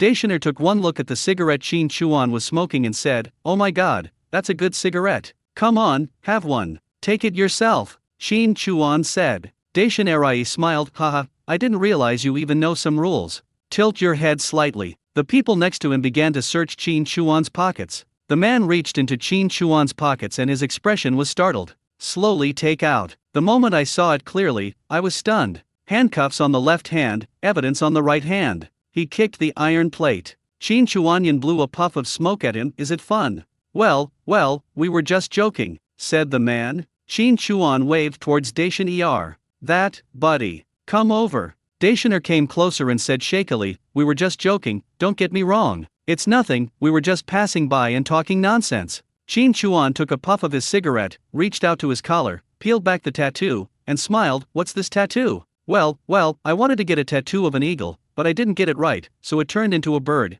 It was too painful and I couldn't bear it, so, just like that, it became half a bird, said Dacianer. Qin Chuan smiled and said, it's freezing cold, don't you think it's cold? You should at least show off a little bit. You got a crippled bird? Just throw the cigarette butt upwards. Ah! The screams echoed throughout half the street. Qin Chuan stared at the person next to him. You want to do something? Really? No. We were wrong, please let us go, we won't dare to do it again. You, pull that sled over there. A little bit. The sled came closer. Qin Chuan waved his hand at the four people indifferently. Go away. The four of them ran away quickly. Finally you're here. If you were any later, something bad would have happened. Will you? Qin Huiru's eyes were filled with tears. She held onto Qin Chuan's arm and refused to let go, begging for a hug with tears in her eyes. Qin Chuan said calmly, where's the money? I have to settle the money before I can give it to you. Qin Huiru said. Qin Chuan looked at her, you're really going too far. Da Chuan, you know how difficult it is for a woman like me. If that damn man of mine had half of your ability, I wouldn't have to suffer like this. I've been waiting for you here since dawn, looking left and right but you're not coming. I'm worried about you, and I'm also on edge here. Just now, we met some gangsters again, and Qin Hui was like a drama queen, and it never stopped. To be honest, Qin Chuan even suspected that those gangsters were hired by her and were putting on a show with him just to take away his things without paying. But when I think about it, it really doesn't look like it. How was your factory's purchasing situation before the new year? Qin Chuan asked. I'm not very clear about this. Qin Huiru said. Qin Chuan said, stop talking nonsense. You haven't established connections yet, how can you demand so much meat at once? If you want to profit from the price difference, I'll let you. Let me be frank, expand your factory's channels, or talk directly to the head of your purchasing department. I know a young man who wants to get some private money. He wants 3 tons of rice, 3 tons of millet, 3 tons of corn, 3 tons of soybeans, 10 sheep, 5 roe deer, 50 rabbits, 50 pheasants, and 1 ton of fish. If you can eat it, I'll give it to you at the current black market price. There are a lot of things in the space, and it's time to shuffle them around and sell them off. Too many of them are useless and just take up space, and the old ones should be eliminated. If so many things were sold on the black market, they would be too conspicuous. How many attempts would it take before they could be sold? The steel rolling mill is a large factory with tens of thousands of employees and has the ability to take it on. Otherwise, why bother with her? Qin Huiru's eyes lit up. So many things? If this works, not to mention the extra money, I can make a profit of 1,000 yuan, wouldn't that be like a piece of cake? Are you serious? You're not lying to me, Qin Huiru said. Qin Chuan said calmly, we'll deliver it to your door, but the condition is that it must be kept secret. If this young master's identity is revealed, your factory will be completely wiped out from head to toe. As long as the money is in place, the goods will be of the highest quality, and they'll all be fun. The money is given readily, there is no problem at all. Qin Huiru heard this and said, I want less. I want 1,000 when the job is done. Qin Chuan smiled inwardly. A smart woman knows when not to be too greedy, sets clear prices, and simplifies complicated things. Okay, no problem. Give me 3 days, I promise to write you back, and then I'll go find you in the mountains. No need. Which gate of your factory is relatively remote? There's a warehouse at the north gate. It's the end of the year now, production has stopped, and everything that needed to be shipped has been shipped out. If it works, we can just ship the stuff there. 3 days. If everything goes well, just hang a red cloth on the warehouse door and leave it secure. The goods will be delivered before dawn the next day. At that time, you will pay the delivery person for the goods and this time's goods. In Qin Huiru's opinion, as long as the things are in place, there will be 80% of the problems. There's no reason to refuse. Even if the black market price is higher than the market price, the factory's purchasing prices are still ridiculously high. Sometimes they are even higher than the black market price, but the factory still wants them all, especially the small cafeteria. When the factory inspectors come to testify in order to be awarded the title of advanced workers, who doesn't eat left and right, and eat the next meal after finishing the previous one? Nothing, just eat a basket. What you eat is meat, what you eat is the title. For this, no matter how much money you spend, it's worth it. Now there are such large quantities of meat, refined grains, and fish, all available at once. What is that? That's buying insurance for the title. You won't be poor if you eat and drink, but you will be poor if you have no food in the canteen. How the hell can I get a promotion or a raise if I can't get a title? That would cut off my financial resources. It's no exaggeration to say, if we ask the deputy factory director to do this business, he will have to be there that night. Qin Huiru was absolutely confident. She held Qin Chuan's arm and said, "You're so kind to me. You must be exhausted from delivering this thing to me. You haven't eaten yet, have you?" Talking, he dug into his chest and took out 2 steamed buns. "Here, I've been holding them against my chest, they're warm. I say, why are you so fucking erect today?" Qin Chuan glanced at Mantu and asked, "Can you be a little more gentle? You can say whatever you want. Anyway, I know you treat me well. Beating is love, scolding is love. The harder you scold me, the more you love me," Qin Huiru said. Qin Chuan exhaled lightly. "You are like a dogskin plaster, shameless, skinless, and so clingy. Can't we be more pure between us? Business is business. You are talking nonsense, is it interesting? I felt it with my heart," Qin Huiru said. At this time, the cart driver had already moved the things from the sled to the cart. Qin Chuan pulled the sled. "Too lazy to talk to her, I just walked out of the city. Be careful on the road, 3 days. I will definitely give you the letter," Qin Huiru shouted. Qin Chuan didn't even turn his head. Qin Huiru looked at Qin Chuan's back, then lowered her head slightly to look at the already cold steamed buns. "The steamed buns are cold, you can warm them up. I feel disappointed, so what? He loves me, he has me in his heart, and he wants to warm up this cold heart of mine. You are mine." After leaving the city, Qin Chuan put away the sled, took out the car, and drove towards Wangjiazhuang. When he arrived at the village entrance, Qin Chuan secretly cried out in trouble. "It's so cold, why are you coming out instead of staying indoors? Cars, horses, and wolves pulling skis are all useless. I can only walk towards the village." "Da Chuan, are you going to the city? Don't be stressed, it's okay." "Yeah, Da Chuan, whether there's meat or not is not a big deal. We won't force it. It's not necessary. Don't feel pressured. Let's fight our own battles. Don't get angry with them. You have to think positively. With more people here, the beasts won't dare come, right? It's safer here, and you, the mountain guard, can relax a little more." Several aunties, grandmas and aunties were talking at once. "Sounds like a good thing, but what are you talking about?" It took Qin Chuan a while to figure it out. "Man Village, Shilling Village, Lijiazhuang, Daweishan Village." The mountain rangers from these 4 places all came to Wangjiazhuang's hilltop to hunt these past few days. They walked through the village with their guns on their backs, and went up the mountain without a care in the world. They never came back empty-handed, hunting roe deer, wild boars, hares, pheasants. While arguing, they divided the things. Although it's not explicitly stated that rangers from one area can't go hunting in another area, this is like shitting on someone's neck, which is no different from stealing food from someone else's bowl. It's also a naked provocation and contempt. After all, you're so awesome, how dare they come here and show off? It's because they think you're a pushover. Now everyone in Wangjiazhuang thinks that Qin Chuan has become a coward.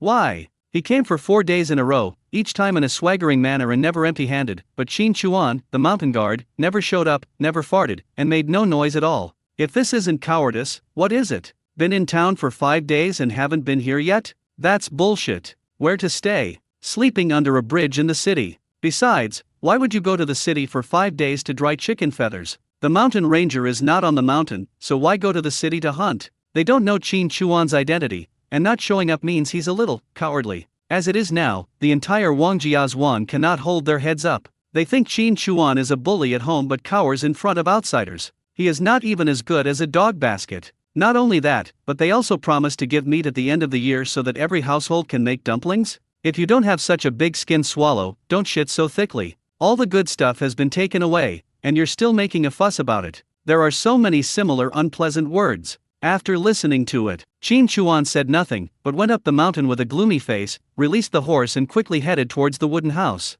The cabin is locked. Bang bang. 3rd, 4th, 5th, open the door. It's brother. Brother is back. The 4th and 5th men in the room put down their loaded guns. The 3rd brother quickly opened the door. Elder brother, how are you guys? Is everything alright? Although I am away these days, I still use Xiaobai's visual sharing every day to check on my younger brothers and sisters. I didn't find anything unusual, I just did what I was supposed to do. Brother, nothing happened to us. When you were not around, we listened to my sister. We didn't go out of the front door or the back door. When someone came up from the mountain, we locked the door the first thing we did. It was so frustrating. So many people came to our place to hunt, and when they came down the mountain, they were still crying and shouting," said the fourth brother. The third brother waved his hand, signaling him to stop talking. "Brother, are you hungry? What do you want to eat? I'll cook for you." Qin Chuan waved his hand lightly at the third brother and asked the fourth brother, "Did they come to break down the door?" "No, we didn't come to the cabin. We just caught some prey and were very arrogant in showing off. We even called out your name. I wanted to go out, but I wouldn't let me. They called us cowards," said the fourth brother. Little old Seven came over and hugged Qin Chuan's legs. He patted his legs with his little hands and coaxed him, "Brother, we are not angry. They are just jealous of you. They feel that they are not as good as you and think that you are so powerful. That's why they deliberately make you angry. Who are you, brother? How can you be so petty as to be on the same level as a scoundrel?" Qin Chuan smiled when he heard this. "Who taught you?" Little old Seven blinked and chuckled. "Third sister said so." "Did they steal our things?" Qin Chuan asked. The third brother said, "None of them, brother, they are mountain guards after all. They pass through the village and go up the mountain from the bottom. They definitely can't do anything too extreme." The one leading the group seems to be the nephew of the deputy captain of the brigade, Xu Jingyu. He is the one who leads the scolding and is the most enthusiastic. It seems that he has recruited the others. It seems that he is deliberately looking for trouble. Xu Jingyu's nephew? Haha, that's right. Before leaving, Xu Jingyu, the deputy captain of the brigade, died in Wangjia's Wang. He was stabbed to death by Wang Digui's wife Su Fen with a pair of scissors. What's up? Are you putting the blame on yourself? Or do you want to make a killing on yourself? Did they enter the mountain from our side today? Qin Chuan asked. They went in one after another an hour ago, said Lao Wu. Qin Chuan nodded lightly. Without saying anything, he walked towards his room in the inner room. Can't you guys just say less? I just got back. The third brother complained. Sister, I couldn't help it. The fourth brother lowered his head and said weakly. Soon, Qin Chuan walked out of the room, changed clothes, wearing a turtleneck sweater and a sheepskin coat. Lock the door and don't wait for me to eat at noon, Qin Chuan said. The third brother grabbed Qin Chuan and said, Brother, don't be impulsive. They just came to our place to hunt. We have enough food at home. Besides, brother, didn't you say we were going into the city soon? Don't follow them. Qin Chuan raised his hand and rubbed her head. It's just a small matter. Why are you so nervous? Can I fight them to the death? Don't worry, dealing with them is like playing. I haven't been to the mountains for several days. I'm really itchy and uncomfortable all over. I just want to go for a walk. The third brother grabbed Qin Chuan and said, Brother, there are 10 of them. Maybe they just want to lure you into the mountains. They can say whatever they want. We can't lose a piece of meat. Can't we just not go? Qin Chuan looked at her worried expression and said, I left 4 traps in the mountains. They are for catching wild boars, bears, and blind animals. They were lucky they didn't step on them before. If they fell into them, they would die. I have to go and take a look. Otherwise, I will be held responsible if something happens here. I'm not stupid. There are 10 people on the other side. I will confront them head on. Don't worry. After I deal with the traps, I will go to talk to the team. There are many ways to solve problems. Force is not the only way. After hearing this, the third brother reluctantly agreed. Otherwise, he would hug and pull Qin Chuan and not let him leave. He also reminded me to come back quickly. Qin Chuan responded and left. Force is certainly not the only way to solve problems, but it is the fastest and most direct way. Shit on my head? I can't fucking kill you. With a thought, Xiaobai flew through the clouds, becoming a pioneer. Find all the people for me. Let Xiaobai fly higher. These people may know that they have an eagle, and if they shoot Xiaobai, it will be ruined. No horse riding option. Instead, he released the wolf and stepped on skis. They had been wandering around in the mountains for so many days, and there was no guarantee that traps would be set. The wolves were running in front, and they would also find out if there were any traps. So they deliberately made the traction rope longer so that even if anything happened, there would be enough time to react. Arrived at the place where I set up the trap. It's all ruined. The traces were still preserved for themselves, and the things that were obviously trapped became theirs. Good. Very good. Damn it, you're taking advantage of my absence, aren't you? And you're deliberately leaving traces to humiliate me. Okay, I'll just use you as a target. I want to tell everyone, no matter whether I, Qin Chuan, am here or not, who dares to enter my territory without my permission? Then let's see how brave you are and whether you can withstand my harm. Through Xiaobai, I found the whereabouts of these 10 people. Some had 3 people, some had 2, and they were distributed in different directions of the forest in a fan-shaped pattern. Old and young, we have them all. I really have no impression of these 10 people in my mind. Never seen it at all. He came all the way to hunt on my mountain just to annoy me? I'm so bored. He pulled the rope and headed east. I didn't choose anything in particular, I just started from the east side on the far left and swept all the way to the west. On the far left, there are 2 people, about the same age, looks to be around 40. Qin Chuan, who knew their exact location through Xiaobai, easily went around them without them noticing and inserted himself in a position about 1 kilometer in the direction they were heading. Put away the wolf and the skis, then he picked a big tree and put it into the space. A big hole appeared directly on the ground. When the hand reached into the hole, a large amount of soil was collected into the space. In just a few strokes, a deep hole was made. The straw curtain is spread upwards. He went to the side and collected a lot of snow into the space, then took it out of the space and covered it on the straw curtain. It didn't take long to set the trap, and there was still time to cover up the footprints around. The snow was taken out from the space and sprinkled within a certain range, so it looked natural and it was difficult to detect any traces of human activity. Finally, he took the rabbit out of the space and hung it in the air on a tree 10 steps away from the trap. Pour it into the snow pile next to you. The white of the sheepskin coat blends into the white of the snow. About 10 minutes later. Damn it, it's so cold, even the cats can't come out of their kennels. It's been so long, and I haven't even seen one jump out. Alright, stop complaining. We've been through quite a bit these past 2 days. Wait until that kid Qin Chuan gives in, admits his mistakes, and accepts the consequences. This New Year's holiday will be over. Brother-in-law, don't just celebrate the new year. Didn't you gang say that Qin Chuan is damn rich? He sold a lot of good things. He knows that he must have made at least 2,000. If we get it back, it must be at least 200 or 300. There's also meat and other things. It will definitely be enough for the new year. Don't hand it all over to our family. Wait and find an excuse to go into the city. Let's go there at once. What? Just find a couple of women. I heard of a place in an alleyway with some pretty good women. We'll even take on 1 or 2 people working together. Brother-in-law, let's do it together and have some fun. If your sister knew, wouldn't she castrate me? Otherwise, why would I say we're together? How would my sister know? With me as your brother-in-law, you can have fun. If you say so, then fine. Fuck, don't move. Why are you so excited? Wait until you get the money. No, brother-in-law, look, isn't there something clunking in that tree? The 2 of them looked carefully. Shit, is that a rabbit? No, this kid called Qin Chuan is pretty awesome. He's so far away, and he set a trap, and he even jumped it? He can hang the rabbit so high up, and his trapping skills are really extraordinary. I've never heard of anyone in the surrounding villages with such amazing skills. Where the hell did he learn this from? Let's go, and take a look. If you learn how to use a condom, it'll be a free gift. Right, stealing goods is worse than stealing art. The 2 of them stared at the clanging rabbit. A certain step. Fuck.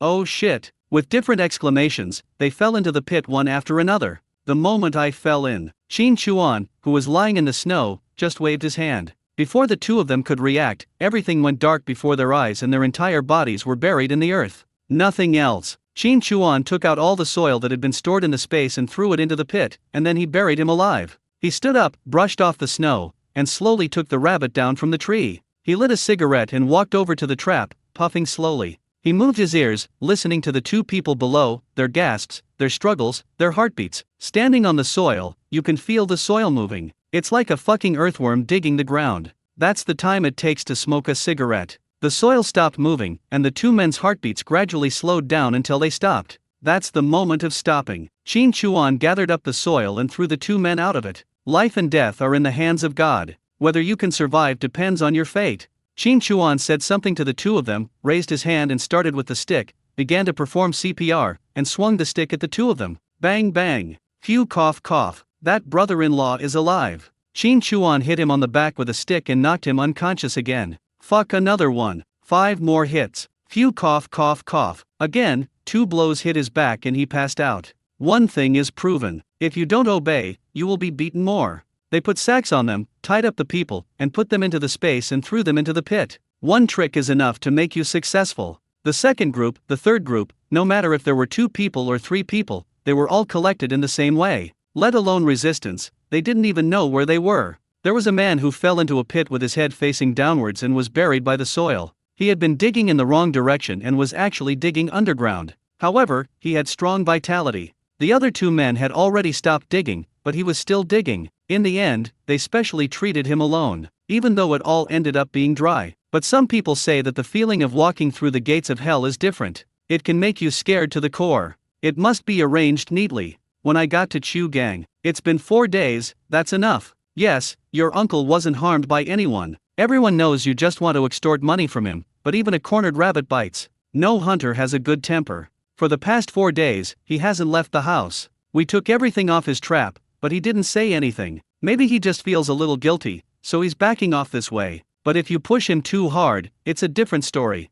Listening to what the two of them said, Chu Gang snorted lightly. Bullshit. He's just a coward. If we withdraw now, he'll really think that this matter is over. If this continues, with him being so cowardly, then we'll have no choice but to bow our heads and make him pay compensation. That'll be easy to do. Captain Chu was very kind to us before, so he agreed to accompany you on these trips. Now I really feel that he's been a bit too much. He's been asking about what happened that day so many times. Your uncle got caught doing that. To put it bluntly, he deserved it. I think so too. No matter what you think about this matter, no matter how you talk about us behind our backs in the future, today is the last trip. Starting tomorrow, whatever you want is none of our business. No matter how high the price is, we don't want it. These few days, we can just consider it as repaying the favor Captain Chu has done us in the past.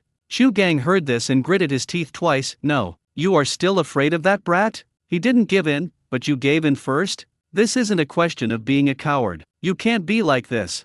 I think so too. If it's his fault, then it doesn't matter what happens. The key is that after all this inquiries, we know exactly what happened that day. Let's grab some things and leave some for their family when we go down the mountain. That's it. We won't get involved in this matter anymore. Qin Chuan listened very well. How rare. This is the first time I've met someone who doesn't want to take action even when he's right in front of me. But you can be kind-hearted, but you cannot be soft-hearted. If you need to fall into a pit, you will fall into it, and if you need to be buried, you will be buried. The difference is, instead of beating them, he rescued them seriously and kept them at the edge of the pit. He took Chu Gang and left quickly. For a long time, the two gradually woke up. Brother, wake up. Ouch, what's going on? Brother, we must have fallen into a pit. Luckily, there's nothing in the pit. If we had been killed, we would have all turned into blood gourds. And when I woke up, we were right above the pit. It's obvious that someone saved us. Where's Chu Gang? I don't know. He was gone when I woke up. I remember he seemed to have fallen into the pit with us. Oh no, it might be Qin Chuan. He might have been spying on us. What is he planning to do to Chu Gang? Don't let him kill him. That would be a big deal. Brother. No, if they wanted to kill us, they wouldn't have left us alive. Maybe they just wanted to teach us a lesson. I think we shouldn't just keep looking blindly. The best way is to go out and wait, and make sure it's Qin Chuan. If not, then there's a second person in the mountains, and things are hard to say. We should call the police right away. After tasting it and thinking about it. Yes, you're right. Where's the gun? In the pit. On the other side, in a secluded forest. Qin Chuan was roasting fire, drinking wine, and having a leisurely barbecue, which was very comfortable. The 7 people tied up and sitting under the tree gradually woke up. I struggled for a while, but I couldn't struggle at all. You're all awake, right? Let me introduce myself. I'm the owner of this mountain forest land you're looking for and the one you're trying to extort money from. Qin Chuan. I'm a very generous person. I won't hold it against you. Not only did I save you, I even prepared a movie for you, The End of Love Between Humans and Animals. We've been busy all year, and it's the end of the year. Give yourself a break. Enjoy it. Talking. He stood up and walked closer to Chu Gang, then poured the pink liquid into his mouth. They dragged him and a ewe to a tree and tied them. His arms were tied and his wrists were bound. Chu Gang didn't struggle. Why? I think Qin Chuan is an idiot. He has no control over himself after being tied up. He can definitely be untied. He has to be tied with his hands behind his back so that he can't be untied and has no way to struggle. Especially seeing Qin Chuan walk aside. Then I must untie the rope when no one is paying attention. However, just 3 minutes, the rope was not untied, but everyone's eyes widened. Fuck. Grass. Fuck you. Full of exclamations. Chu Gang, what the hell are you doing? The tied people screamed in fear. The scene before them made them forget their own safety. Chu Gang looked very anxious. He held the sheep's body tightly with his arms, fearing that the restless sheep would break free. Both eyes are red. He turned a deaf ear to the screams and was completely insane. A shocking and horrifying scene appeared, something that no one had ever seen or heard before. Chu Gang actually ripped his pants open. The effect of the potion is not exaggerated. After the effect comes, the whole person becomes anxious and always wants to vent emotions on something. In comparison, sheep are living creatures after all. A little bit. Qin Chuan came back with a camera in one hand and a ram in the other. Tie the ram to another tree. Then, they took 2 photos of Chu Gang, and then kicked him in the face, knocking him off the U to the ground. They pulled him down and tied him to the same tree as the ram. Chu Gang is in a dazed state. Qin Chuan ignored him. After tying them up, he lit a cigarette and looked at the people tied to different trees. He asked calmly, "Who destroyed the traps I set, and who got the things I caught?" "I heard." The 7 people glanced at Chu Gang, then at Qin Chuan. "That's a throat roll. What the hell is going on?" No one could figure it out. He'd fallen into a trap, been buried, and now, not only was his entire body in pain, he was also tied up. Most importantly, why was Chu Gang acting like he was crazy? Who dares to say anything? Who dares to admit it? This guy, what on earth is he trying to do? The feeling of suffocation from before is still there, a fear that goes deep into my bones. Their faces were as white as paper. "If you let us go, we won't dare to do it again."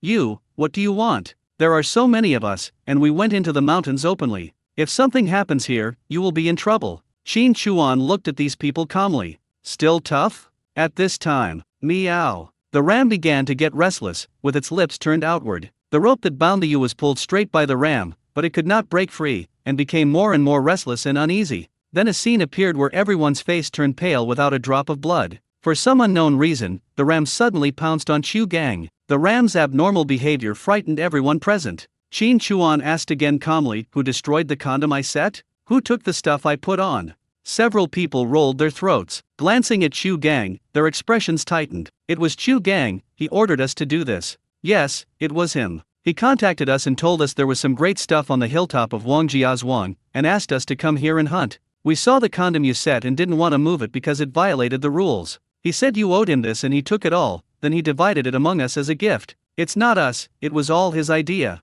He said you were speculating in making a fortune, which was a mistake. The brigade was investigating you and wanted to seize your things, but you didn't dare to say a word. We're just here to do some normal hunting. You can also come to our place to hunt." "Welcome, welcome. Before this, we had no idea he had any ill intentions. We just wanted to come over and see you. We'd heard of you and wanted to make friends. We really didn't expect anything. It was a misunderstanding. It was all a misunderstanding." 7 people, each with one mouth. Credibility is less than 10%. "It's just to excuse myself." Qin Chuan took a puff of his cigarette and said indifferently, "So that's how it is. I thought you were all here to bully me, to step on me and make a killing. It's worth it for saving you. To be honest, there are countless traps of all sizes in this mountain. I was really worried that you would fall into them. Fortunately, I came here, otherwise today, you would all go in alive but not come out alive. I'd like to ask, are you and him the same kind of people? Why don't you catch prey and do such a beastly thing on your own mountain? Why don't you come to me and mess around with it?" Hearing this, several people's heads suddenly shook like rattles. Qin Chuan said calmly again, "But how can I trust you? Look at him, what a joke, look at how he is harming the sheep. Not only does he harm the sheep, he also likes to be harmed by the sheep. You are with him, didn't you know before?" Several people hurriedly said, "I really don't know. He is such a beast, so cruel and insane. This is simply insane. Disgusting.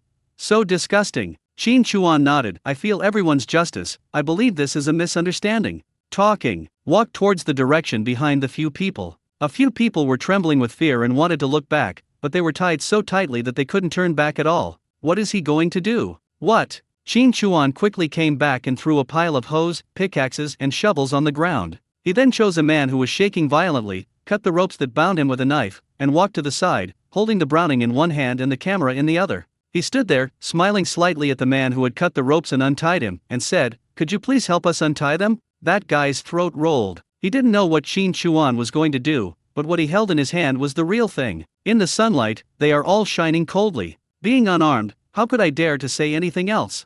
I could only do whatever Qin Chuan said. Quickly, with his hands still shaking, he untied several people one by one. As soon as the ropes on several people loosened, they began to untie the ropes on their bodies as quickly as possible. Qin Chuan's voice sounded faintly. "Everyone just said that it was shocking, disgusting, and a beast. Do you want to see such a beast again?" Several people were stunned. What does this mean? None of them were fools. They looked at the tools on the ground and then at Chu Gang. "Are you going to bury me alive? Let's end this matter here. Don't go too far," someone said. Bang! Qin Chuan raised his hand and fired a shot, hitting the ram in the head. The sheep's head was pierced through and it fell to the ground. All 7 of them shuddered. Chu Gang, who was originally confused, suddenly woke up and became more sober. There are still 7 bullets in this gun. Just this sentence. Everyone understood that either Chu Gang died or they died. Chu Gang's mouth was drooling as he howled, "Don't kill me. No, I'll listen to you, I'll listen to you. I was wrong. I was wrong."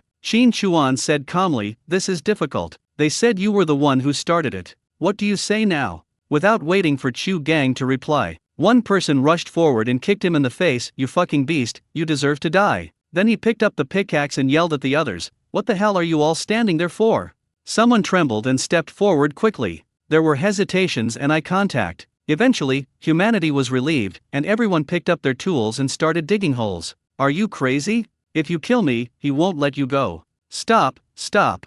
Qin Chuan, let's talk. I want to talk to you. I apologize. I was wrong. Please." Qin Chuan turned a deaf ear. Several people continued digging the hole without stopping. Why? Killing one person is easy to explain, as he fell into a trap in the deep mountains and was harmed by an animal. He was dragged away and lost his way. This is easy to explain, but killing them all at once is difficult to explain. Not doing it? Anyone who doesn't do it may be shot at the next moment. Others will keep their mouths shut and pretend to be completely unaware. Who wants to die? Who dares to take the lead? Who wants to be the first to stick out? In the moment of life and death, who doesn't care about himself? There is one thing they are certain of, that is, Qin Chuan was also involved in the murder of Chu Gang and would never tell anyone about it, so this matter would all be kept secret. Digging the hole with a loud bang, it takes quite a lot of effort. 7 people dug the pit together very efficiently. In just 3 cigarettes' time, the pit had begun to take shape. Qin Chuan would occasionally take out his camera and click to record the hard work of several people.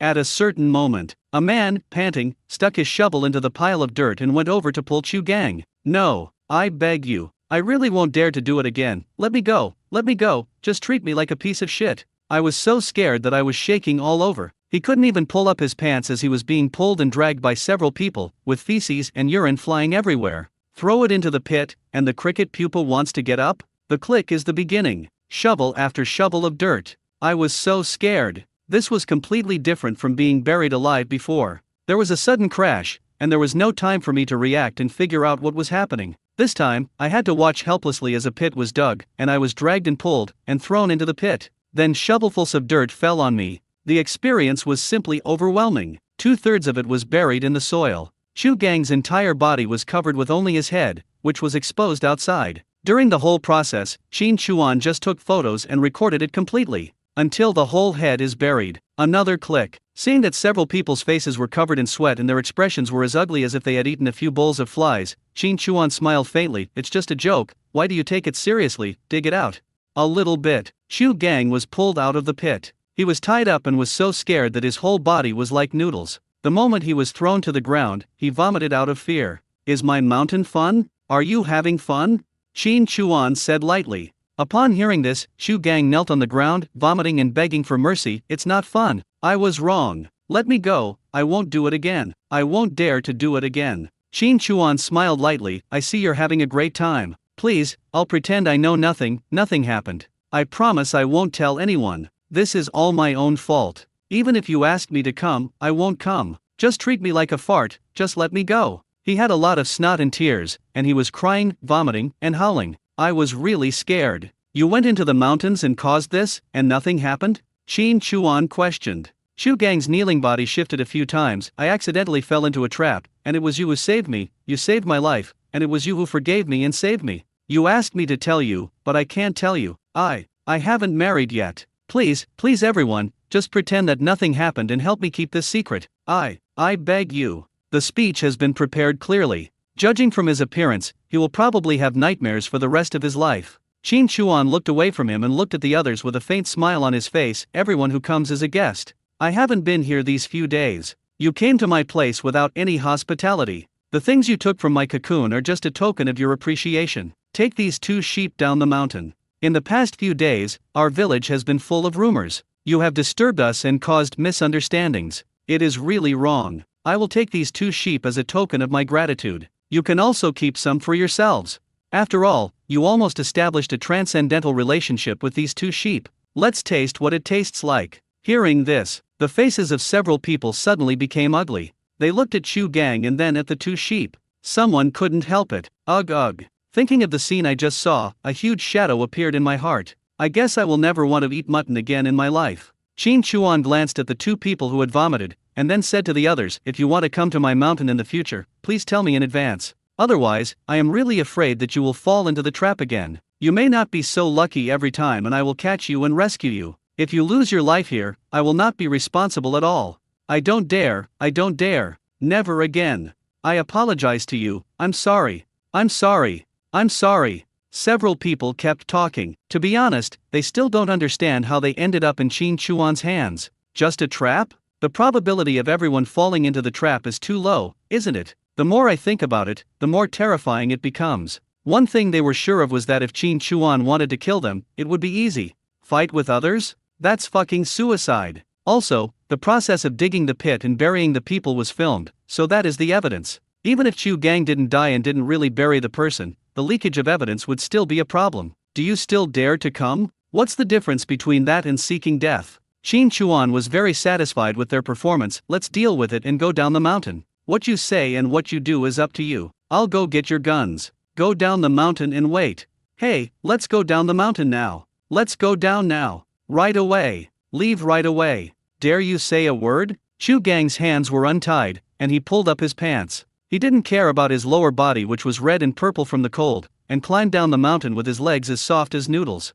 He didn't want to stay for a moment. When he looked at Qin Chuan, his whole body trembled. The others used the ropes they had tied up to tie up the two sheep with the digging tools, and then carried them, waved to Qin Chuan fearfully, and then ran down the mountain quickly. After they leave, Qin Chuan let out his horse and quickly headed into the mountains. Arriving at a place deep in the mountains, after getting off the horse, he put a tree into the space, and a hole appeared on the ground. In the space, there are 5 bodies including Anza that need to be dealt with. Just as he was about to take one out and throw it into the pit, he hesitated for a moment, then waved his hand and threw it next to the pit. With space and time still, this person still looks as fresh as when he died. After searching through all the pockets and finding nothing important, he threw the tree into the pit and planted it. I dealt with 4. When it came to the 5th one, the household registration book was found on him. There is only one name on it, Li Bin. Look, we still have to be cautious and careful. If the body is discovered, it's not a big deal, but if the household registration book is found on you, it will be a big deal. Throw the body into the pit, plant a tree, take out a lighter, and burn the household registration book. Then there was another hesitation, etc. What is the purpose of carrying the household registration book with you? This person is one of Du Yunfan's 3 core subordinates. Could it be that he felt something was wrong and carried his household registration book with him, ready to run away at any time? This account must be fake. How it was obtained is impossible to determine. However, if it was used to escape, then Du Yunfan might not know this identity. After all, a work ID card of the gas station was found on him, and the name on it was Zhang Dali. Now there is no such thing as an ID card. To verify identity, one mainly relies on household registration, letters of introduction issued by the unit, and relevant certificates from the street. There is no such thing as an ID number. It is very difficult to verify the population. If you disguise, Qin Chuan thought about it, looked at the address shown on the household registration, and decided to keep this household registration temporarily. On the other side, Chu Gang and his companions ran out of the forest in a panic. When I came out of the woods, I met 2 other people. The 2 of them looked at the group's appearance, then looked at the sheep. What's wrong with you? Facing questioning. Everyone had a grim look on their face, but Chu Gang had the ugliest look. Afraid that others would speak, he immediately said, we fell into a trap, and it was Qin Chuan who saved us. We also fell in, but when we woke up, we found ourselves lying on the edge of the pit. Where did you go? One of the 2 said to Chu Gang. Chu Gang was uneasy. I was worried that someone might be in trouble, so I followed Qin Chuan to look for them and rescued everyone. Then you have to thank him. Don't make any more plans. You owe him your life. Yes, I won't do that again. I know I was wrong. Chu Gang didn't want to say more. As for others, it is even more difficult to speak. As they ran down the mountain, Chu Gang took the lead, stretching his neck and shouting towards the wooden house, I was wrong. I'm sorry. Thank you for saving my life. Thank you. The 3rd brother and his friends in the room. What are you yelling about? It seems like he's saying something like thank you for saving my life. Sister, listen, is this what's going on? I'll go out and take a look. The 3rd brother pulled the 4th brother back, opened the door a crack, and looked outside. Where's my brother? Where did he go? Look at them, they're all covered in dirt. They must have been saved by me. But they seem more scared to me. Could it be that they are being dealt with by my brother? Is my brother in danger?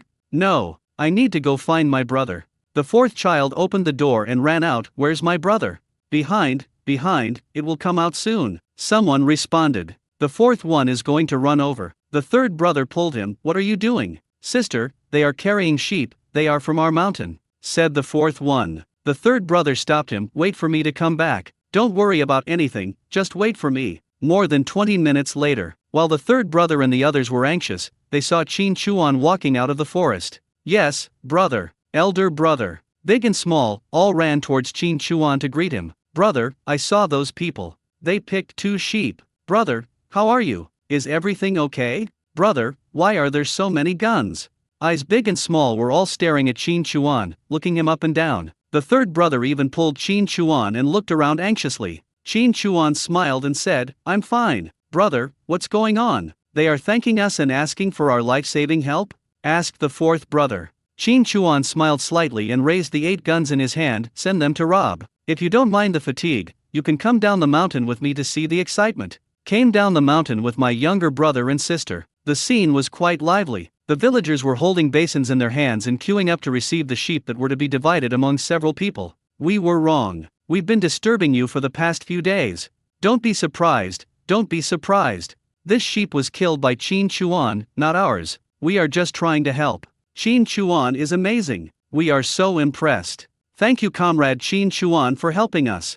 There is no one in the village who is not confused, can't figure out the situation. Qin Chuan threw the gun to the ground, took his younger brother and sister to that station, and without saying anything, watched them divide the sheep. Just like that, several people looked at him with fear in their eyes. Chu Gang shrank his neck, not daring to look at Qin Chuan at all, and his whole body was shaking. How big can 2 sheep be? Even if we take out their entrails, only one family can get a share. Watching them split up, in front of the whole village and everyone, Qin Chuan said calmly, here is the gun, I want the bullets, is that okay? No, no. I still say the same thing. If you want to come to Wangjiazhuang Mountain again, you must inform me in advance. Without my permission, you will bear the consequences at your own risk. Do you understand? I understand. I understand. No. After saying that, I didn't give a good face. After glancing at a few people, he took his sister and walked up the mountain. Everyone saw it, although they didn't understand why, but one thing was clear. Qin Chuan took care of all these people. Humble. Looking at the frightened look on his face, he is even more frightened than a mouse seeing a cat. Brother, great. Brother, you are the best. On the way up the mountain, little Lao Kai rode on Qin Chuan's neck, his little hands waving, and his young face was full of innocence and happiness. I don't know what my brother did, but the way they didn't dare to breathe while talking, there are only 2 words to describe it. Awesome. 7th brother, come down, stop bothering me, I'm tired. Fine. Qin Chuan smiled and shook little 7th. The 7th brother held Qin Chuan's face and made faces at the 3rd brother. Ride the neck. Only at this time can she still stick to it. If it gets bigger, she won't be able to ride it even if you ask her to. Brother, how did you deal with them? And you even confiscated their guns? The 4th brother was curious. Qin Chuan glanced at him and said, being too curious is not a good thing. Especially when it comes to outsiders, ask less, observe more, and watch your mouth. Brother, you are not a stranger, said the 4th brother. Qin Chuan said, when I'm not around you anymore, you'll spend more and more time away from me. You'll be exposed to new environments and meet new people. You won't be faced with ice and snow and mountains and forests as soon as you open the door. You won't be interacting with animals in the mountains and forests anymore, but real people. Beasts are ferocious and dangerous, but humans are even more dangerous. Don't be impulsive, be cautious when speaking, and be careful when judging people. The 3rd brother looked at Qin Chuan. Brother, are we going into the city? Qin Chuan nodded slightly. Yes, the day after tomorrow. The day after tomorrow? So fast. Why do you all look like that? Don't you want to go? Qin Chuan asked. I want to go, wherever my brother is, that's home. It just feels a bit sudden. I didn't expect that we are really going to the city so soon. I originally thought that it would be next year at the latest, said the 3rd brother. Qin Chuan looked at the others. What about you? I want to go. I haven't lived in the city yet. The 4th child recalled and said, I have only been to the city once, it seems like it was 4 years ago, Dad. Everyone was silent. When it comes to parents, that is the pain in everyone's heart. Qin Chuan stroked Lao Liu's little head. Lao Lu, what about you? Can I go to school? Brother, What is it like to go to school? Lao Lu said. Qin Chuan smiled and said, there will be many friends of your age, and there will be teachers to teach you. You can study when you should study and play when you should play. I want to go, said Lao Lu. Where is Lao Wu? Qin Chuan asked. Lao Wu scratched his head and said, I listen to my brother. Wherever my brother is, I will be there. Qin Chuan smiled again and shook little Seven on his neck. What about you? Don't want to go? Don't want to go to school? Little Seven was originally sulking, but after hearing this, he chuckled, I'm willing. There's someone to play with. Where's Sister Zhang Ou? Are we going to live with her? We don't live together, but you can see each other from time to time, Qin Chuan said. Xiao Laokai raised his hand, okay. Qin Chuan smiled and said, okay then, we'll tentatively set off the day after tomorrow. Back home, Qin Chuan was taking a hot bath when he heard the sound of ding-dong outside. Come out and take a look. Good guy, really good guy. Brothers and sisters, please take down the light bulbs, solar power generation and other things. They packed up their things so quickly that they really wanted to move the wooden house away. What are you doing? Brother, you have to take everything with you when you go into the city. No, except for the clothes and these wolf skins, everything else stays here. All of them? Bro, we're not here, what if they get lost?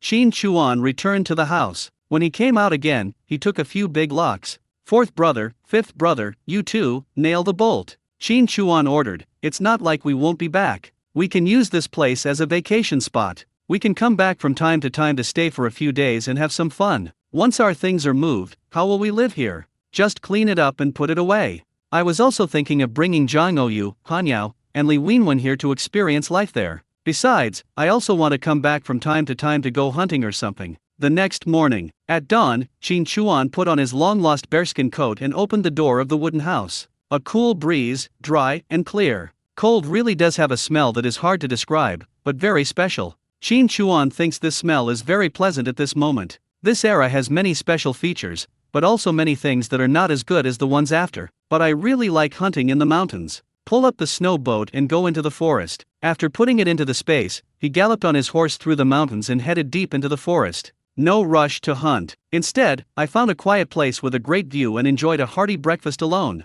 After eating, drinking, and having a full experience, with a wave of the hand, 16 wolves were released. 4 horses with muzzles and 12 pups. Good. 2 females gave birth, one to 7 and the other to 5. The little guy had been living in a hole in space since he was born and had never seen such a vast world. As soon as he came out, he ran around everywhere and rolled in the snow. And the 4. One of them lowered its head and hummed, while the other stared at Qin Chuan, and the wildness in their eyes showed. It wasn't released before, but now that there are cubs, the 2 horses' maternal instinct to protect their cubs comes out, and their violent wildness also appears. The one that lowered its head and grumbled had no place here, so Qin Chuan just pressed its head. As for the one that stared at him, Qin Chuan pulled its muzzle hard, which made it lower its head, turn over, and reveal its belly. He then patted it and that was it. As for the remaining 2, he was slapped in the face one by one, and he started to cry out and then crawled on the ground. Animals are animals, they are wild and hard to tame, but they also have memories. It's just that they will challenge the authority every once in a while,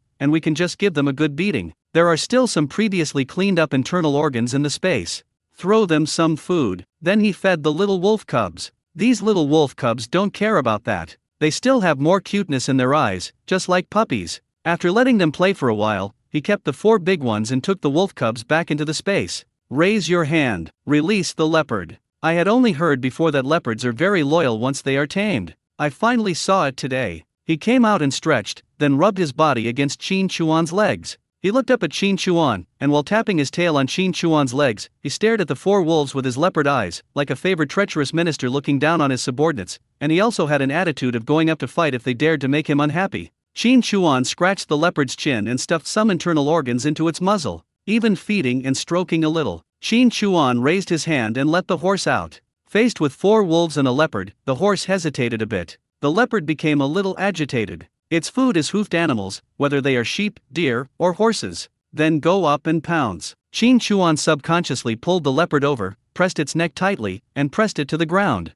Then, I felt surprised and astonished at myself. Damn, I am so strong? Although there is the charm of a leopard's loyal submission in it, the force of that restless pounce was quite strong, and I was able to pull it back. If this force were to fall on a human, I'm not exaggerating, even a fat man weighing over 200 pounds would be knocked down by me in one go, right? Then he boldly grabbed the leopard's neck and lifted it up. The leopard isn't that heavy. Those weighing over 200 kilograms are considered big ones. Originally, Qin Chuan was really a little scared of this thing. At this moment, it felt like he was playing with a bigger cat. It's not that this beast is weak, it's that I've become stronger. 8-pack ABS and a body full of muscles are really not decorations or showpieces. Get on the horse. Pulling the reins, Xiaobai led the way and started looking for prey. Wolf on the left, leopard on the right. Occasionally they jump out and I let them play. One morning, 2 wild boars, 1 male and 1 female. The mother brings the cubs. He took out 2 wild boars that had been captured previously from the space, shot them to death, drained their blood, and stored them in the space. The newly captured one became new productive force. A Sika deer. The antlers on the head are so majestic. A pair of antlers were cut off and stored in the space. Xiaobai caught 2 sables and brought them back. Now in this space, there are several litters of sable cubs, forming a group. After raising them together, I found that there was no problem. I couldn't tell which one was caught first. I just threw them into the pit and no longer rubbed them carefully as before, or forced them to pair up. Standing on a high place, riding on horseback, I looked at the beautiful scenery of the mountains and forests. After putting the wolf and the leopard into the space, he pulled the reins and went back to the cabin. He also harvested a few pine trees that looked good. The production of Ganoderma lucidum and matsutake mushrooms in the space has been quite encouraging, so he wanted to expand the scale. Before leaving the forest, they just put the 2 wild boars on the snowboat. I didn't ask the third brother to deal with it specially. Apart from leaving a little food, the rest of the grain, meat, fish, frozen vegetables and fruits in the house were all loaded onto the sled. I took my younger brother and sister and went down the mountain. As soon as everyone heard that Qin Chuan was going to distribute the meat to everyone, the whole village became lively. Yesterday it was mutton, today it was pork, and there is also grain. What kind of day is this? Everyone was so happy that they weren't even afraid of the cold. It seems that the people are almost the same. Qin Chuan stood at the front and clapped his hands. The new year is coming soon. I promised before that every household would have meat to make dumplings during the new year. Today I am here to fulfill my promise. I have 2 wild boars, each weighing over 200 kilograms. I guarantee that everyone will have a share. But then again, each part of the pig is different. Let's start from the pig's head and work our way down. If you want the front part, then go forward. If you want the back part, then stand back. Whoever you touch will get the part. Don't be picky, okay? Also, after the 3rd and 4th children in my family received the meat, the 5th, 6th, and 7th children received some grain, vegetables, fruits, and fish. These are just a token of our appreciation. Happy New Year to everyone in advance. They said a few words, all with smiles on their faces, and responded with kind words as if they were free. Qin Chuan smiled and said, "Third brother, 4th brother, start dividing the meat."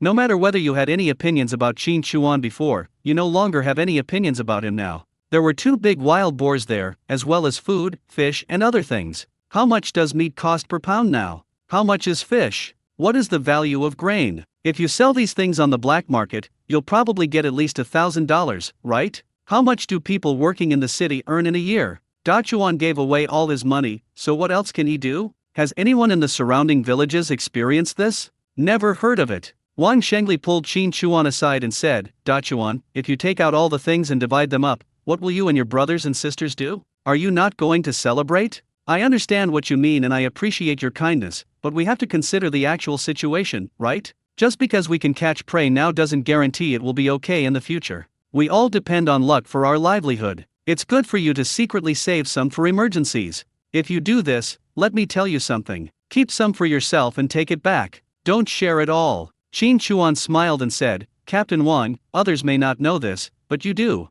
I am still a salaried person now." "That's true, but you have 5 younger brothers and sisters to support," Wang Shenli said. Qin Chuan smiled and handed him 2 packs of Phoenix cigarettes. "I was able to hunt because of your trust in me at the beginning, Captain Wang. I didn't prepare anything special. Don't be disgusted by these 2 packs of cigarettes, keep them for yourself." "Dachuan, what are you doing? Keep it. You are a child who values friendship."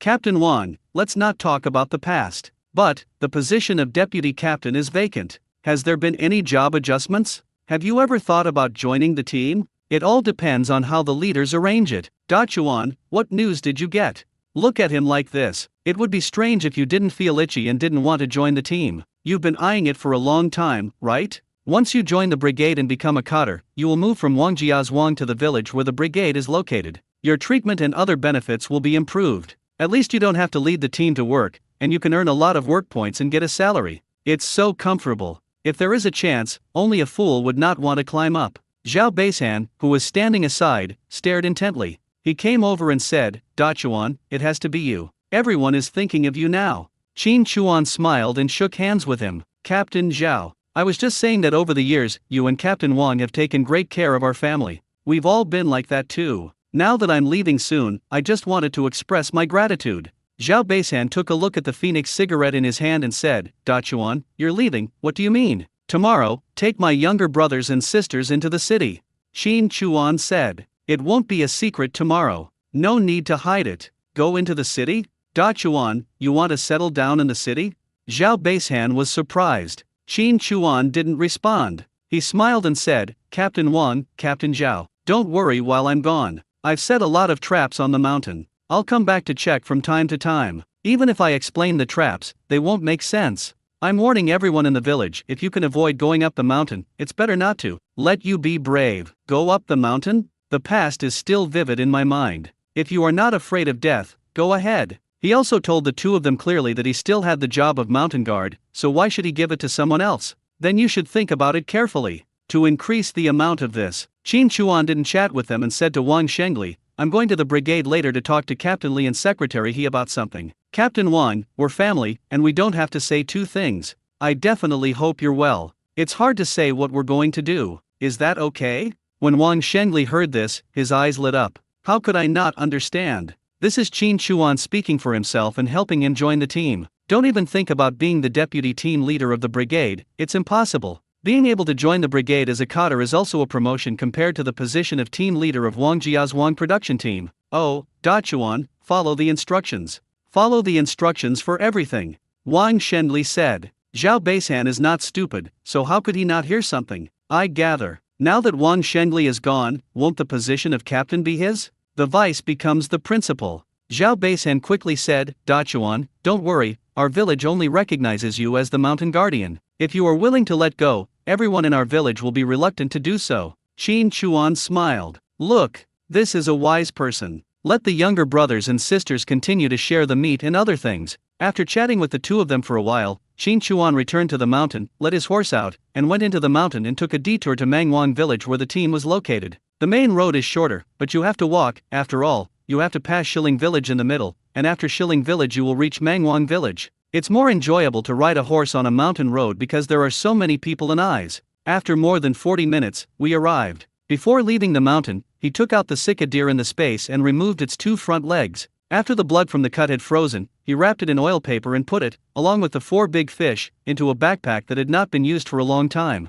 Arrived at the team location. There were several people coming in and out, and I didn't know what they were busy with. Maybe it's just a waste of time. However, it must be said that the brigade is different from the production team. In the winter, the workers do not go to work and just stay at home, but the brigade workers have to be on duty and follow instructions from above through the only landline at any time. They also prepare for the production work of each production team in the spring, such as seed distribution. In addition, the brigade has pigs, chickens, cows, horses, and donkeys to serve. Each one is more valuable than a human being and they are all collective assets. To put it bluntly, these animals sometimes eat better than humans, especially during breeding. People can't eat eggs, but they can. The breeder didn't dare to rub the eggs whole. Another thing is political and ideological work. In the middle of winter, we would call the cadres to a meeting and convey the information layer by layer. Who are you? Who are you looking for?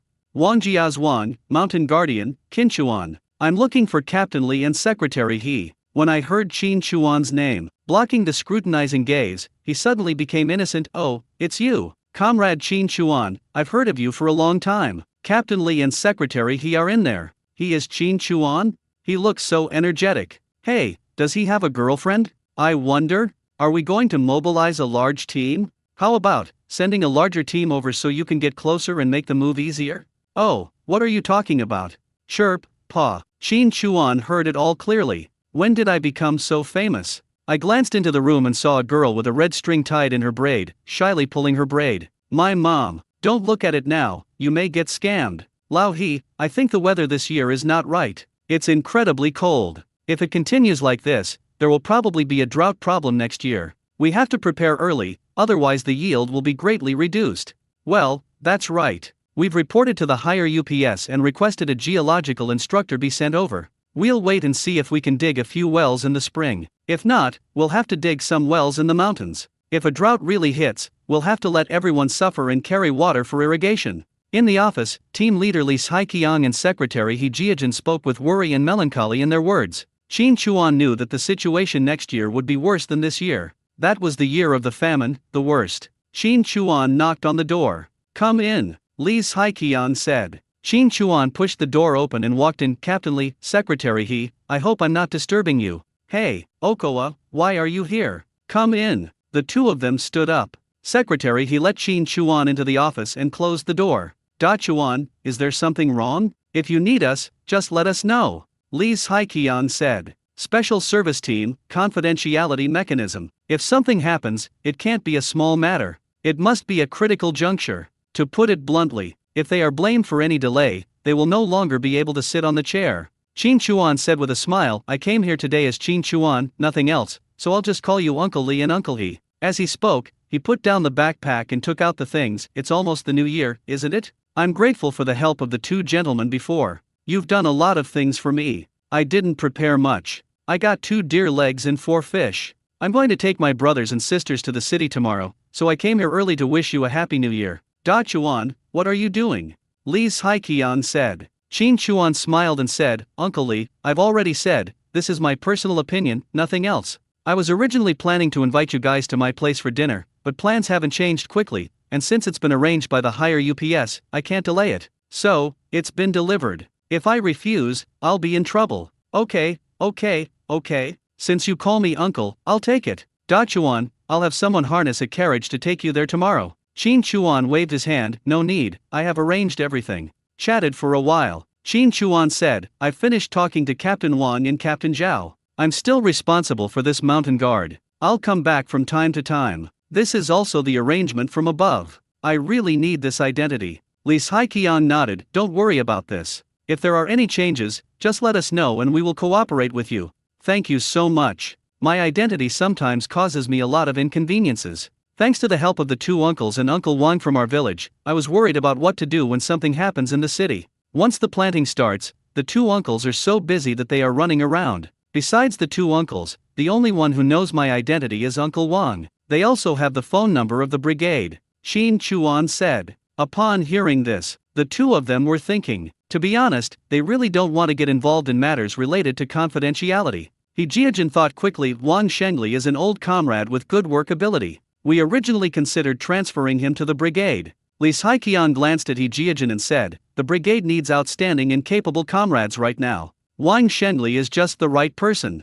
This time I came to Manhwa village for 2 things. One is to express gratitude sincerely. Although the household registration transfer was ordered by the higher UPS, the 2 of them had to run around a lot to implement it. For them, it was already a ready-made thing, so they had to express their gratitude no matter what. They couldn't just ask others for help for free without mentioning it. With the new year approaching, it was only natural to give them some small gifts. Another thing is Wang Shenli's transfer. Even if he entered the city, there was no guarantee that something might happen in his hometown, so he had to come back and do them a favor, so that things would be easier to handle in the future. No matter how bad the situation was, Wang Shengli and Zhao Beisan would have to wonder in their hearts, with his identity as a mountain guard, how could they dare to do anything to him? For me, it's just a casual remark, not a big deal. The brigade and production team system will continue for another decade or so. For the people of a certain area, he is the official who is their parent. The Manhwa Village Brigade and the Wangjiazhuang production team both have their own people, which is better than having no one. With the arrangements back home, everything is basically safe.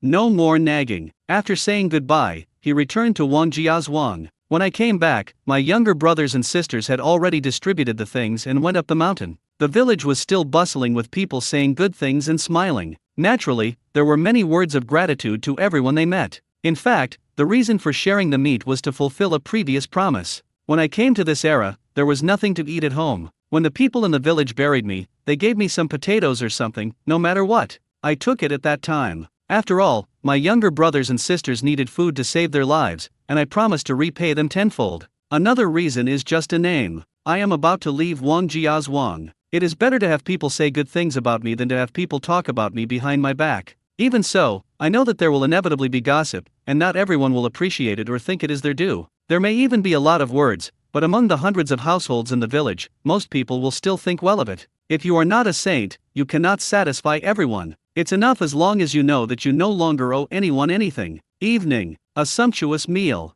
A lot of variety, but not much quantity. Before distributing the things to the villagers, I kept some of everything. I was leaving tomorrow, and the main reason was that I didn't want to waste anything. It would be a pity if I couldn't finish it. After living through the hard days of hunger, not wasting food was ingrained in my mind. Except for the sixth and seventh brothers, everyone else poured some wine. While the third brother was eating, his eyes kept looking around the house. I know that my brother went to the city because he wanted everyone to be well, but I couldn't bear to see him leave like this. Qin Chuan saw it all. Without saying anything, he just raised his hand, grabbed the third brother's wrist and squeezed it gently. "Brother, I just want to imprint everything in my mind, I'm afraid of forgetting it." The third brother said this, his eyes slightly red as he continued to look around. Qin Chuan smiled, stood up and walked towards his room. "Sister, we are not coming back. I will tell you. If you want to come back, you can come back." The fourth brother comforted her. "Yes, sister." Lao Wu responded. Between words, Qin Chuan came back with a camera in his hand. After sitting down, holding the camera high, "Come, let's take a group photo." Click, click, taking pictures. That's like a dinner party selfie. Qin Chuan then handed the camera and 2 new rolls of film to the third brother. "Take pictures wherever you want to remember, take pictures wherever you want."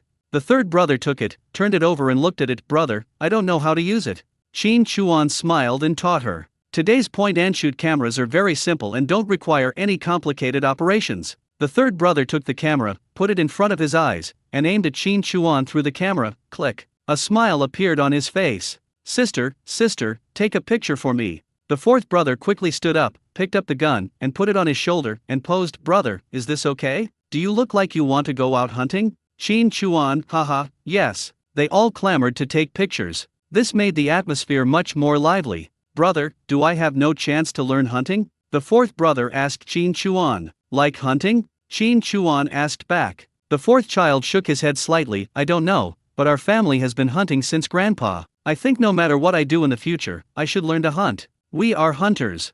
Qin Chuan listened and a slight smile appeared on his face. "This is a good point, don't forget your roots." Qin Chuan raised his hand and patted his shoulder. "When you miss this place, let's come back and stay for a few days. Then I'll take you into the mountains and let you experience it." The fourth brother smiled and said, "That's fine." After dinner, Qin Chuan said he would go into the city and come back to pick them up tomorrow morning. After giving some instructions, he went down the mountain. After leaving the village, he took out the car from the space, drove into the city, and came to where the ice flower girl was. "This girl is going back to Shijia City tomorrow. If I don't come, won't I be angry with myself?" The ears moved and the corners of the mouth smiled slightly. Han Yao is taking a shower. Last time, she was like this, and this time it was the same. A girl who loves cleanliness. It's always fragrant, good. Same old thing. Enter through the window. The swan necklace that I gave as a gift before was on the table. There was a suitcase next to the table, and next to the suitcase were some Beijing specialties. Everything is packed. A little bit. Han Yao opened the door and walked in. The moment he opened the door, a smile appeared on his face when he saw Qin Chuan in the room. Quickly close the door and lock it. He trotted over to Qin Chuan and threw himself into his arms. "I knew you would come tonight." Qin Chuan smiled and said, "What if I don't come?" "Not coming? Then wait for me to come back and settle the score with you. The main thing is that I know my man will not break his promise to me," Han Yao said. Qin Chuan put his arm around her waist and asked, "How are you going to get home tomorrow?" Han Yao said, "My dad has made arrangements. Someone will come pick me, Tang Hui, and my aunt up tomorrow morning and take us to Shijia City. Don't worry, it's safe." "Of course I feel relieved. Don't you even think about what kind of car is coming to pick you up." Qin Chuan smiled and said, "That's good. I was worried that it would be difficult for you to take it." "What?" Han Yao was a little confused. Qin Chuan pointed to the suitcase. Han Yao looked over and blinked. "What a big pair of antlers. My dad will definitely like it," Han Yao said with a smile. "It's good that you don't despise me," Qin Chuan said. Han Yao pouted slightly. "What are you disgusted with? You saved his daughter's life and my life. What is there to be disgusted with?" Qin Chuan smiled. "Oh, so that's how it is." "What?" Han Yao asked. Qin Chuan said, "So that's why I pledged my love to you." "That's not the case." "What is that?" "You are so bad that it hurts my heart." "How am I broken?" "I won't tell you. Your skills are not strong enough, that's why you went to the heart of the matter, but you didn't even get into my heart. You failed." Han Yao looked at Qin Chuan. I asked you to speak. With one bite, it bit Qin Chuan's neck. Is that a bite? That's so itchy. Qin Chuan smiled and said, did you bite the wrong place? Han Yao patted Qin Chuan with her hand, then stood on tiptoe, put her arms around Qin Chuan's neck and was about to kiss him. Qin Chuan leaned back with a smile. Why do I feel like you called me over here just to eat me? You started before we even said a few words? Are you so impatient? Han Yao glared at Qin Chuan angrily and pointed at the necklace on the table. Put it on me again. Qin Chuan smiled and picked up the necklace. Just put it on her. Han Yao jumped up and hung on Qin Chuan. Qin Chuan subconsciously supported her with both hands. Han Yao smiled and hugged Qin Chuan's neck, her feet dangling in the air. You can't run away this time, right? Playing with Qin Chuan's ears with both hands. Her cheeks flushed slightly, like a lotus emerging from the water, and her eyes were captivating. Master, you promised me before that you wouldn't leave tonight, right? Yes. Qin Chuan said. Han Yao caressed Qin Chuan's cheek and fiddled with his lips with her fingers. It's so tempting, what a feast for the gluttons. Qin Chuan smiled, holding her up with one hand and gently shaking her chin with the other. I haven't seen you for a few days, you've become bolder. Han Yao tapped Qin Chuan's nose and said, I deserve to be punished, and I love it when you punish me. Qin Chuan exerted force with his arms and lifted her up. With a slight exclamation, Qin Chuan put his ear to his heart. It's so soft, I can't hear it. Chakal. The next morning. Ding ding. Yao Yao, it's getting late, are you up? A young man's voice came from outside the door. But, not Tang Hui. In the bed, Han Yao, who was resting her head on Qin Chuan's shoulder and hugging Qin Chuan, moved her head lazily, looked up at Qin Chuan, then closed her eyes and hugged Qin Chuan tighter. She said to the door impatiently, no, wait downstairs. Okay, don't worry, take your time to pack up. Came the response from outside the door. Qin Chuan raised his arm slightly and moved Han Yao's head. Chasing you. How did you guess that? Han Yao asked. Qin Chuan said, your auntie allowed him to knock on the door, which means they are very familiar with each other. She calls you so affectionately, which means they have a special relationship. There is also a hint of licking the dog in it. It's impossible to say that she doesn't have any thoughts in her heart. Han Yao smiled and said, I really can't hide it from you. Are you jealous? Not bad, Qin Chuan said. Han Yao shook Qin Chuan and said, what are you good at? This guy is 6 years older than me and is at the deputy regimental level. He is a high-ranking young official and one of the ones my father likes. Oh my, there is still one, Qin Chuan said. Han Yao smiled and said, I am yours, no one can do anything to me. Qin Chuan smiled and said, is your father forcibly tying up the mandarin ducks? It's my own business, and I have the final say. No one else can do anything without my approval. Han Yao raised her head and looked down at Qin Chuan. The man I chose is the one I want. I will be back after the 15th day of the first lunar month. Han Yao is neither anxious nor hurried. He got water for Qin Chuan, helped him wash up, and cleaned him up with his own hands. She gave him a sweet kiss and was a little affectionate before she let Qin Chuan go. After leaving, Qin Chuan went directly to the general administration. Director Zhang, I want to borrow your car. Qin Chuan went straight to the point. Zhang Wanli smiled slightly. Are you moving everything here today? Well, everything has been sorted out at home, Qin Chuan said. Zhang Wanli nodded slightly, stood up, and walked out of the office. He called someone in the corridor, gave some instructions, and then walked back to sit down at his seat. Have a good new year with your brothers and sisters. You will be busy after the new year. Another mission? What did you find out from those people you arrested? Qin Chuan asked. Zhang Wanli waved his hand and said, after the new year, you have to report here and go to the academy to study. This matter. Just study what Mao wants and get the diploma. Isn't it just about getting a result? It is simply impossible to just stay in the academy honestly. But of course, I won't say this out loud. That's fine, easy work. Qin Chuan smiled and said, Director Zhang, have you found anything? Speaking of this, Zhang Wanli frowned slightly. There are a lot of things involved, and things are a bit complicated. You don't have to worry about the rest of this case. If you are needed, we will talk about it. Where are the drugs? Have they all been seized? Qin Chuan asked. Zhang Wanli nodded slightly. These beasts have really harmed many people. Many families have been broken apart. Just said a few words. It was pretty much as expected. No matter those girls were forced or not, or were hiding gambling or transporting drugs, it was an indisputable fact that they were all committing crimes. Depending on the circumstances and the severity, there would be some sentencing, but they would most likely not be shot. As for the rest, they would all be saved and would be shot. There is no such thing as this or that now, and many aspects are simple and crude. Those who accepted bribes were not sentenced to a few years in prison like they would be in the future. Making mistakes in their current ideological awareness is serious enough. Those who engage in speculation are punished severely, let alone this. Someone brought the car keys. Qin Chuan asked a few questions and knew through his telepathic hearing that he had to do everything without any omissions. There is no more to say. Qin Chuan picked up the car keys and jokingly said, "Director John, will your salary be deducted for using the car?" "What? You don't need to deduct it anymore?" Zhang Wanli said. Qin Chuan smiled and said, "Then I have to behave well and find a way to make up for it in Zhang Hall? You kid, go quickly." "Okay." Downstairs, an old jeep with a cloth roof. Qin Chuan really doesn't like this car, especially the spring seats. If you don't understand, you'll hit the basket. It's far less comfortable than Du Yunfan's old car. At least the seats are leather. But on the surface, being able to drive the car is already quite good. Isn't it better than driving a horse-drawn carriage, donkey-drawn cart, or mule-drawn cart to bring my younger brothers and sisters to the city? I drove to the hospital entrance, handed in my approval slip, and showed my action team credentials. Although it has not been officially reported yet, the certificate is still valid. Let it go directly. After driving out of the General Administration compound, I first went back to Miyazuki Street. The car just stopped at the door. Many people in the neighborhood looked over here. After all, these days, bicycles are a symbol of status, let alone cars. I used to hear that someone had settled down on the second floor,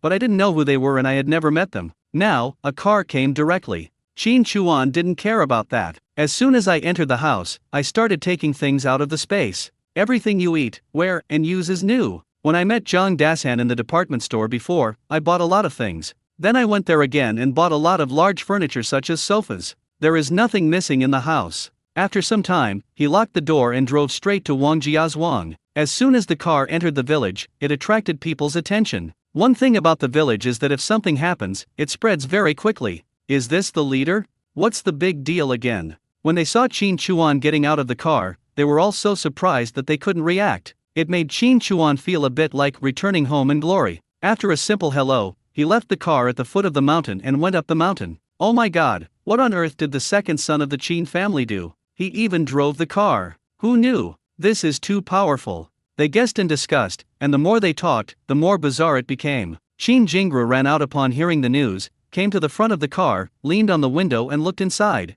This is driving a car? She has been living in her second aunt's house and has never been back. She has been looking for opportunities to contact Qin Chuan, but she has never gotten one. Yesterday when the meat was distributed, she did see Qin Chuan, but Qin Chuan was either talking to this person or that person, and then disappeared. She tried to get close to the third brother in a flattering way, but the third brother just smiled and said nothing. The fourth to seventh brothers just don't like her at all. So, she knew nothing, and when she saw the car, she just felt like she was about to lose it. Qin Chuan came to the wooden house with the things he had prepared earlier in his hands. Entering the house, I looked at my brothers and sisters busy packing up and looked around. How is the packing going? Brother, everything is ready. I listened to you and didn't bring anything else. Just these wolf skins and some clothes, said the third brother. Qin Chuan nodded and handed her a big bag. Here are your clothes. Change them. Wearing animal skins in the mountains is okay, but once you get into the city, you'll see everything is animal skins, which is just weird. Coats had been prepared for them long ago. Replaced all. Qin Chuan took his brothers and sisters, took some things, and went to the grave. They placed the things on the table and knelt before the grave. Dad, Mom, Big Brother, I'm going to move to the city with my brothers and sisters. I'll come back to see you often. The new year is coming soon. I sent you some money. Don't be reluctant to spend it. I hope your spirits in heaven will bless everyone in our family and keep them happy and healthy every day. I talked a lot. Qin Chuan raised his hand, held the third sister's face, and wiped the tears from her face with his palm. Let's go. The third brother responded in a low voice. Back to the cabin. Qin Chuan took out the couplet and gave it to the third child. Take the sixth and seventh children and put up the couplet. He took out firecrackers and gave them to the fourth and fifth brothers. Hang the firecrackers at the door. After setting off the firecrackers, we will go down the mountain directly. When posting couplets, Wang Shengli, Zhao Beisan, and some other people went up the mountain. Captain Wang, Captain Zhao, and everyone else, why are you here? Qin Chuan said. Wang Shengli said, you're going into the city, so I have to see you off and help you move things. What's there to give us? It's not like we won't be coming back. Qin Chuan said with a smile. He said so, but he didn't refuse. It's all about the heart. After the couplets were posted, Qin Chuan took his younger brothers and sisters to the front of the wooden house and asked Wang Shengli to help him with the camera to take a family photo. A little firecrackers. After a crackling sound. Take your things and go down the mountain. Brother, wait a minute, said the fourth brother. What's wrong? Qin Chuan asked. The fourth brother didn't respond. He ran to the first wooden house and knelt down in front of it. Thank you for sheltering us from the wind and rain for so many years. Thank you. The third, fifth, sixth, seventh, they all ran over. They all knelt on the ground and kowtowed 3 times to the wooden house. Qin Chuan walked over and looked at the wooden house. He didn't have any deep feelings for this place like his younger brothers and sisters. If he had any, it only came from his original memories. He bowed towards the wooden house. The fourth and the others stood up. Qin Chuan patted his shoulder and said, "Let's go." When we got down the mountain, we saw a group of people gathered around the car. Da Chuan, are you moving to the city?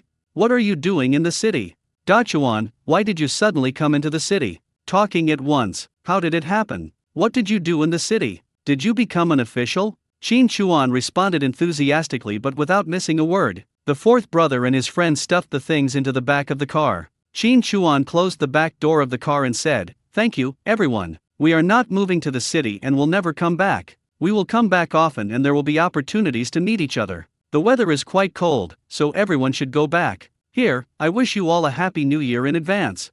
He bowed to everyone around him and said to Wang Shengli and Zhao Beisan, "Captain Wang, Captain Zhao, let's go." Wang Shengli pulled Qin Chuan and said, "Da Chuan, drive slowly. If you need anything, just let me know." When we were going down the mountain, he said that he had received a notice from the team that we would go to Manhwa village after the new year. What a thank you. Zhao Beisan was also very happy because he could be promoted from deputy to full-time. Okay. Qin Chuan responded and asked his younger brothers and sisters to get in the car. The moment he opened the driver's door, a pair of hands rushed out from the crowd and pushed directly against the door. Qin Chuan was startled. Qin Jingra tilted her head and stared at Qin Chuan. "When will you come back to pick me up? I want to live with you." All around is quiet. What's going on? When did they get together? Did she give her body to him? Qin Chuan smiled. This woman is trying to force him to abdicate at the last minute? I haven't said a few words to you yet, and you keep doing this over and over again. You want to go into the city and find your sister instead of targeting me, Qin Chuan said as he was about to open the car door again. Qin Jingra was determined. "You've already treated me like that." There was an uproar. That's the case, it's inevitable that people will think that way. The third brother pushed open the car door and got out. He walked up to her and slapped her in the face. "Do you have any shame? What happened? Where is it? Can you tell me the truth? You're so persistent with my brother. I should just ignore you, but you're still pushing me like that. My brother doesn't hit women, I do." Qin Jingra covered her face and said, "You dare to hit me?" The third brother pointed at her and said, "You are shameless. Our family wants you to be with us. If you dare to ruin my brother's reputation again, I will slap you in the face." "Good. Great. So fucking relieved." Lao Wu clapped his hands. Why? It was Qin Jingra before, talking about his brother and scolding his sister. Although Wu Dazhuang was dead, he always remembered this account and hated Qin Jingra very much. Add to that Qin Weiru, the future sister-in-law who abandoned her brother and married a foreigner from a wealthy family just because she wanted to move to the city. Although that was her choice and we can't say she was right or wrong, the faces of these two sisters are too disgusting. Seeing that her brother has become better and more capable, she becomes so close to him, so dependent on him, and so clingy. Jump straight at me. Is it cheap? Others may not know what kind of person he is, but my family can see it clearly. To put it bluntly, even if he is willing to pay for her, our family doesn't want him. Are you still doing this now? Our sister-in-law Zhang Ou is 100 times more beautiful and 100 times better than you. My brother doesn't want Zhang Ou's sister-in-law, he wants you. What the fuck is this? You're putting the blame on my brother in front of everyone. I deserve a slap in the face for that. While clapping, the fourth and fifth brothers stepped forward and protected the third brother behind them. The men of the Qin family are here, we are not afraid of a fight. If you want to hit my sister, you will have to beat us to death. Little Seventh was still young, and the adults were talking, so how could they notice her? She squeezed in between Qin Jingra's thighs and kicked her legs. "I told you not to call my sister a slut, and to call my brother a gigolo. You're so annoying. I'll kick you, kick you, kick you." Qin Jingra had already been slapped. "This kid, you hit me? I'm so angry." Pressing Xiao Laokai's head, he pushed it aside with force. Her hand just landed on Xiao Laokai's head. Qin Chuan grabbed her wrist, twisted it hard, and then pushed it to the side. He said with a sullen face, "I'm warning you for the last time. You'd better not mess with me." Qin Jingra grinned and started to howl. Wow, you have no conscience. I like you so much, and you treat me like this? And you hit me? Bullying, too much bullying. Is there anyone in charge? Are they just watching them bully others? Captain, what are you doing? Just standing there watching? I've been beaten. Wow, wow. Wang Shengli and the others were speechless after hearing such nonsense. It can't be the same as a little girl, right? Well, Da Chuan, it's quite cold. Hurry up and take your brothers and sisters to the car. The 6th and 7th children are still young. Don't let them catch a cold, said Wang Shengli. Yeah, Okoa, hurry up and get in the car. It's not like you won't be coming back. Da Chuan, come back often. Look at you, you didn't even tell me when we were dividing the meat yesterday. If I had known, we would have prepared a feast for you and given you a good send-off. We're making dumplings on New Year's Eve, and while we're doing it, we're sending you our blessings. You guys also understand what's going on. It was no secret that Qin Jingru wanted to go to the city and find a man there. You used to scold people, but now you see they can enter the city, and you start to post things again. Who can want it? What a joke. Everyone enthusiastically saw Qin Chuan off, and the leader pushed Qin Jingru to the back. Hey, what are you doing? Why are you pushing me? I'm getting beaten. No, why don't you say anything for me? Qin Jingru was completely confused. However, no one paid any attention. Even if you shout in your ears, he will pretend not to hear you. After a warm farewell, Qin Chuan got into the car and drove towards the village entrance with his younger brother and sister. He reached out of the window and waved behind him. Qin Jingru still wanted to chase him away. However, there are just bodies blocking the way. Until the car turned out of the village and disappeared completely. You all are bullies. You think I'm not from Wangjiazhuang, so you're biased here, right? Qin Jingru was so angry that her braids were about to stand up. Da Chuan is really capable. I don't know what he is doing in the city. Now that we have a car, no matter what we do, it won't be a problem. A powerful figure has emerged in our Wangjiazhuang, so shouldn't all of us benefit from it? Yeah, before, Zhao Lao was so arrogant that he could enter the city. Look at Da Chuan, he brought his brothers and sisters and moved directly to the city. The second kid of the Qin family is amazing. He is the one who can do great things. Everyone walked back with their hands in their sleeves, chatting. Treat Qin Jingru as a completely invisible person. Did you hear me? Qin Jingru asked angrily. Captain, do you know what Da Chuan can't do in the city? Do you know? What does it have to do with you? I'm just asking. Then why don't you ask me what kind of dumplings we make at home on New Year's Eve? What's the filling, Captain? It's stuffed with meat. Da Chuan just sent some meat yesterday. Have you made all of it? Go away, go wherever it's warm. Seeing no one paying attention to her, Qin Jingru grinned. Wow, second aunt, second uncle. You are all bullying me. Bullying me. He ran back home howling. When my second aunt and second uncle heard, oh my goodness, how can we face people in the village? Hey, Jingru, take some of the meat that Da Chuan distributed yesterday, so that your family can make dumplings for the new year. I would rather sacrifice my flesh than drive people away. Qin Jingru twitched and looked at the two of them. Are you chasing me away? No, it's almost Chinese New Year, so if you take the meat home earlier, it will save your family the trouble. You guys are chasing me. Wow. Running out crying. He came back halfway and grabbed the meat. Wow. He carried the meat, wiped his face, and ran away crying. The second uncle frowned speechlessly and pointed outside the door. Look at this. What kind of a mess is this in your house? I've been living here for so many days, and the food and drinks are all perfect. It's one thing you didn't even say thank you for, but you turned around and said, what the hell is this? What do you mean by your family and my family? Oh, I've lived with you for so many years, and you're so clear about separating from me? What's going on? Do you look down on our family in your heart? What are you talking about? You know what I'm talking about. Today I'm going to have a good talk with you. Bullshit. Just pick up the pipe and leave. Where are you going? You say you're feeling comfortable, but I'm not. Are you avoiding me like I'm in trouble? Is it ever going to end? What if it's over? What if it's not over? Who are you glaring at? Do you still want to hit me? 3 minutes later. Ding, bang, bang, snap, snap. Pots and pans were flying everywhere. It turns out that a rotten fish can spoil not only one pot of soup, but several pots. Jeep speeding. It wasn't this incident that ruined my mood at all. The third sister held the seventh sister in her arms and turned back into the gentle girl she used to be, as if the person who had just slapped someone was not her, but someone else. Brother, when did you learn to drive? Is this what it feels like to ride in a car? It's so nice. The fourth guy in the co-pilot seat was a little excited. The moment his butt touched the seat, he was never idle, bouncing up and down, and the springs creaking. Qin Chuan did not stop him. My younger brother and sister were all riding in a car for the first time. Don't want to spoil the fun. Have you thought it through? Qin Chuan asked. I want to, said the fourth brother. How much do you miss it? Qin Chuan asked again. The fourth one looked at the steering wheel very much. Qin Chuan glanced at him, smiled and said, "If you pass the technical secondary school entrance exam, I'll teach you." "Brother, are you sure?" The fourth brother confirmed. Qin Chuan smiled and said, "When have I ever broken my promise?"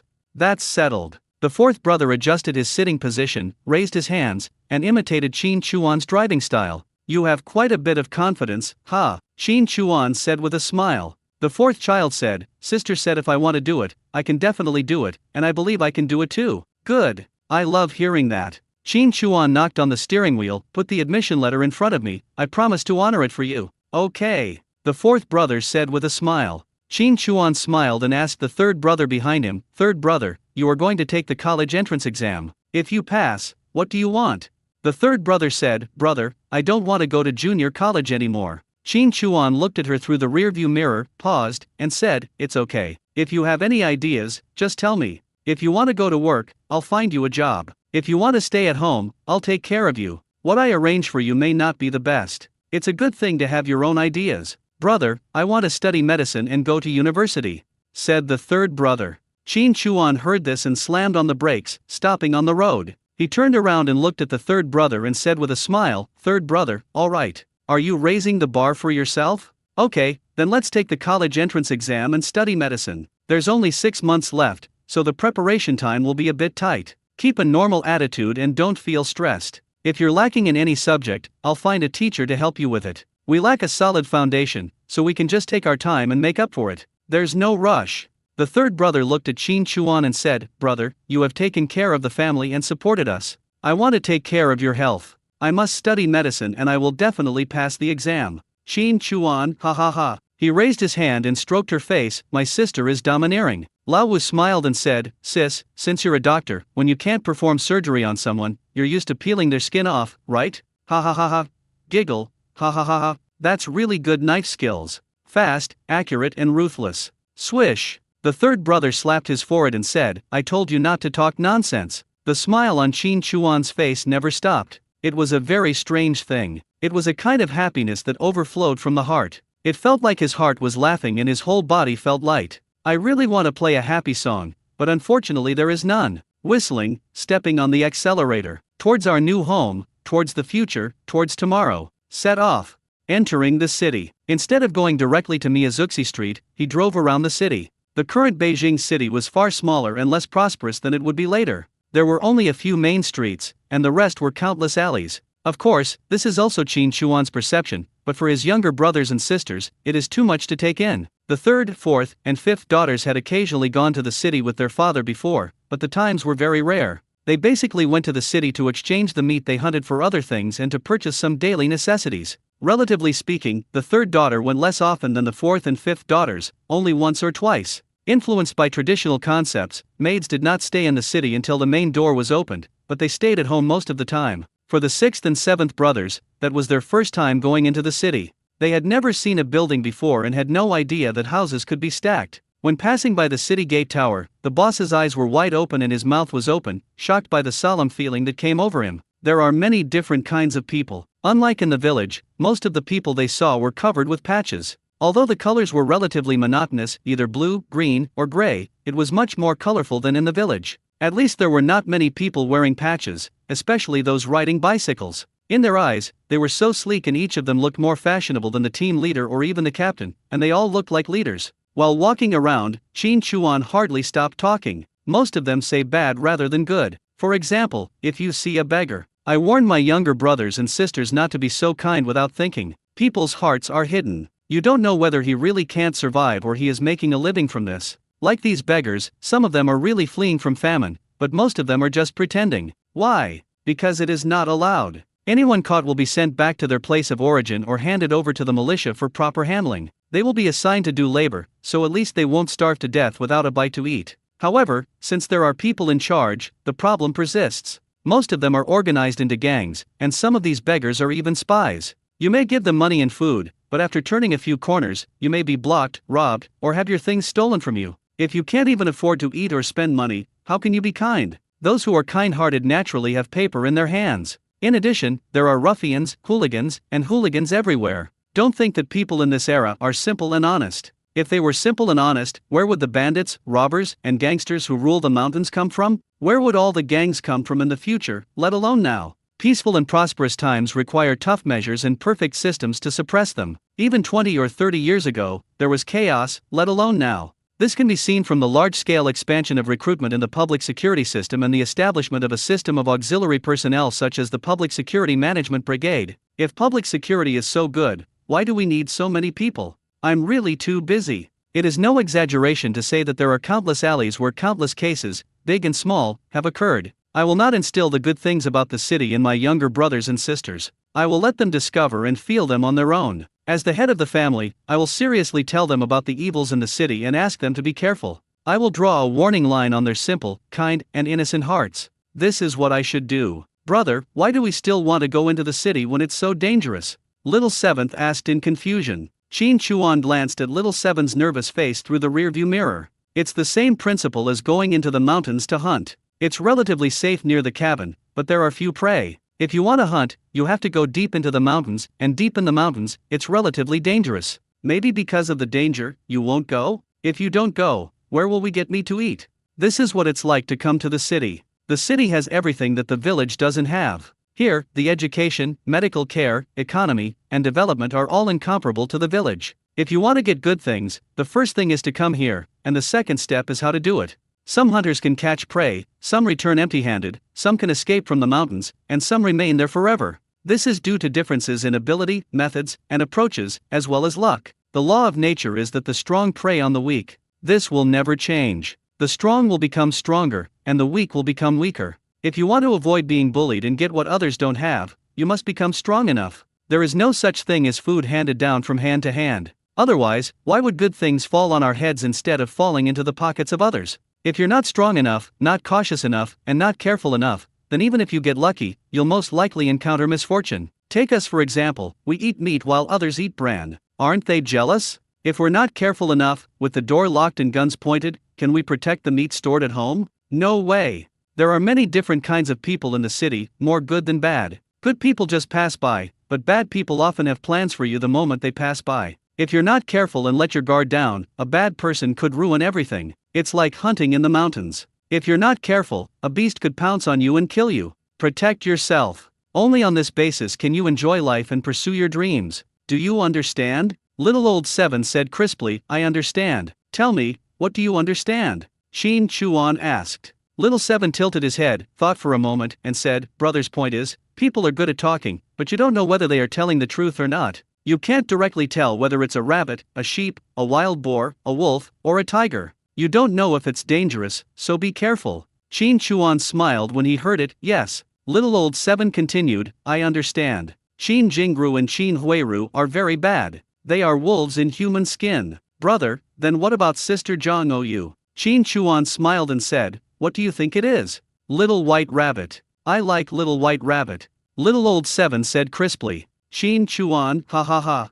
At this time, the seventh child, who was sitting on the third child, jumped up excitedly and pointed outside the car. Brother, Tanghulu. Qin Chuan smiled. I stopped the car and bought a bunch for my younger brother and sister. It's almost around. Go directly to Miyazuki Street. The car stopped at the door, his younger brother and sister got out, and Qin Chuan took the key to open the door. The moment the younger brother and sister enter, wow. I can only say that no matter how good the wooden house is, it is not as good as this place. Apart from anything else, this is my first time living in a building, a small second floor one at that. The living room, kitchen, and bathroom all had flower-patterned brick floors. The wooden tabletops were smeared with some kind of oil, making them translucent and reflective. There was also running water. The toilet was inside the house, so I didn't have to freeze my butt when I pooped. The pots and pans were all new. There were all kinds of seasonings and oils. There was also a small courtyard in the back, with several large vats filled with grain, meat, and frozen vegetables. The second floor has wooden floors and a table by the window where you can sit and look out.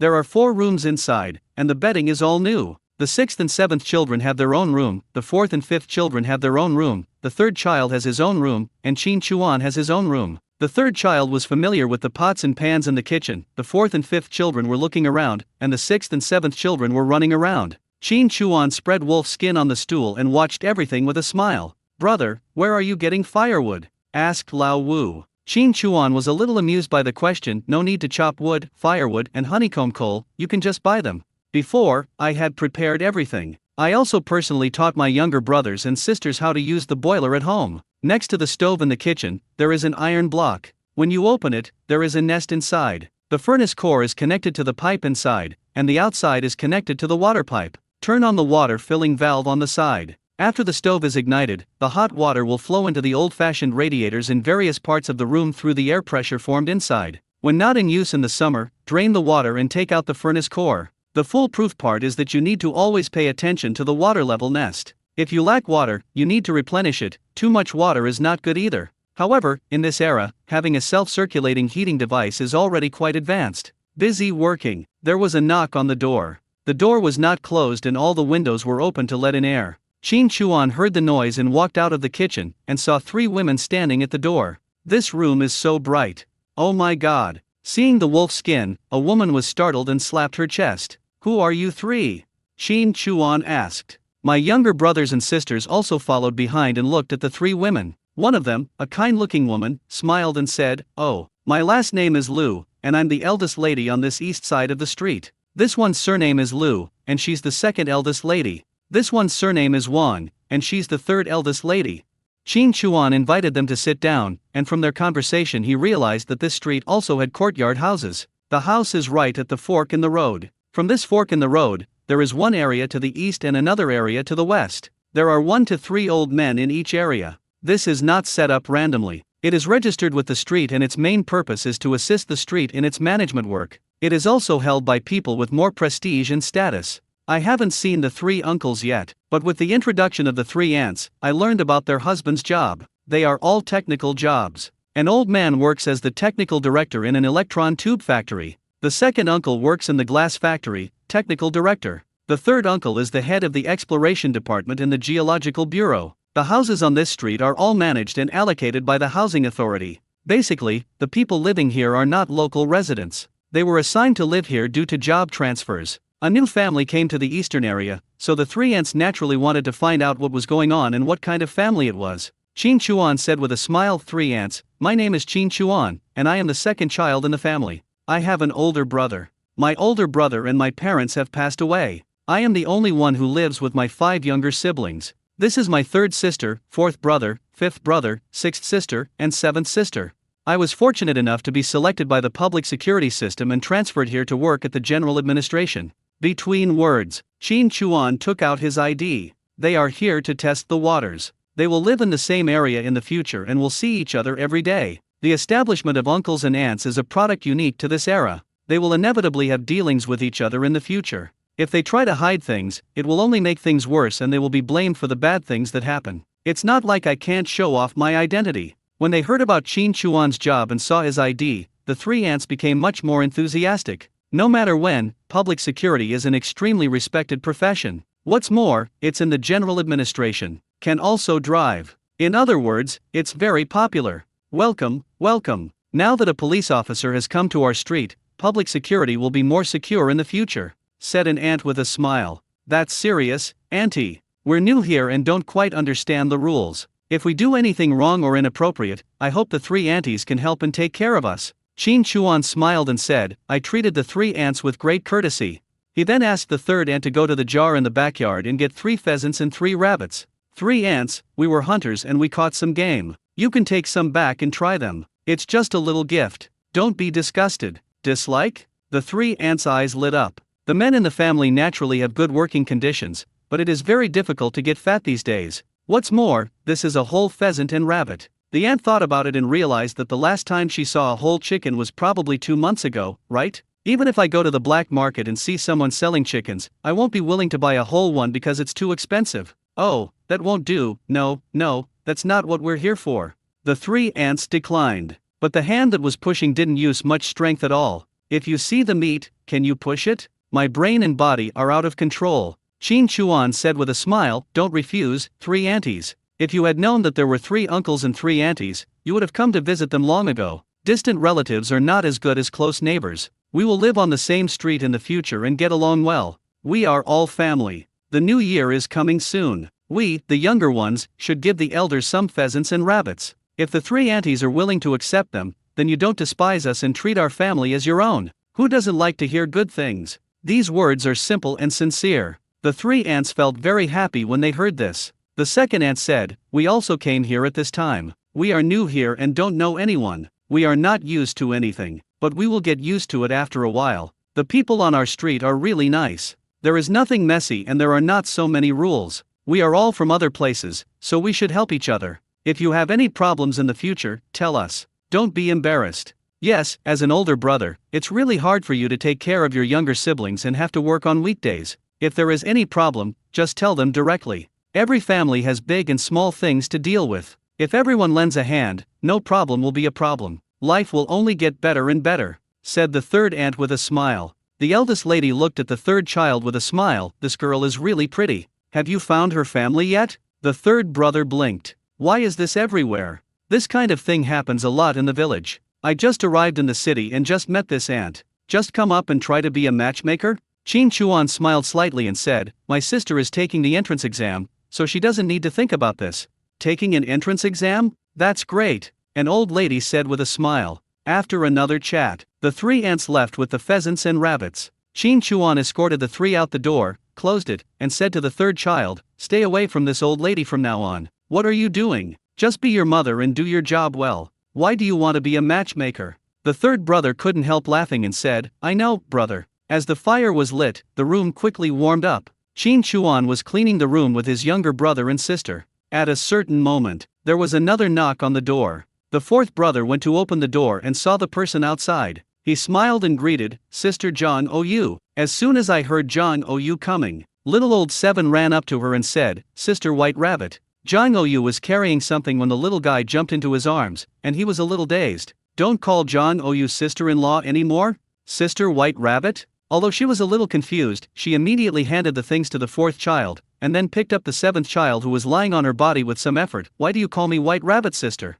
I like you," little old Seven said crisply. Zhang Ou laughed at this little sweet talk, and nudged Xiao Laokai's face with the tip of his nose. Qin Chuan walked out with a smile. "Did you ask for leave?" "Of course, someone said he's moving to the city and wants to treat me to a meal so I can try my cooking." Zhang Ou put little Seven down and pinched her little face. "Look what your sister brought you. Go eat. Furnace fruit or something. In this day and age, they are all just snacks." The younger brothers and sisters all liked Zhang Ou very much and greeted him enthusiastically. He was also very sensible and left the space to Qin Chuan and the other two. Zhang Ou looked around. Qin Chuan smiled and said, "What are you looking at? It's like your first time here." Zhang Ou winced slightly. "Let me see if there are any other girls of yours here. You don't call me sister-in-law anymore, you call me Sister White Rabbit. Did you let her do that? Is it because I can't show her off, or what?" Qin Chuan smiled when he heard this. "I didn't ask you to do that. As for why I call you Sister White Rabbit, you can ask little old Seven.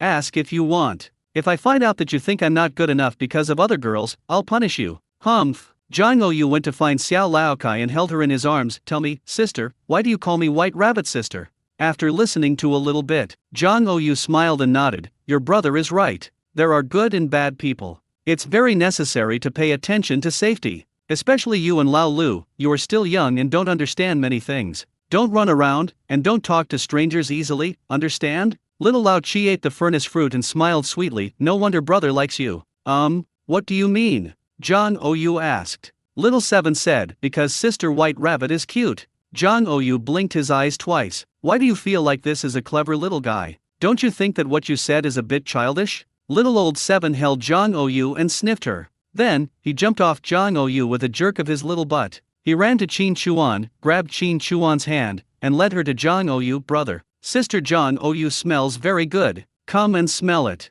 One morning when brother came back, I also smelled the smell on him. Zhang Ou blushed slightly. The third child came over quickly and took the seventh child away. "Help your sister pick some vegetables." Lao Lu came to Jianggu and sniffed it. "Really?" Zhang Ou's face turned redder. The third child turned back and took the sixth child's hand. "You go and help your sister too." The fourth child even asked the fifth child, "What does it smell like?" Lao Wu shook his head. "I don't know." The third brother, fourth brother, fifth brother, "Come and cut the meat." But the third brother is very busy. Qin Chuan smiled and walked closer to Zhang Ou. "Let me smell it." Hiss. Zhang Ou's hand under the table directly twisted Qin Chuan's thigh. Qin Chuan glanced at his brothers and sisters who entered the kitchen. The one who kissed Jang Oyubo was. That sound. Jang Oyu was slapped like a frightened rabbit. What are you doing? Your brothers and sisters are here. What a bold hooligan. Seeing that Qin Chuan was about to do something bad again, he slapped Qin Chuan and pushed him to stand up. I'll help too. Qin Chuan smiled. Looking at the house, looking at the important people in the kitchen, the smile became even deeper. It was after 1 o'clock that the meal was served. Qin Chuan sat in the main seat and raised his wine glass. Come. This will be our home from now on. We don't ask for the boys to become dragons or the girls to become phoenixes, we just want you to be happy, healthy, and safe. We also welcome Sister White Rabbit to be our guest. Little Seven raised his little hand. What's wrong?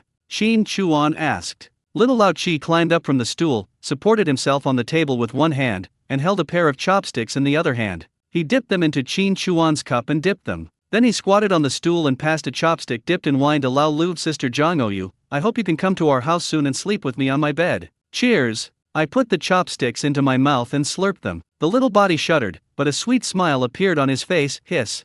With the naughty and clever little Lao Kai around, the atmosphere is naturally cheerful. It's just that Zhang Oyu is a little shy. At around 3 o'clock in the afternoon, Qin Chuan and Zhang Oyu left home. The car is public property and is used for personal purposes. However, you cannot keep it for too long and must return it on the same day, otherwise you will easily get into trouble. Before that, I wanted to send Zhang Oyu back home, and I also wanted to send some meat and fish prepared for Zhang Oyu's family for the new year. 2 sick deer legs, a wild boar rib, 5 fish, 2 pheasants, and 2 hares, all packed in sacks. After a few days of rest, I'll come to see you again and take you for a good walk. Sister Zhang Oyu, hee hee. Little Seven, what are you laughing about? Little old Seven waved his hand. Zhang Oyu bent down. Xiao Lao Kai hugged Zhang Oyu's neck and whispered in Zhang Oyu's ear, I saw brother kissing you. I won't tell anyone, this is our secret. As he said that, he took out a piece of candy and peeled off the candy wrapper. Eat it. Brother will kiss you, it will be sweet. Zhang Oyu blushed. I don't know how to respond to this. Should I eat it or not? But he still opened his mouth and bit the candy that Xiao Lao Kai was holding in his fingers. Qin Chuan's ears twitched. After hearing this, he felt a little amused and helpless. He shook his head slightly and put away the sack of meat in the back of the car. After closing the door, he pretended not to hear. What are you talking about? Study hard and make progress every day. Little Lao Kai raised his hands. Qin Chuan couldn't help but want to laugh. The little brat even blinked at Zhang Oyu. Sister White Rabbit, come again. I will miss you. Zhang Oyu had no idea what to do with this guy, so he could only touch her face and say, I can do that, too. Get in the car. Get out of sight of your younger siblings. Zhang Oyu waved his hand back from outside the car, closed the window, turned his head, and slapped Qin Chuan on the shoulder. It's all your fault. What's wrong? Qin Chuan asked with a smile. Zhang Oyu blushed slightly as she said, from now on, when my younger brothers and sisters are around, you are not allowed to touch me. And you even kissed me? How embarrassing. He is very tight-lipped and keeps the secret for Xiao Lao Kai. It's quite interesting too. Then where do you want me to move? Qin Chuan asked teasingly. You're just a hooligan. Zhang Oyu said so, leaning sideways, one hand interlocked with Qin Chuan's 5 fingers, and the other hand covering the back of Qin Chuan's hand. It's quite strange to think about it. The first time I saw you, you were like a gangster. You ganged up on me left and right, and finally got me. The sheep coat kid from back then also came to the city. It's great. Qin Chuan smiled and looked at her sideways. You are so emotional, do you regret it?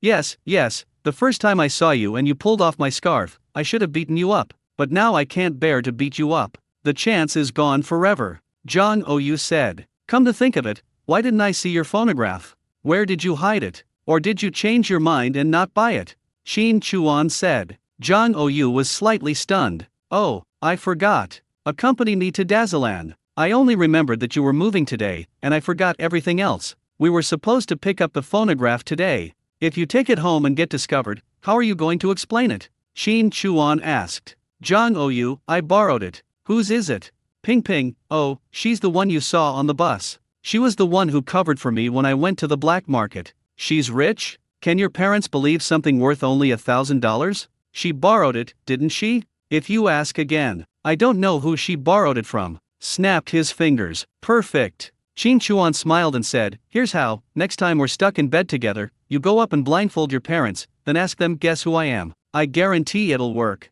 Zhang Oyu narrowed his eyes slightly when he heard this, and looked at Qin Chuan angrily. You said I'm stupid. Qin Chuan imitated Zhang Oyu and snapped his fingers. Perfect. We drove to Dazalan while laughing and joking. What position? Shin Chuan asked. Jang Ou pointed ahead that, Dong Hongji Tea House. Shin Chuan, I didn't think much of it when I first heard about Dashiler. This street is quite long. I didn't expect that Jang Ou bought the phonograph through Li Wenwen, followed behind him and entered the tea house. Jang Ou ordered the Emerald Lily and was directly led into the private room by the waiter. Please wait a moment.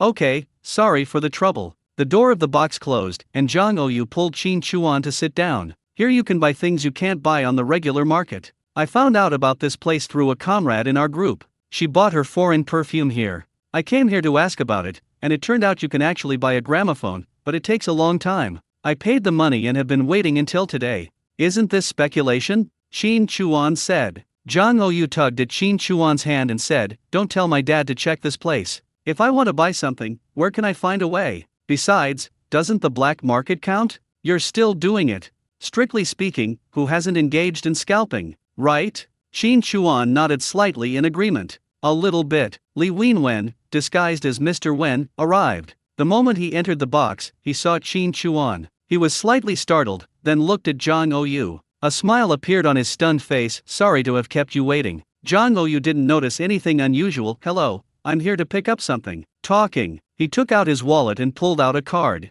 On the back of the card is a pattern of a cup of tea, and on the front is a handwritten string of numbers. After Li Wenwen took it, she looked at the number and thought for a moment, is it a phonograph? Yes. Jang Ou said. Li Wenwen nodded lightly. Okay, wait a moment. He got up and left. After he left, Jang Ou let out a sigh of relief. I was really worried that I'd forgotten about it over time, or that it was unreliable. It seems, this place is really good, just as I heard, very honest. Li Wenwen won't be angry, right? Although he knew that he had another woman, he came right in front of him without any greeting, which was still a bit disrespectful. What's wrong? Jang Ou asked. Shin Chuan shook his head slightly. I ordered the Emerald Lily, but nothing was served, not even a cup of tea. Jang Ou chuckled. Would you like to listen to the song again? Not bad, Shin Chuan said. You're so beautiful. Let's go after we get the phonograph. Jang Ou said. I understand. Let's do the deal quickly. Clever. Not long after, Li Wenwen came back with a suitcase in one hand and a bag in the other. In Shin Chuan's impression, phonographs are all the kind with a big speaker on top, but this one is not. It looks like an old wooden handheld suitcase. When opened, there is a speaker on the top of the suitcase and a place for vinyl records on the bottom. This is easy to hide, at least Shin Chuan thinks that this thing looks like a suitcase. Jang Ou obviously liked it very much and looked at it for a long time. During this process, Li Wenwen looked at Shin Chuan and then at Jang Ou with a smile on her face. Here are 8 vinyl records, the same ones you requested before. Li Wenwen handed one of the bags to Jang Ou. Jang Ou also flipped through it and smiled sweetly. It's exactly what I want, thank you.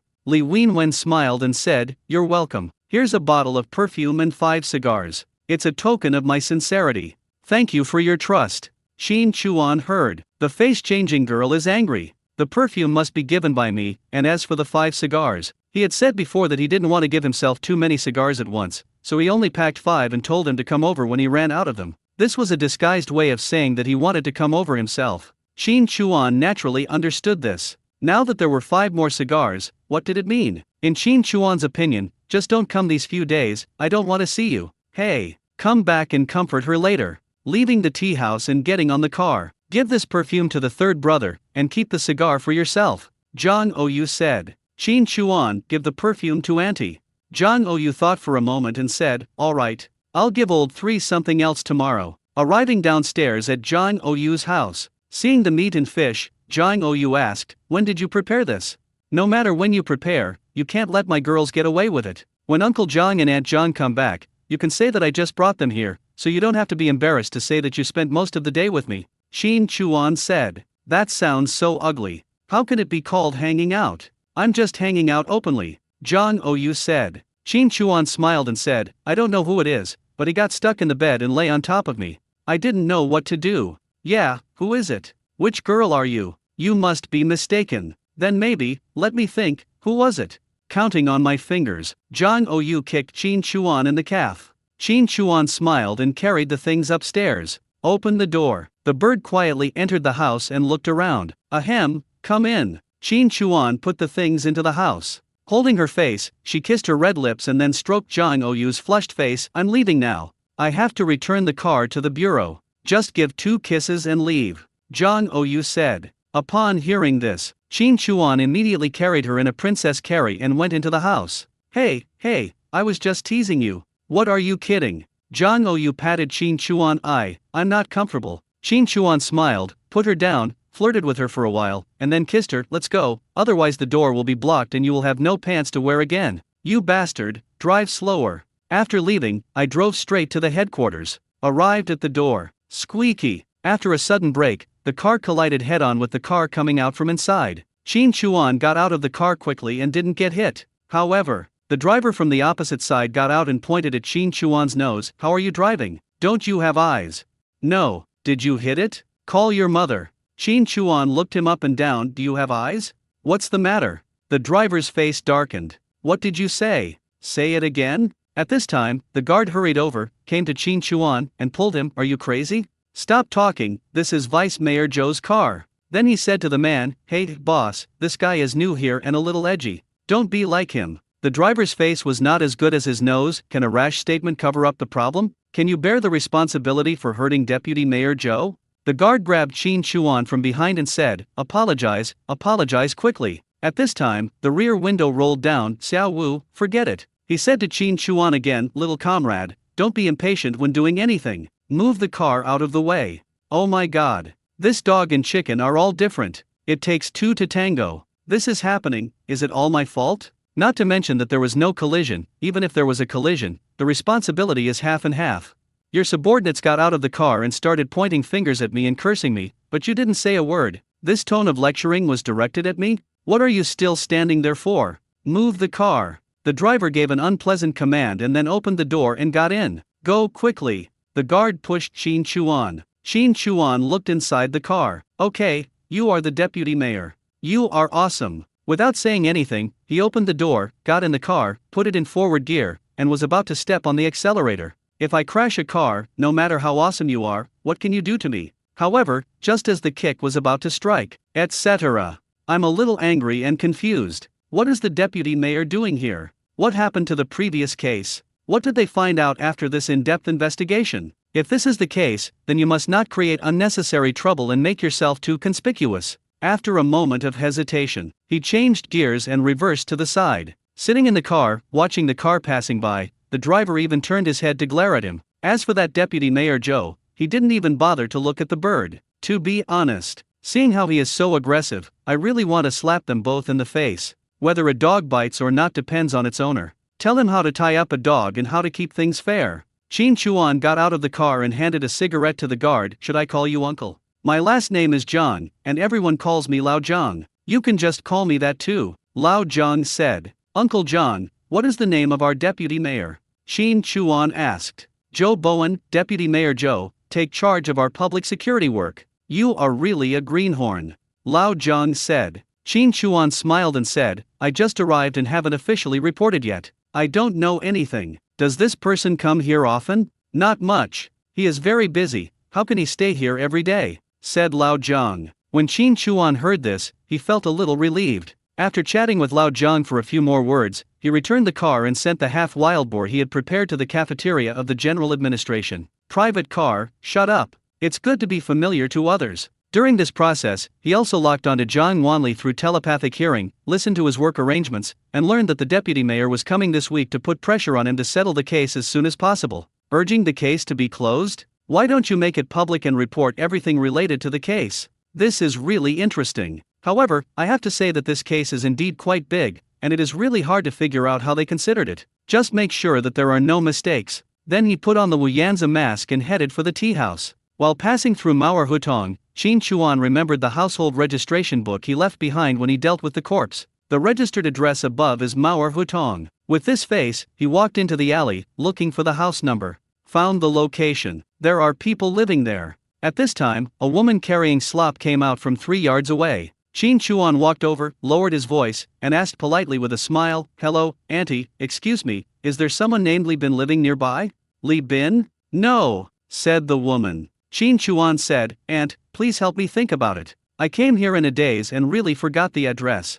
The woman shook her head and said affirmatively, I've lived here for over 10 years. There's only one family in this alley with the surname Li. Look, that's the one. They had a son who died of illness 2 years ago, but his name was also Li Wenyu, not Li Bin. Did you remember it wrongly? WTF. How the hell is this possible? I didn't even bother to think of a name, so I just pinched Wenyu and it became Bin? Qin Chuan thanked him and left. He knew that it was probably the same as he had guessed. This household registration was probably prepared for running away. Du Yunfen was largely unaware of it. Otherwise, it had been a few days and the core members must have confessed almost everything they should have, but nothing happened here. They hadn't even checked? If you get the chance, do something using Li Bin's identity, there will basically be no problem. After confirming, Qin Chuan came to the tea house. Emerald Lily. Li Wenwen saw Qin Chuan and asked, "What's up? Why don't you just go to my office to find me?" Qin Chuan raised his hand to pinch her chin. Looking at the beard, I couldn't bring myself to do it. He shaved his forehead and took her hand. Li Wenwen smiled when she saw it. I didn't mean it. I didn't know I had ordered a phonograph from you, otherwise I wouldn't have let you meet like this. Even if I wanted you to get to know each other, I would have found another way and not let you face this. Qin Chuan said. Li Wenwen said, I don't mind. Qin Chuan smiled and said, stop talking nonsense. You just stuffed the cigar directly into my hand and chased me away from coming over. So, I believe you. Li Wenwen finally smiled when she heard this. Then, since you're so attentive and considerate to me, I forgive you. So easy? What else can I do? At least you can show off your temper and temper me. I've prepared a lot of things for nothing. I'm not a child, why am I throwing a tantrum? I knew you had a woman before I met you, and you didn't lie to me. Besides, if you didn't want me to see her, you have plenty of ways to do it. You're so honest and sincere, and you even come back to coax me and take my feelings into consideration. Why should I throw a tantrum? That girl is pretty good, I like her every time I see her. You say this with such a long face, I almost want to beat you up.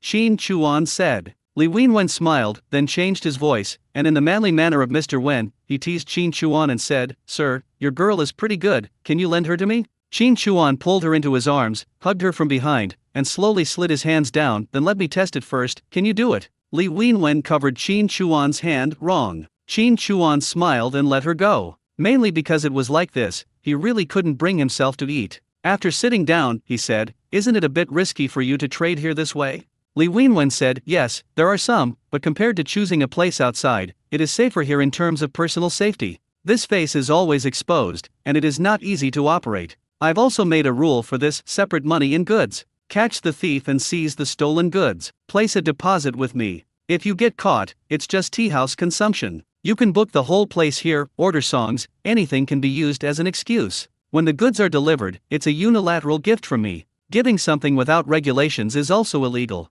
If the money and goods don't exist at the same time, then it's not speculation. It was a bit troublesome at the beginning, but once the integrity and reputation were established, it became natural. Customers came either from old customers or through word of mouth, and most of them knew the rules. Also, the people who come to me to buy things are afraid of being discovered. If you really want to arrest me and get me all caught, you'll have to break the rules I set first. So, if there's any business that doesn't look right, I won't take it. As long as you don't catch me in the act, my last resort is to tear off this mask. I can run away and hide me with you. Every time you come to my place, you put on a mask. Isn't it for me? Qin Chuan smiled when he heard the last words. How could you, with your cleverness, fall into my hands twice?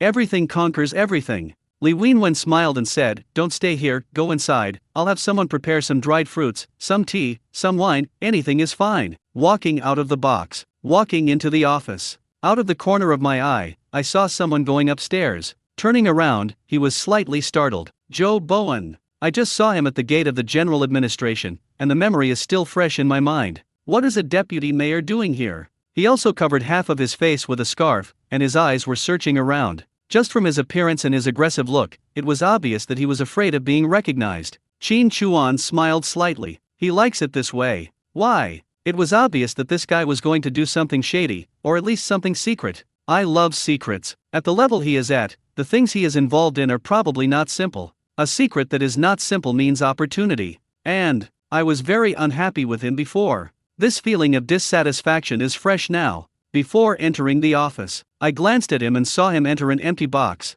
He stopped, lit a cigarette, walked to the fence, and looked down. What's wrong? Li Wenwen asked. Qin Chuan raised his hand slightly towards the audience. What's the song? The story of the hairpin bag tells the story of a kind and wealthy lady named Xue Xiangling, who gave a hairpin bag filled with jewels to a poor woman named Zhao Xiaozhen when she got married, said Li Wenwen. Qin Chuan took a puff of cigarette and glanced at the entrance. I saw a person, half hidden and half covered, walking in. He smiled faintly. Lin K. Nang? What a good name.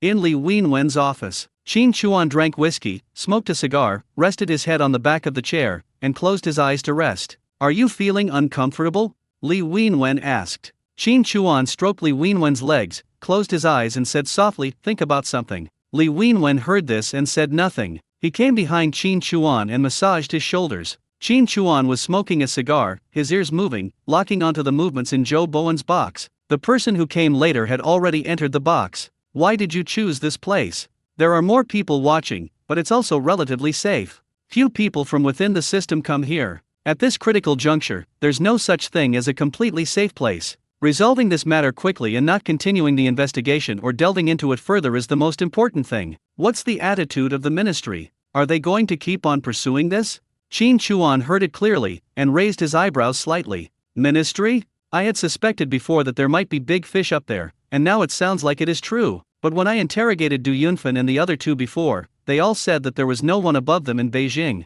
I also found out through my telepathic ears that they were not lying. So what about Zhou Bowen and the other two? A deputy mayor and a person from a ministry. He is in a high position and has great power. Could it be someone not on Hua Baihei's bribery list? That's not right. If they wanted to threaten people of their level, they should have as many bargaining chips as possible. However, they had seen the list before, and had only glanced at the photos and other evidence, but had not found these two people. Could it be the person on the list that Yao Haijun wanted to find from Li Wenwen's parents? Is it because the case is too big and they are afraid of being implicated and having their previous identities exposed? At the foot of the imperial city, right under our noses, they've set up such a massive gambling operation, seized so many drugs, taken so many women, involved in prostitution, gambling, drugs, and smuggling, all of which they've done. So many people have accepted bribes. What's your attitude? Jia Yongqing is completely crazy. He's made such a big fuss. If we keep digging, you and I might be caught. I'm worried about that, too. However, judging from the results of the interrogation, there's nothing related to that.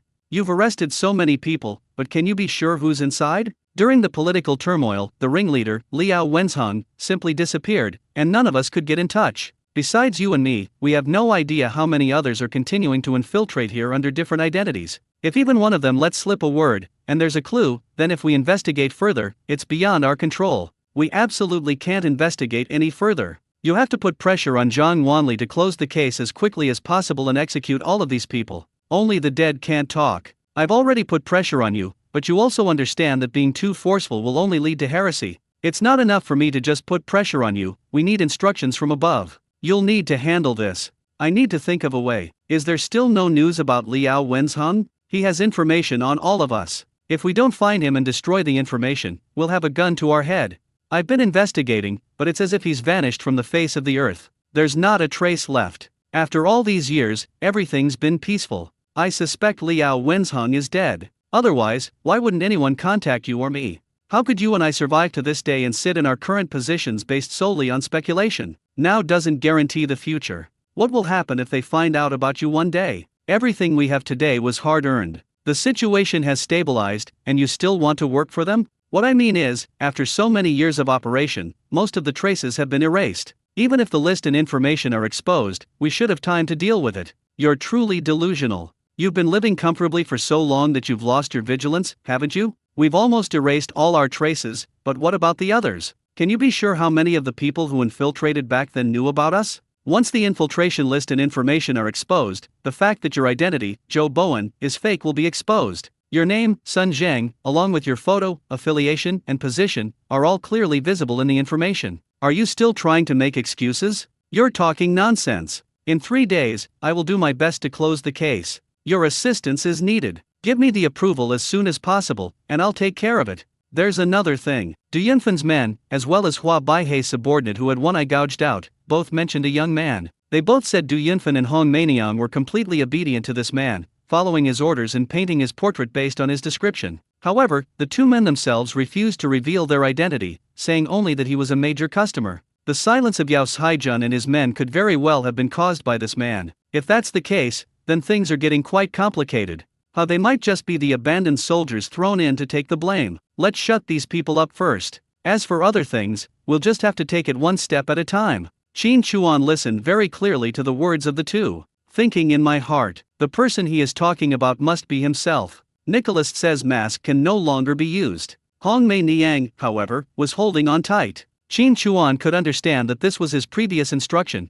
and she was probably still waiting for him to rescue her. But why was Du Yunfen holding on tight? Were the two of them in cahoots? Were they both waiting for him to rescue them? Or is it that he acted too cruelly and had too much power, and was afraid that he would wipe out his entire family? Knowing that he would die, he wanted to leave a seed for himself? This possibility is not impossible. Zhang Wanli reported a person's confidentiality level. This matter didn't go through me, so I didn't see the details. What's going on? A young man, born into a hunter family in the countryside. A murder occurred in his hometown some time ago, and this man discovered it with his hunting experience. Later, a special agent from outside the province entered the mountains and forests, and appeared in the mountainous area of this man's hometown. During the roundup, he was asked to assist. It was also with his experience in the mountains that he found the intelligence list and made meritorious service. He was quite capable and was specially recruited into the Special Service Brigade. In this case, he took the risk of sneaking into the casino and opening the door from the inside, providing considerable assistance in the arrest.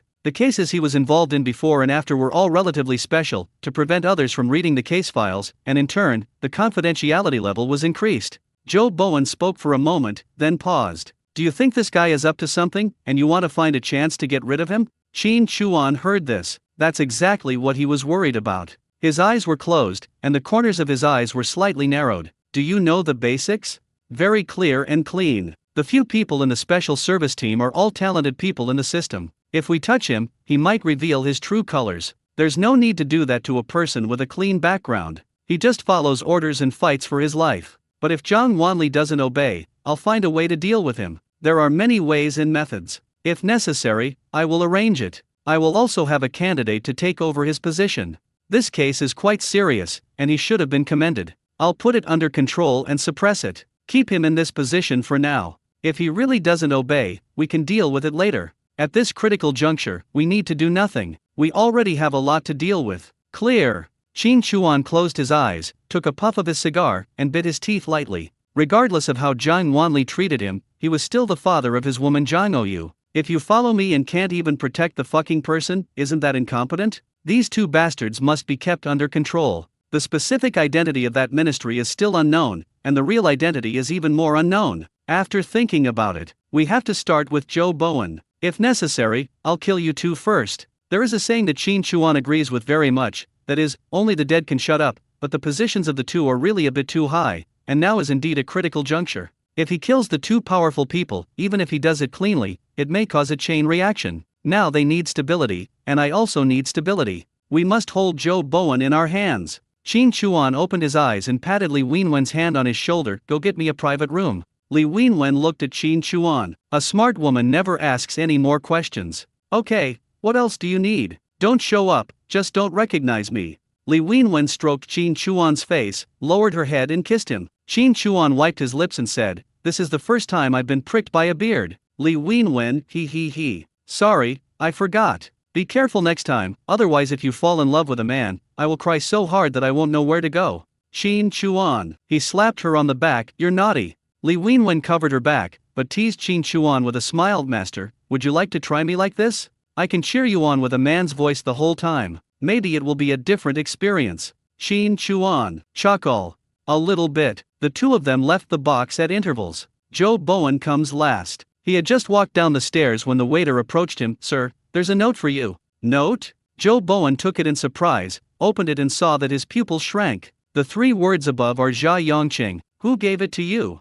Joe Bowen asked the waiter. The waiter pointed upstairs. When Joe Bowen looked over, he saw Qin Chuan holding the railing on the second floor and smoking a cigar. Qin Chuan smiled slightly and made a gesture of invitation towards the box behind him. Joe Bowen frowned and went upstairs hesitantly. Qin Chuan walked into the box silently and tilted his head slightly towards Joe Bowen. Joe Bowen walked in hesitantly. Qin Chuan closed the door of the box. Who are you? Joe Bowen asked immediately. Qin Chuan turned around, smoking a cigar and looking at him. No signs, no warning. Raise your hand and give a big mouth. With a snap, directly slapping Joe Bowen, making him stagger. Joe Bowen was stunned by this slap in the face. Just as he stabilized his staggering body and wanted to ask something, a black gun was pointed at his head. The moment he saw clearly, his pupils shrank. With a silencer. This guy is shooting in the box, and no one outside can hear it. Let's talk it over. Don't be impulsive. Joe Bowen waved his hands quickly, his face full of fear.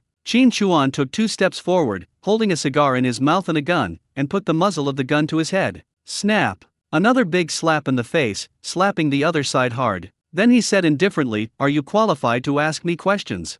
If you have something to say, just tell me." "I'm listening," Joe Bowen said. Qin Chuan pointed his finger downwards. Joe Bowen took 2 steps forward cautiously. Qin Chuan raised his leg and kicked it directly into the corner. "You've been sitting on the chair for a long time, and it's become so comfortable that you've become so scared? Sun Zheng, have you forgotten what you do?" Joe Bowen felt unbearable pain in his abdomen from the kick, and when he heard Qin Chuan's words, he was stunned. Ignoring the pain in his body, he stared blankly at Qin Chuan. The name Sun Zheng cannot be missed.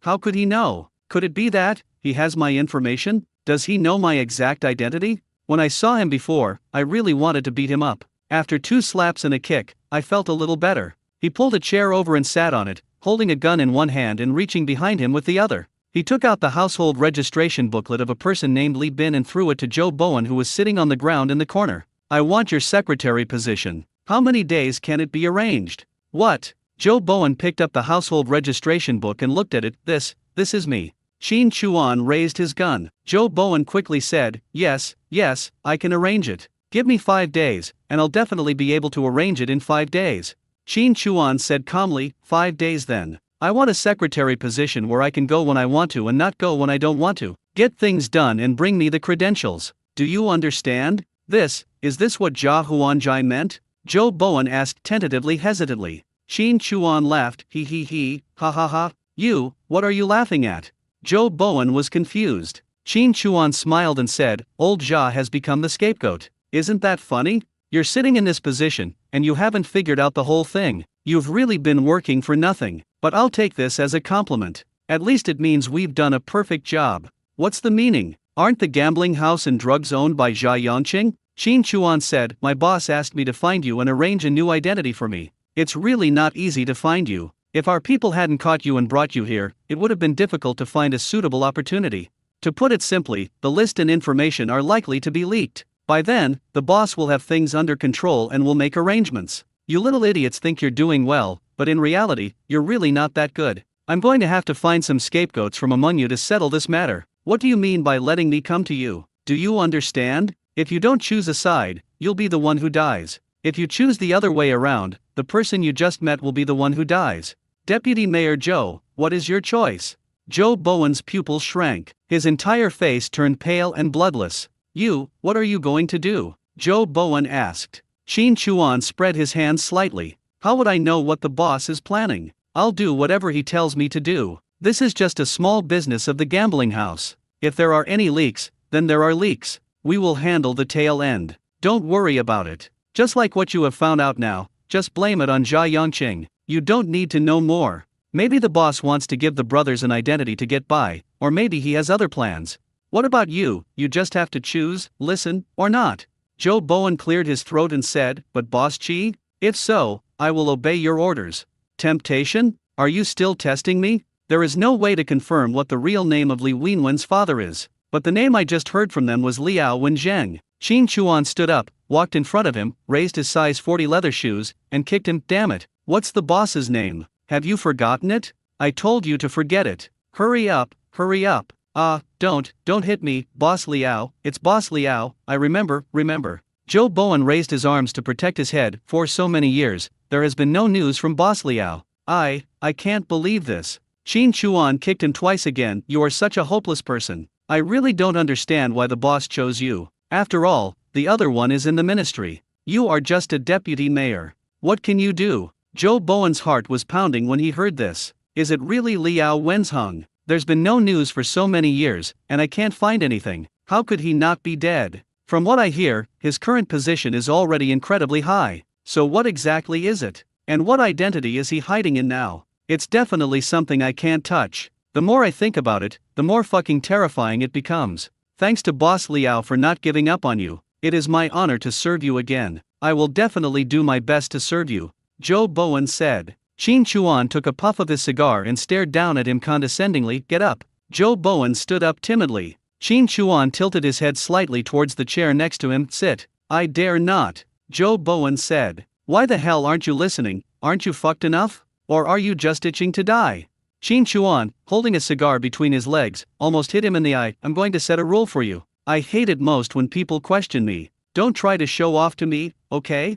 Joe Bowen's throat rolled. I understand. Qin Chuan slowly put away his cigar, took a puff, and smiled while holding the cigar in his mouth. He raised his hand and patted his arm. Sit down. We are all family, don't be polite. This kind of mood swings is the most terrifying. Does Joe Bowen dare to fart? He was as obedient as a cat and sat down obediently, but he only dared to sit halfway, not with his but completely on the chair. Qin Chuan casually sat down on a chair nearby, tossing aside his pen, paper, and ink pad. Write whatever you want. I'll send it to the boss to show my loyalty. Joe Bowen looked at the pen and paper, then at Qin Chuan. What the hell should I write about this? What should I write? Think for yourself. How the hell do I know? But I'm giving you some advice. It's best to be thorough. Even though I know you like the back of my hand, you should still write in detail. I think the boss means that if you don't obey, he'll do something. It's more convenient to use him as a bargaining chip. After all, there's no need to leak information if it can be kept. What does it mean? A confession. Joe Bowen was absolutely unwilling to do so, as this would be like giving someone a handle against him. But I don't want to write it.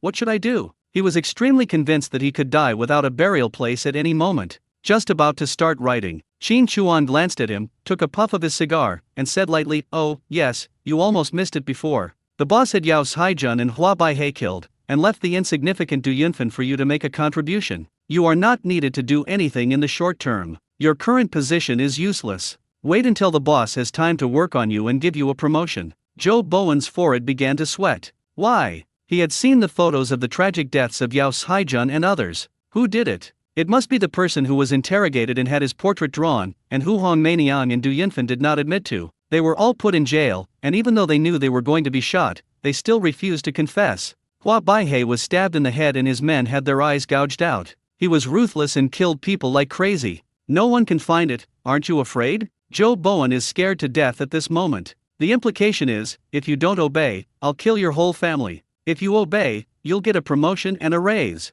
What about Ruan Changhong? Joe Bowen hesitated. The person from that ministry turned out to be Ruan Changhong. I just don't know if it's his original real name or the name he uses now. Qin Chuan had no way of confirming this at the moment and would not be stupid enough to ask him. Qin Chuan smiled and said, that's thoughtful. I kind of like you. How about writing a letter of denunciation? Then we can take action. He clicked his tongue and made a strangulation gesture. It's more convenient, isn't it? Joe Bowen's throat rolled again. Either you die or I die. You can't blame me. Write quickly. It took less than half an hour to write several articles. Qin Chuan took it and took a look. Ha ha, damn, he's quite good at having fun and making money. Throw it to him, and knock it with the gun without saying a word. After several rounds, he racked his brains and explained clearly how many women he had sex with and who he had affairs with. I could tell through my telepathic ears that it was really gone. Sign and fingerprint. A confession and a letter of complaint. In control. Qin Chuan pushed the household registration book over and tapped it with his fingers. Make it clean and safe.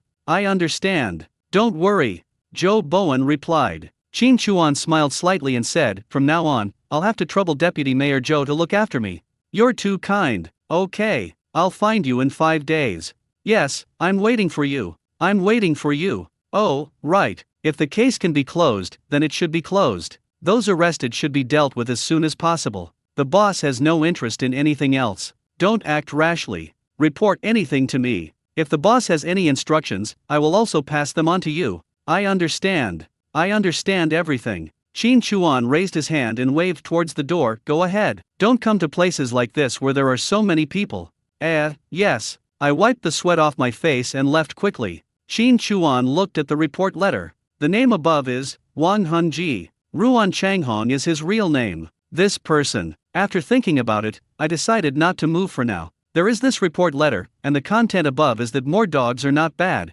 Find an opportunity and try it out. Not listening. Kill one, at least there is still one. Leave the box and return to Li Wenwen's office. Li Wenwen didn't ask anything, but just observed Qin Chuan's expression. Seeing that he was obviously much more relaxed than when he left, she knew that things should be going smoothly, or on the right side. Are you busy tonight? would you like to stay for dinner? Qin Chuan opened the window. What are you doing? Although Li Wenwen was a little confused, she still obeyed and opened the window. That's the moment it opens. A white shadow whooshed in through the window. It scared Li Wenwen. Thump! Xiaobai flew in, spread his wings and landed on the table next to Qin Chuan. Li Wenwen looked at Xiaobai with surprise, astonishment, curiosity, and fondness. Qin Chuan smiled slightly and raised his hand to stroke Xiaobai's feathers. Saker Falcon, I call it Xiaobai. If you like, come over and pet it. Don't worry, it's very well behaved. Li Wenwen then walked closer and touched Xiaobai tentatively. Is this yours? Basically, there's no need to raise it.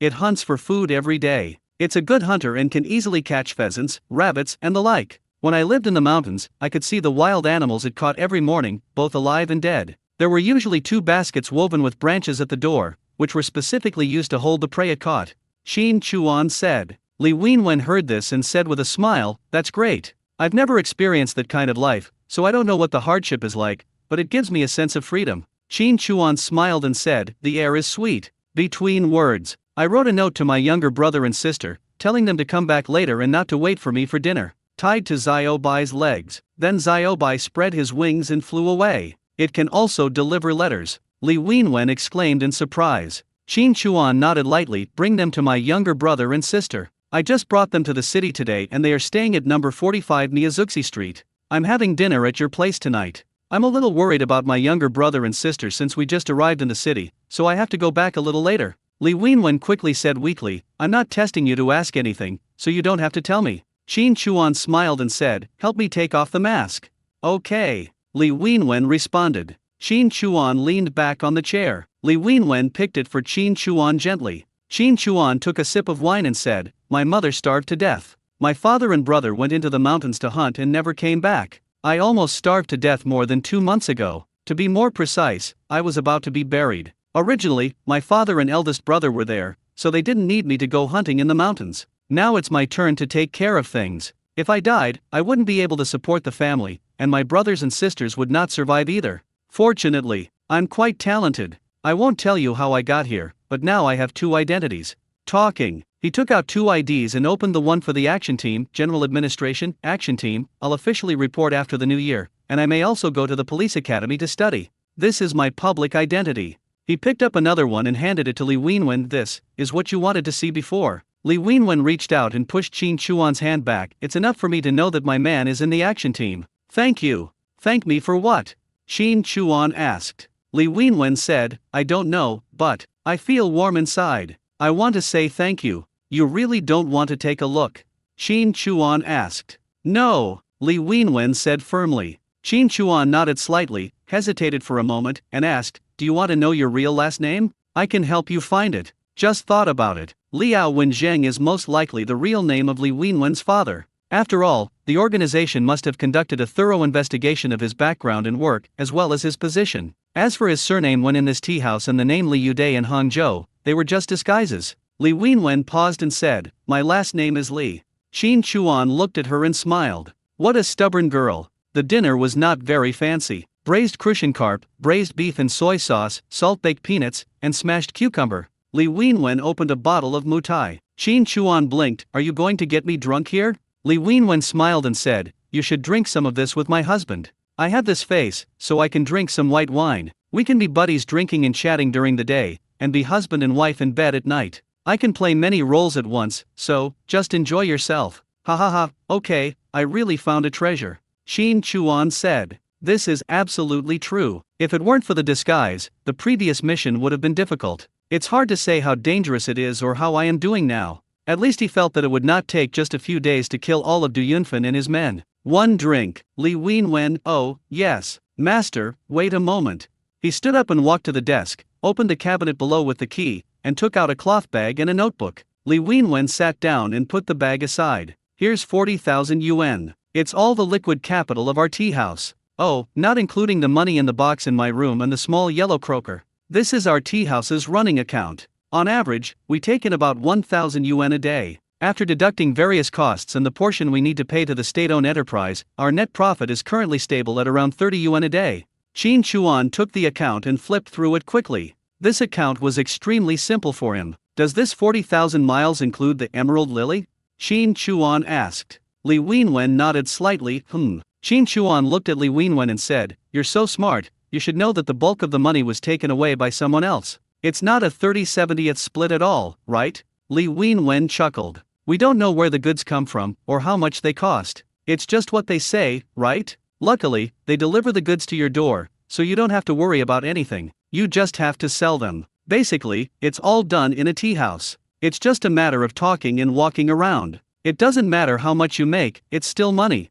"When does the second in command of the railway usually come?" Qin Chuan asked. Li Wenwen looked at Qin Chuan. "The tea shop runs until the 29th day of the lunar calendar, and it's closed from New Year's Eve to the 8th day of the lunar calendar. He comes to withdraw money on the 29th day. Every time, he does it himself." After responding to Qin Chuan, Li Wenwen said, "It doesn't matter how much. What I mean is that our tea house has been operating steadily for the past 2 years. Unless there are any major problems, we won't have to worry about food and drink. You've just moved to the city with your brothers and sisters, so you must have a lot of money to spend. Take this money and use it." Qin Chuan smiled and said, "Tell me the truth, do you still want to run Emerald Lily?" Li Wenwen nodded, "Of course. I also want to raise cigars for you. If I can let you smoke good cigars and drink a few sips of good red wine, I will be very motivated. Also, our industry also needs to attract people. The more people come in and out, the more popular it will be. Ever since we started the Emerald Lily business, the tea house has definitely improved a lot. Didn't I tell you before? Nothing will happen, just don't worry." Qin Chuan raised his glass and said, "I've said before that if you follow me, the last thing you have to worry about is money. With the wealth I have now, even if you do nothing from now on, I will have no problem supporting you for the rest of your life. So all you have to do is do what you like and don't force yourself. I'm already indebted to you if I can't be with you all the time, and if I force you to do something that makes you unhappy, it will only make me look incompetent. Since you like it and want to do it, then there's no problem. Don't worry and consider the worst case scenario. I can ensure your safety." As for this railway second in command, the transaction is a two-way street, not something he controls unilaterally. "Before, you didn't have me, but now, I'm here. You still dare to bully you? He has the final say in everything. That won't work. Don't ask anything, don't worry about anything, I'll take care of him." Li Wenwen looked at Qin Chuan with a smile on her face. "I want to poke you with my beard. We're all brothers, if you talk like that, will you let me drink?" "Chuckle. Do you want to go back to Hangzhou?" "I don't dare to go back, nor do I want to go back. There's no point. I carry the bracelet my mother gave me and the box my father gave me. Wherever these two things are, there they are." Nearing 8 o'clock in the evening, the tea house was preparing to end its operations for the day, closed down for reorganization and closed down. During the meal, Xiaobai went to take a look at the steel rolling mill. Today was the 3-day day agreed with Qin Huiru. Through visual sharing, bundles of red cloth were seen in the North Gate warehouse. This was the signal for Qin Huiru to stay. "The transaction volume I proposed is not small. Can a woman in a workshop handle it? Maybe I could sell him and make a killing, or even get a fortune. Let's go and see." Wait a moment before leaving. Li Wenwen brought Qin Chuan to the darkroom, opened the wardrobe, took out a coat, and helped him put it on. "Looks good. Handsome. The size is perfect. I've prepared some clothes and shoes for you. If you need a disguise or want to change disguises, you can come here." Qin Chuan smiled slightly, lowered his head and unbuttoned her shirt, then reached in to cover her waist chain and stroked her soft and supple waist. "You got my size so accurate. Did you secretly measure me while I was asleep?" Li Wenwen smiled and said, "My eyes are my ruler." "How old?" 22 centimeters. "I'm talking about clothes, what size?" 222. "It's weird that you say that. Master, this is something to be proud of. If you're happy in your heart, you can smile. Ha ha ha." Leaving the tea house, Qin Chuan walked a distance, checked the surrounding environment, and confirmed that there was no one, then took the car out of the space. "Compared to before, I am several times more careful." Zhou Bowen, whose original name was Sun Zheng, what was his original identity? That is the latent special. For an average hand to be chosen for such a position, he must have some exceptional qualities, right? He must have undergone some training. The information on the list involves his life. Even if they make up a lot of nonsense, use big words to intimidate, tie him up, and threaten him, there is no guarantee that he will come back to his senses, have people follow him, and take risks and do something. Whenever he appears in front of him as Li Bin in the future, he must carefully check that there is no tail after leaving. Otherwise, once he identifies my identity, my younger brothers and sisters will definitely be in danger. This is something that cannot be taken lightly. Even if you change your clothes, take off your mask, and become a completely different person, you still have to be cautious. Near the steel rolling mill, Qin Chuan put on the Wuyanza mask again, put the car into the space, and walked towards the steel mill. Didn't go straight to the north gate. Instead, he walked around and then headed towards the north gate warehouse. As it got closer, my ears moved. Then he smiled. It seems that I guessed right. Either Qin Huiru has some bad intentions, or she is being kept in the dark and is about to fall into the trap. Near the north gate warehouse, there are 3 groups of people, 2 people in each group. Inside the factory, in a house, there were more than 30 people. It's almost 9 o'clock in the evening now. At this time, the steel mill had already finished get off work, and a lot of people were in the house, eating melon seeds, smoking, chatting, and drinking water. What were they doing? There are 3 groups of people hiding outside, acting as spies. A lot of people in it are the main force. What an obvious thing. If this doesn't come one night, we'll have to stand outside all night? What else? Deputy Director Lee has spoken, do you dare not listen? They're so lucky. They can just sit in a warm room, drink some water, smoke a cigarette, read the newspaper, and wait it out. If they get tired, they can even take a nap. Unlike us, we have to hide here in the cold, staring at them without even closing our eyes, at the slightest word from them. The difference is huge. Why do you think this is? Is it because they're leaders? Shouldn't leaders lead by example?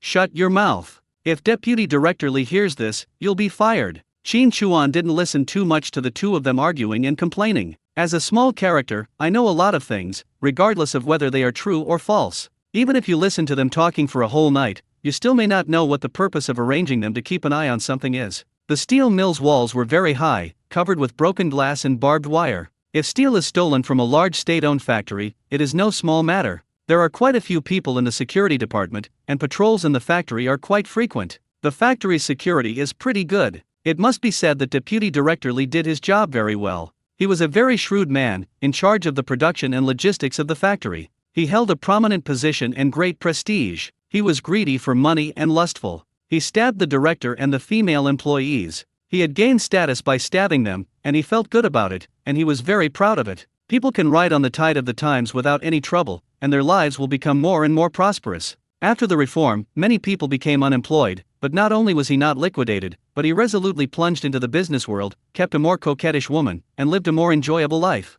Among so many people in the courtyard, he is truly one of the winners in life. Factory office building. At this moment, only one window was lit. Qin Chuan listened. The corners of his mouth are slightly raised. He is really brave. It turns out that those in high positions and powerful positions don't care about this or that. I originally wanted to go in through the door, but the door of the office building was locked from the inside. When I got to the back, I took out a ladder, found a window and climbed in. Then he walked towards Deputy Director Lee's office. In front of the door, there was a rustling sound inside. Chop it a little more, a little bigger. Where else can I split? I'll stretch my legs over to the wall. If I can get in, I'll get in. If I can't, forget it. That's not possible. Lu Lan, I haven't touched you for over a week, are you missing it too? Do you want to? Treat me like you, sitting in the office. I've been busy in the cafeteria all day, and my back and waist are sore. You won't let me go home this late at night. I'm talking to you about this. Don't force me to move. I'm exhausted. I'm just lying here. Do whatever you want with me. Then use a little more strength and spread your legs a little wider. Bang! Qin Chuan kicked the door open. Fuck! Deputy Director Lee jumped up from Lu Ian's couch with a roar. His toy, which was already not very effective, was nearly crippled by the shock. Regardless of whether it was hard or soft, he tugged at his pants, shoved them in, and glared at Qin Chuan, demanding, "Who are you?" Qin Chuan glanced at Lu Lan, who was sitting up on the sofa, covering her hands with her hands. He is so hungry that he will eat anything. It's okay as long as she's a woman, right? You haven't eaten any bran. This is not true. The woman this guy will keep in the future is okay. At least she has a sexy smell. Qin Chuan glanced at him, walked to the desk, sat down with half his buttocks on it, put his hand in the teacup, dipped it in water, and then wrote on the table, "Joe Bowen." After writing, he tapped the table with his fingers. Deputy Director Lee took a look and his pupils shrank immediately. If you ask ordinary people who the mayor is, quite a number of them will know. But if you ask them who the deputy is, the probability of knowing is greatly reduced. But as the deputy director of a large state-owned factory, how could he not know? Being able to write the name and nodding. Anyone who has had their head pinched by a door will understand what this means. Who are you? Are you going to die? Lu Lan was still covering herself up. People who were caught red-handed were not afraid at all. There was no such thing as being delicate and covering herself up with clothes and running out naked. Deputy Director Lee pulled her aside and said, "Stop talking, get out. I have something to discuss." At least I have to put on my clothes. Lu Lan said. Oh, there's no one here. Go out to the corridor and walk away. Deputy Director Lee grabbed her, covered her with clothes, and pushed her out the door. With a bang, he was locked outside. Lu Lan was so angry. Not only did he fail to get the ball in after trying for a long time, but he was also thrown out naked. What happened? Men are really not good. This guy doesn't even recognize me before I even pull up my pants. Pa. With her bare buttocks twisted and her clothes in her arms, she pushed open the door of an unlocked office and went in to put on her clothes. Deputy Director Lee asked tentatively, "Sir, who are you?" Qin Chuan said calmly, "Who I am will depend on whether this cooperation goes smoothly. All the people assigned to you at the North Warehouse are leaving now.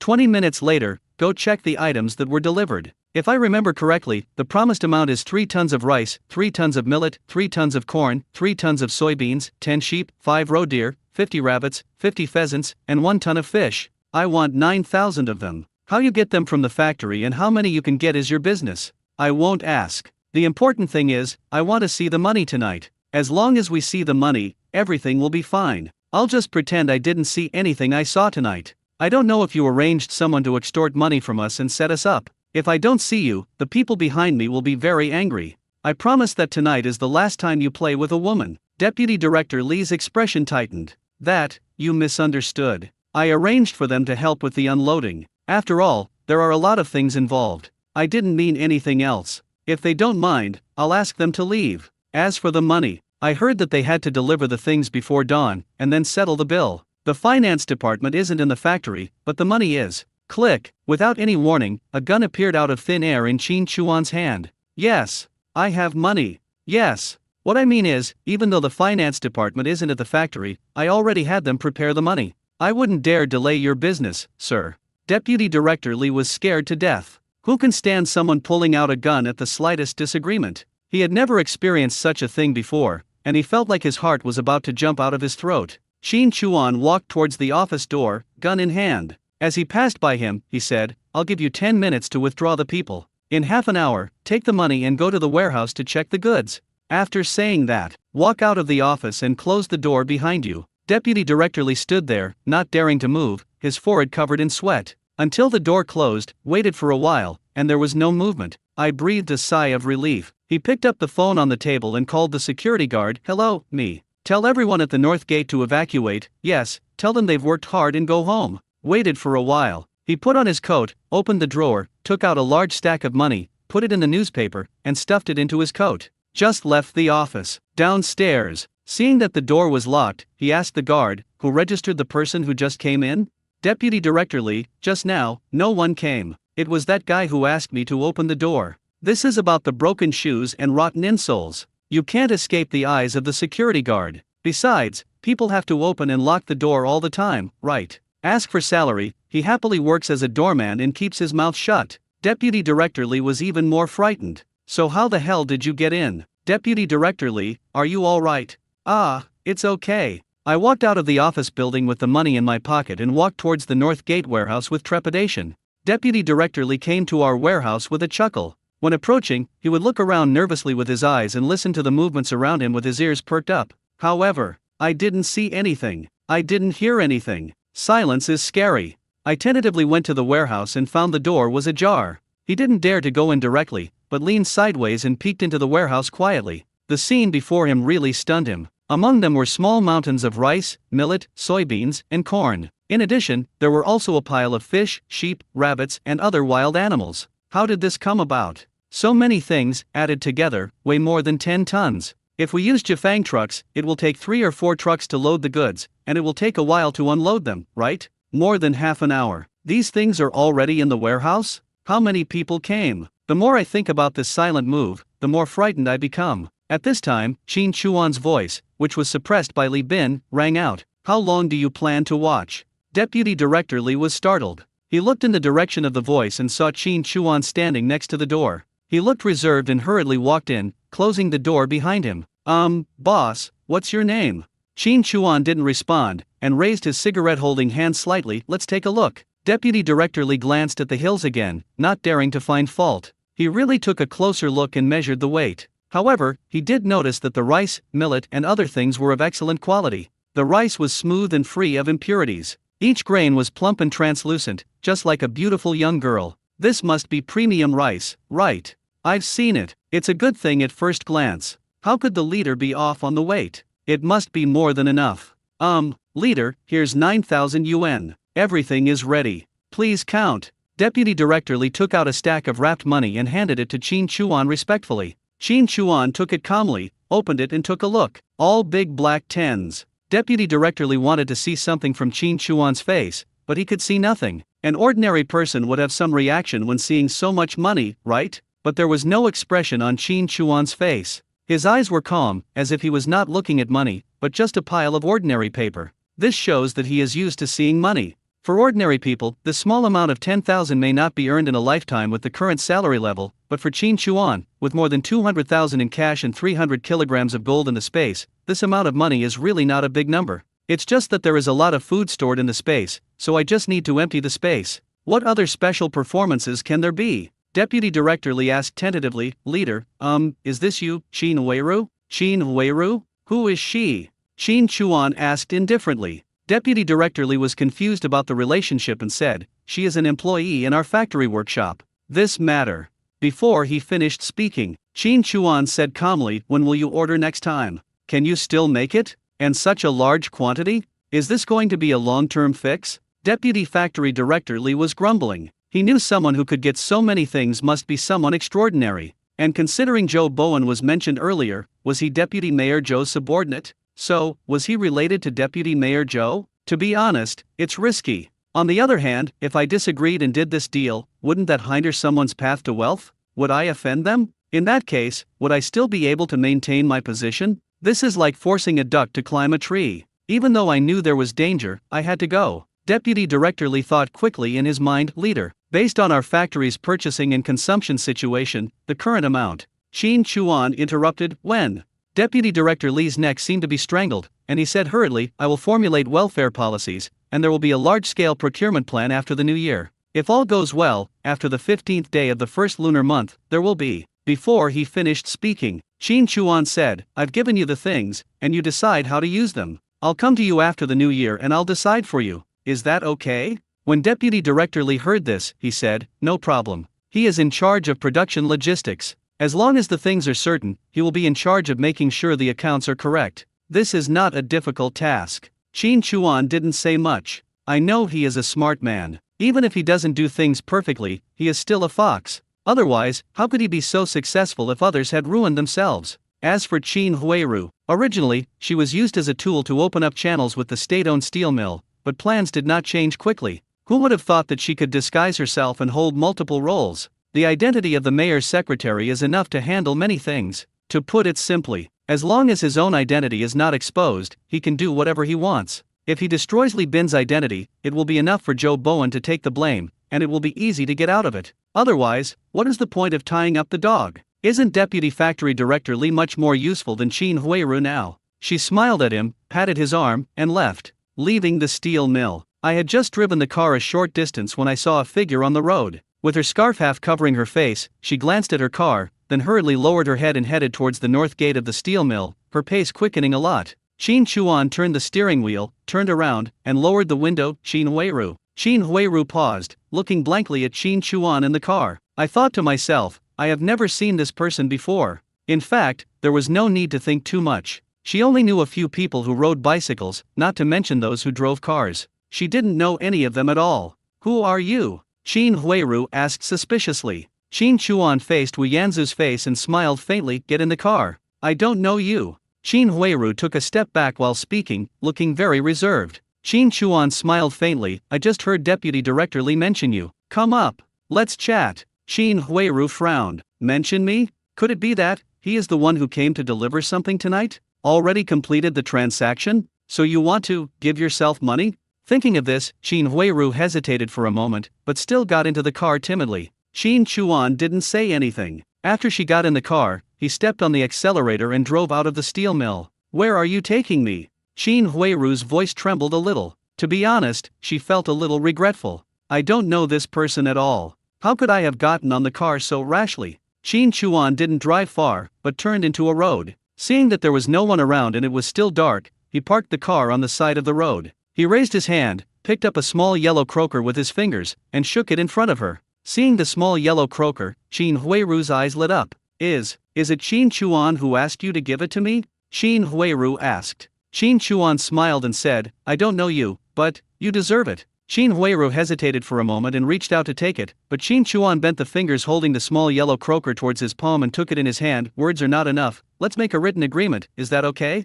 What kind of document? Received gold, 200 grams, signed by Qin Huiru. Just press your fingerprint, easy, I won't stand for you. After you give it to me, I will pretend that I have never seen you. Qin Chuan looked at her and said, do you think it's possible? I think if you come out tonight, no one will know you're here, right? Do you want to sign a document, or do you want to rest in peace in the fields on a hill outside the city?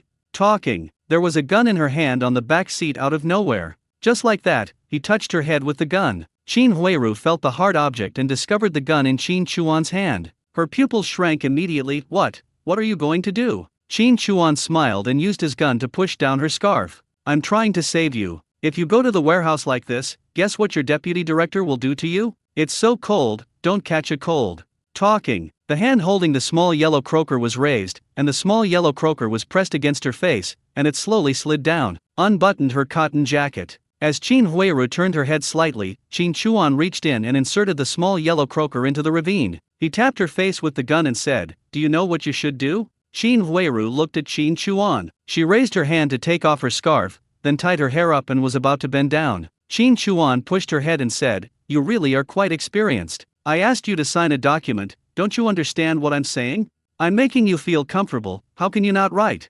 Qin Huiru asked. Qin Chuan smiled and said, what do you think? A little bit. The document was written and fingerprinted. This little bit of evidence is enough to make her shut up and seal her mouth. Qin Chuan raised his head slightly towards the outside of the car. Qin Huiru hesitated. What? You don't want to leave? Qin Chuan asked. Qin Huiru said, can you tell me where Qin Chuan is? Qin Jingru came into the city to find her. We already know that Qin Chuan has entered the city, but we have no idea what he is doing or where he is. I don't know him. Qin Chuan said lightly. Qin Huiru looked at Qin Chuan and said hesitantly, will you still take me with you from now on? When Qin Chuan heard this, he almost laughed in his heart. What is your value? Qin Huiru kneaded her fingers and said hesitantly, I can serve you, I don't ask for much. Qin Chuan sneered, I think you're dirty. Get lost. He kicked her out of the car and drove away. Qin Huiru watched the car leave. The small yellow croaker in her hand made her feel itchy. Qin Chuan, where are you? Are you just going to leave me like this, without taking me and without wanting me? In the following days, Qin Chuan spent most of his time taking his younger brothers and sisters around to help them adapt to life in the city. I went to many places, department stores, libraries, main streets, Bihai Park, Kawarhe Lake, Kinmen Tower, Summer Palace, Qingbei University, the Great Wall. There is life, there is fun, there is longing. The place that the third child is most interested in is the library. In her words, this is not a library, but a place where the future is forged. Give her $1,000. She is responsible for allocating the money for daily household expenses. The Browning that I had taken from Li Wenwen before was also given to her. There were 2 rifles at home, and this pistol was let her carry. Girls should pay attention to safety at all times, this is not wrong. After going in and out for a few days, I became familiar with some of the neighbors on the street. When we meet each other, we say hello and exchange a few words, and we are all quite enthusiastic. My younger brothers and sisters have also begun to form their own circles. The one who is having the most fun is Xiao Laokai. Children can easily get along with each other.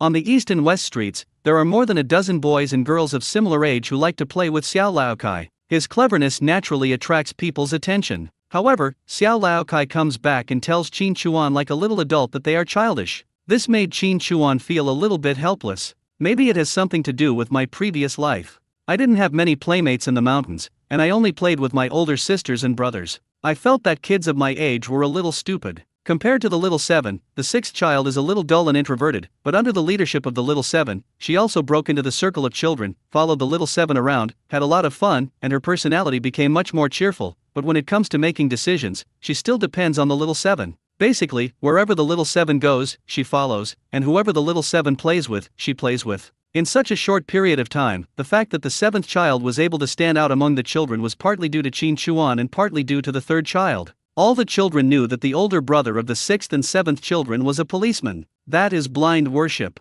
3 guys had their eyes on the 3rd brother. Each of them was either trying to get close to him or showing his affection, trying their best to have a word with him and get in touch with this new, but very pretty girl. Using their younger brothers and sisters as props was quite useful. The ones who are most in the transition period are the fourth and fifth children. They are all grown-up children, so naturally they can't play with others like the sixth and seventh children. They don't have much social experience, and are still limited to nodding and saying hello when meeting people of the same age. Especially the fifth child, who is a little more socially anxious than the fourth child. When a girl greets him, he stutters and blushes. Qin Chuan felt anxious when he saw this. Just say something, why are you blushing? Thinking back to when I was their age, I held hands with girls and even kissed them back. Men, is it possible to be thin-skinned? As the older brother, I said a few words, but it was of no use. We can only take it slowly. That night, Qin Chuan took an apple, knocked on the third brother's door and walked in. Elder brother.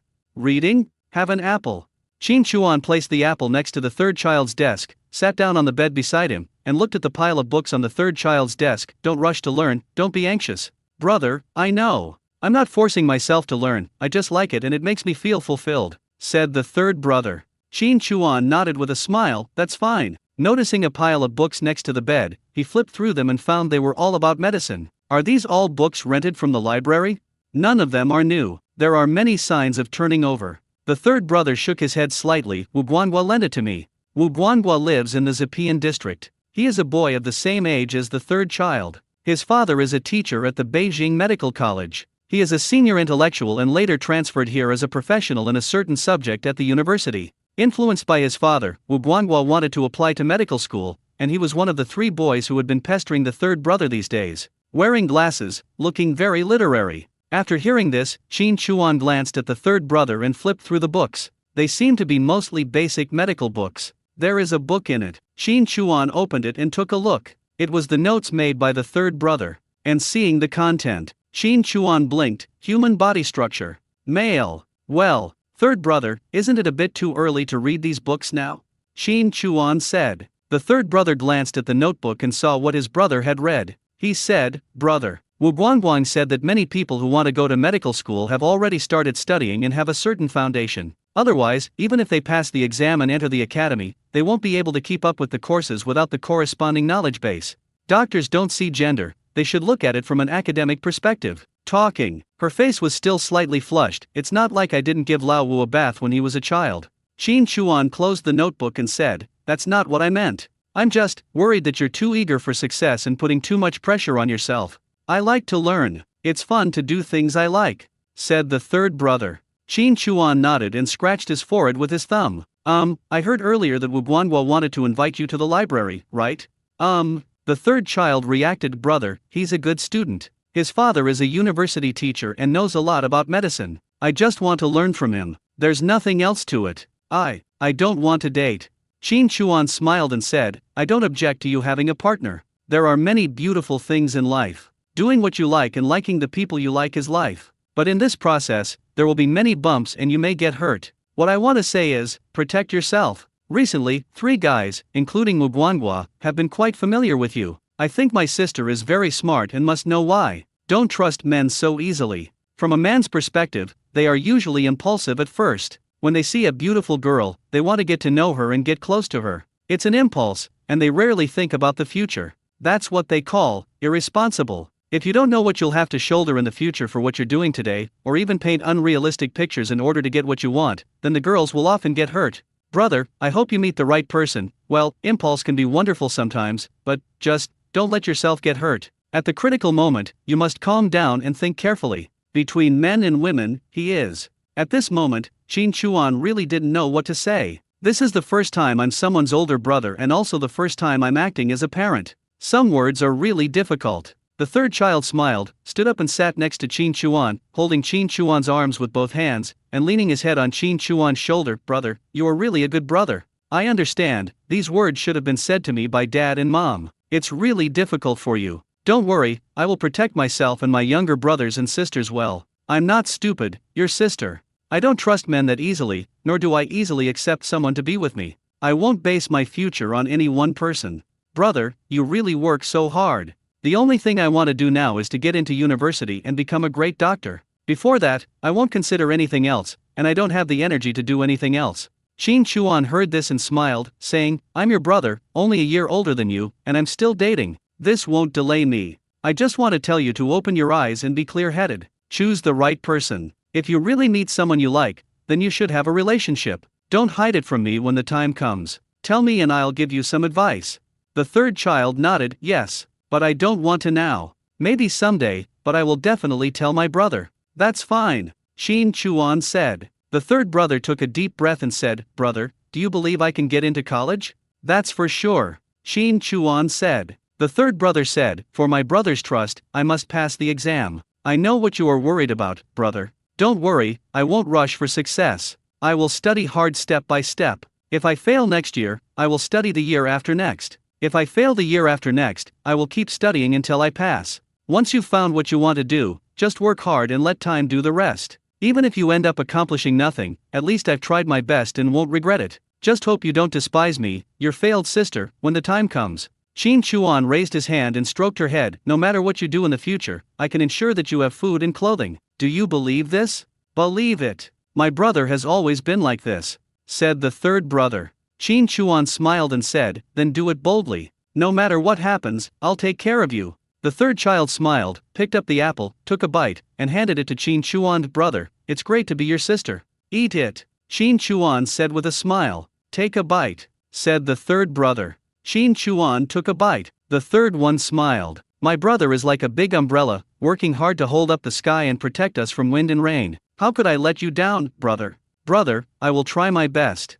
The next day, that is the day agreed with Zhou Bowen. Around 9 o'clock in the morning, Qin Chuan, wearing the face of Wu Yanzu, came to the municipal building in Zikan district. This is my first time here. It was built 4 or 5 years ago. It is a building complex consisting of 3 4-5-story buildings with concave plans on the east, west, and south sides. In the middle is a spacious courtyard, which has some of the charm of a Sai Heiwan. The current architecture generally promotes national style, but here we do not simply follow the classical architectural elements such as the big roof. Only round arch-shaped doors and windows are used on the ground floor, and some bracket sets are symbolically made under the eaves, cleverly integrating the national style into the overall building. Standing outside the courtyard, I looked around the compound and the buildings. Red brick walls and gray-white eaves, simple and solemn, reveals a strong historical atmosphere. The door is locked at this moment. There are 3 people in the guard room nearby, but no matter now or in the future, the guards all look the same. If you don't ask, no one will pay attention to you. Qin Chuan came to the guard window and knocked on it. The person inside had noticed Qin Chuan a long time ago. When he heard the knock on the window, he stood up slowly, opened the window, and asked symbolically, Comrade, is there anything I can help you with? Qin Chuan said with a slight smile, Hello comrade, my name is Li Bin, and I'm here to report today. Ouch. Hearing this, the other 2 guards quickly stood up. Got the news before. I know that someone named Li Bin came to report today, and it's not an ordinary position, but the secretary of the deputy mayor. I originally thought that it would have to be over 30 years old. This is considered young, they should be around 40 years old. I didn't expect she was so young. Otherwise, why didn't he take Qin Chuan seriously when he saw him outside the door just now? One person opened the door, one person invited Qin Chuan into the guard room, and one person picked up the phone to report. Serve tea and water, pass cigarettes, and exchange greetings. These security guards all know what to say to whom. Soon, Qin Chuan met an acquaintance. Zhou Bowen's driver, Xiao Wu, trotted out of the office building and enthusiastically extended his hand to Qin Chuan. Comrade Li Bin, right?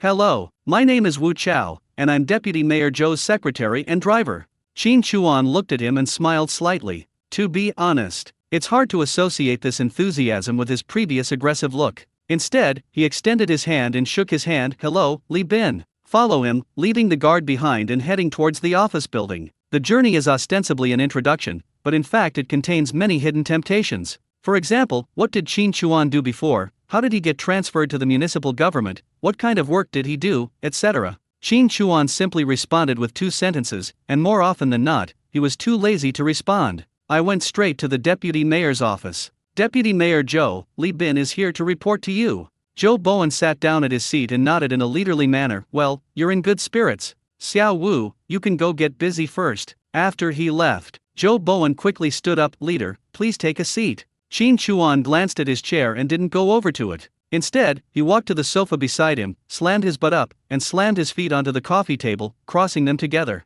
He looked at Zhou Bowen standing opposite him and said, Is everything done?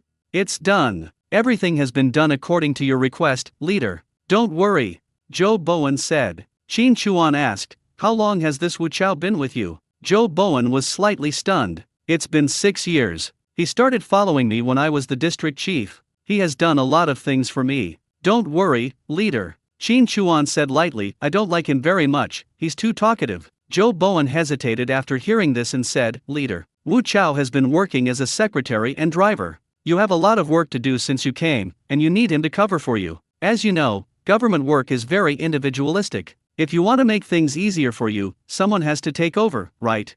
But if you think it's inappropriate, I'll handle it as you say. Qin Chuan looked at him and said, don't be nervous. It will be easier to get things done if you have someone close to you. I simply don't like him. I don't have any intentions. Just tell him to shut up and stop testing me. Understood, leader. It's my fault for not disciplining him properly. I'll be more careful next time, Zhou Bowen said as he walked to his desk, opened the drawer, and took out a file bag. He returned to Qin Chuan, opened the bag, and respectfully placed the contents in front of Qin Chuan one by one. Leader, this is your household registration book, this is your work ID, and this is your appointment document. Everything has been finalized. You don't even need to sign it. Qin Chuan flipped through the documents, put them into a file bag, folded them up, and put them into his coat, storing them directly in the space. He then looked at him and asked, what are your plans for today? What does the leader mean? Zhou Bowen said. Qin Chuan smiled slightly, as your secretary, I occasionally show up to cooperate with your work and avoid making things difficult for you, right? Zhou Bowen said, thank you for your understanding and support, leaders. This morning, Du Yunfen and the others will be executed. You can go or not. Afterwards, we'll be heading to the Red Star Steel Mill. With heavy industry currently being emphasized, the steel mill, as a large state-owned enterprise, will have a heavier workload next year. This is just a formality. There will be some year-end inspections, mainly to encourage you to take this seriously. Execution? Qin Chuan looked at him, case closed? There are indeed many mysteries surrounding the case that remain unsolved, including the casino's funds and the money Yao Haijun was responsible for transporting. We haven't figured it out yet, and no money has been seized. So far, we've only seized some gold and cash from Hua Baihei, which doesn't correspond to the scale of the operation. Some people mentioned seeing someone carrying several bags out of the casino earlier. We can't afford to delay any further. As Zhou Bowen spoke, he looked at Qin Chuan tentatively. We just made some arrangements to get those arrested to falsify their confessions. With the help of Wang Hengji, Ruan Changhong, we were able to speed up the process of closing the case. It was finalized yesterday to execute these people by shooting. What does this mean? It's because I knew that you had taken the money away in advance, and I didn't dare to continue the interrogation and investigation. It was all for you, for Boss Liao. I was loyal and took the risk to force the case to be closed. Qin Chuan smiled and asked, when will the execution take place? Zhou Bowen glanced at the time, 10:30, there's still an hour. Qin Chuan stood up and said, let's go, take a walk with you. Wu Chao was driving, Qin Chuan was sitting in the passenger seat, and Zhou Bowen was sitting in the back seat. At 10:15, we arrived at the outskirts of East City. A large wasteland, more than a dozen police cars, more than 20 sidecars. A cordon had already been set up, and soldiers with real guns and ammunition were surrounding the area. The 2 liberation trucks were loaded with people tied up and awaiting execution. Many family members were crying from a distance. Most of them are family members of cotters who accepted bribes. Men, women, young and old, were all crying so hard that they were about to die. The only thing we can do is collect the bodies. As for the rest, some are handled centrally, while others are donated with the consent of the person concerned. After getting off the bus, Wu Chao acted as the driver and stayed behind to wait for the car, while Qin Chuan followed behind Zhou Bowen as the secretary. Deputy Mayor Zhou. Zhang Wanli saluted and stretched out his hands to shake hands with Zhou Bowen. Zhou Bowen looked at those people and asked, how are the preparations going? Everything is ready, please give your instructions, leader, Zhang Wanli said. Zhou Bowen nodded, let's get started. Those people were taken out of the car. My legs are all soft. Among them, Qin Chuan saw several familiar figures, Hong Meiniang, Du Yunfen, Shunzi who lost an eye, and Fang Shuhao. Ah son, my son, how could you do such a foolish thing? In the distance, there were sounds of crying. An old woman with gray hair and a patched jacket was kneeling on the ground, patting the ground and crying uncontrollably. Fang Shuhao heard the voice and looked towards her. His body, which was as soft as noodles, suddenly found the strength to stand up. With red eyes, he shouted, Mom, don't bury me. Just burn me and let me go. Don't cry, there's nothing to cry about. Just pretend you never had a son like me. In my next life, I'll be your son again. After I get into college, I'll study hard, do something serious, make money, and then be filial to you." After saying that, he fell to his knees on the ground. He counted out 3 times towards the distance, executing 10 people at a time. They were lined up and taken to a distant place. Basically, they are not being supported, they are just being held up, and they can't walk at all. Hong Mei Niang, Du Yunfen, are both in the first row. Hong Mei Niang cried and shook her head. "Don't kill me, don't. I don't want to die yet. I will confess everything. You can ask me. I can still say, don't kill me." Being carried forward, his head was looking towards Qin Chuan. "I can still say, leader, leader." The moment she saw Qin Chuan from afar, she was slightly stunned. "Too far, can't see clearly. But that figure, is it me? Is it? Let me pass, let me say a word, let." He was already being forced to kneel on the ground. "I don't want to die. However, it's all in vain." Bang bang bang bang. A row of people fell to the ground. Qin Chuan withdrew his gaze from Hong Mei Niang and looked towards the sky. All I could hear was the echoing sound of gunfire. He left without waiting for all the executions to be completed. As a big leader, how can you stand here in the cold and watch people's heads explode?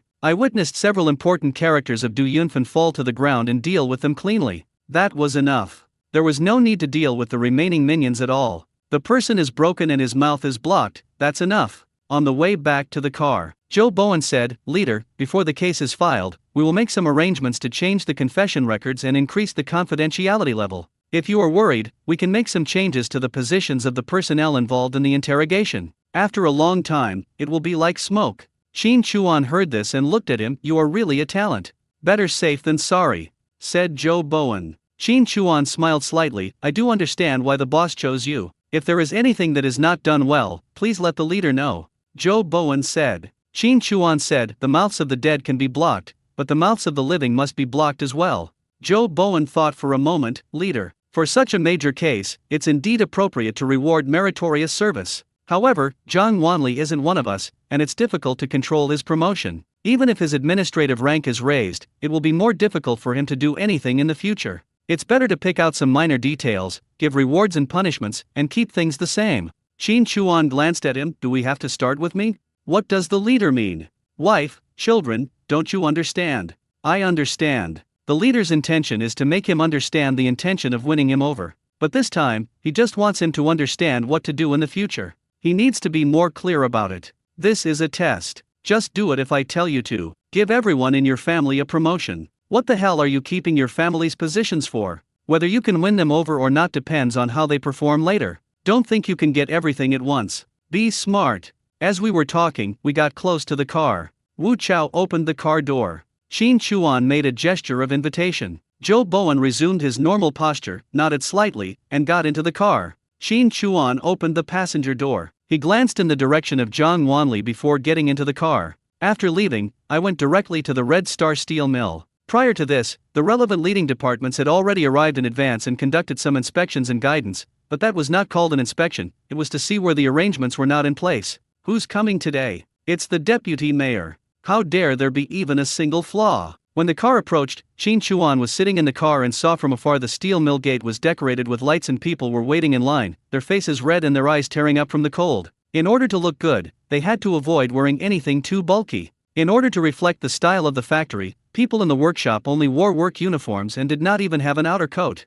Watching this scene reminded Qin Chuan of his childhood. When the school leaders came to inspect, it was so cold that we were only allowed to wear school uniforms and were not allowed to wear down jackets outside. We had to applaud when the leaders came. Our hands were so cold that they were numb. It hurt and itched every time we applauded. Now I'm in the car. How does it feel? All I can say is that the scenery is different and the mentality is different, that's all. As the cars started to appear, the sounds of gongs and drums could be heard. A row of factory leaders and unknown leaders took the lead in applauding. The boss with bared teeth had a beaming smile on his face, a look of anticipation, and his eyes were filled with longing. The moment Zhou Bowen got off the car, a bunch of people gathered around him, with hands stretched out towards him. "Deputy Mayor Zhou, you've worked so hard. We've been waiting for you. Vice Mayor Zhou, welcome to our office." Zhou Bowen smiled and shook hands, then raised his hand towards the workers' representatives and the welcoming team. "Thank you for your hard work, comrades. It's not hard, serving the people." The factory director and other leaders politely invited Zhou Bowen. When Deputy Director Li saw Qin Chuan, his eyes lit up. WTF. Turns out, it's the deputy mayor's secretary. This time it's settled. It's settled. It's not good to show too much, but the look in her eyes has already fully expressed the word diligent. Qin Chuan just nodded slightly at him. This made Deputy Director Li very happy, as it meant that he was recognized. Walking towards the factory, on both sides of the road stood the welcoming platoon of people from the factory. All female employees. Wherever I go, welcome all leaders and guidance. Qin Huiru was among them. The moment she saw Qin Chuan, she was stunned. Qin Chuan glanced at her. Just this one glance caused the red silk bouquet in her hand to fall to the ground. She quickly squatted down and picked it up, and looked at Qin Chuan again, but he had just walked past her without even paying any attention to her.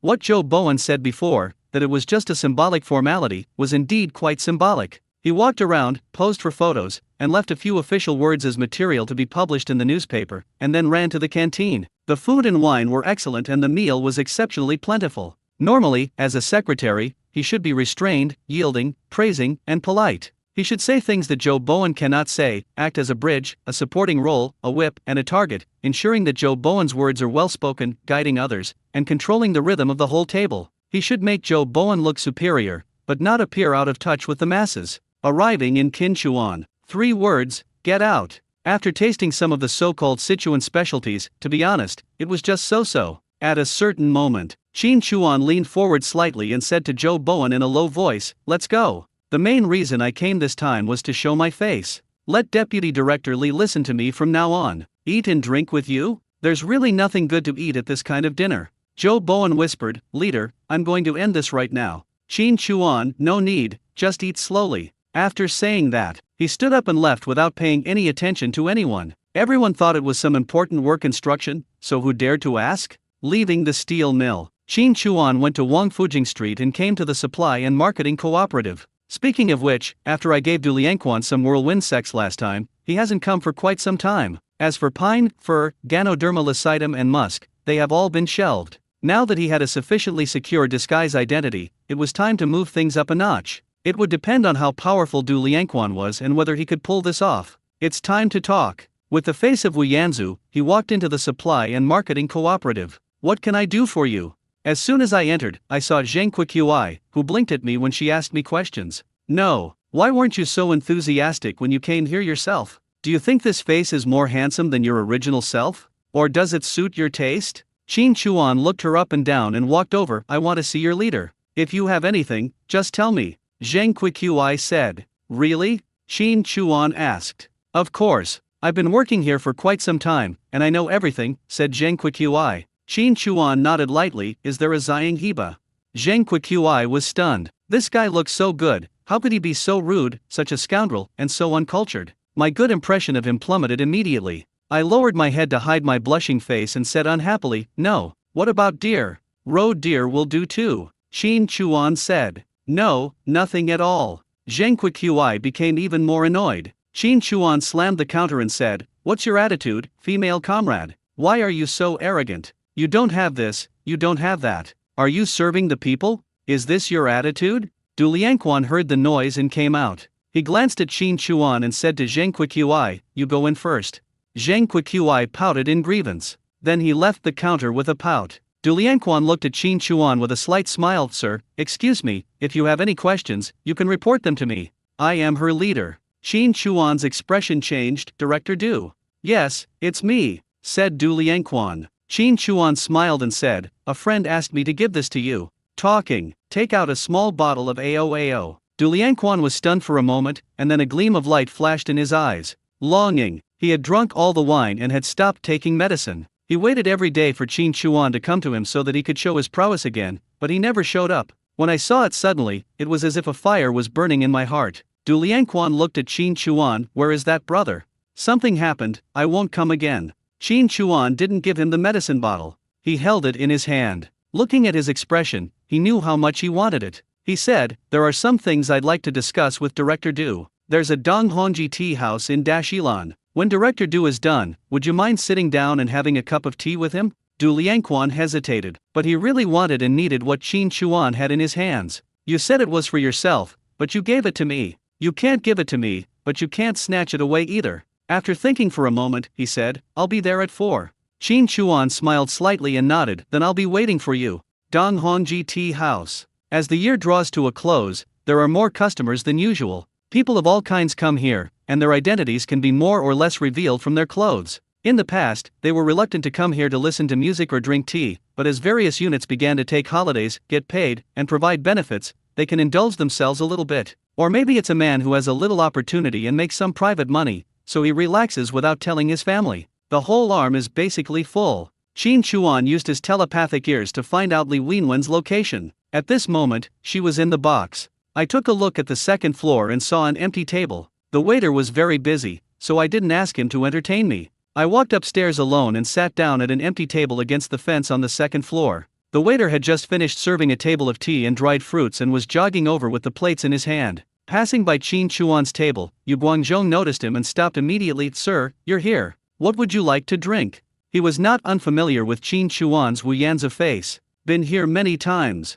It seems that she has a good relationship with her boss, Mr. Wen, so she is naturally enthusiastic and will not neglect him." Qin Chuan said with a slight smile, "No need, go get busy." "Hey, sir, please take a seat first." The waiter responded and ran away. Qin Chuan watched the show below the stage. I moved my ears and listened to the movement in the box where Li Wenwen was. "Mr. Wen, after using your skincare products, my skin has become better and more hydrated. I used to feel so uncomfortable in the dry weather, but you saved me. Without you, how would I have lived? Feel my face, has it become more tender? Mrs. Liu is naturally beautiful. You're really good at talking. Can you touch me? Am I younger than the last time you saw me? Yeah, yes. Mrs. Liu's skin is more supple now. Mr. Wen, your hands are so tender and soft. You seem thinner than the last time I saw you. Are you thinner?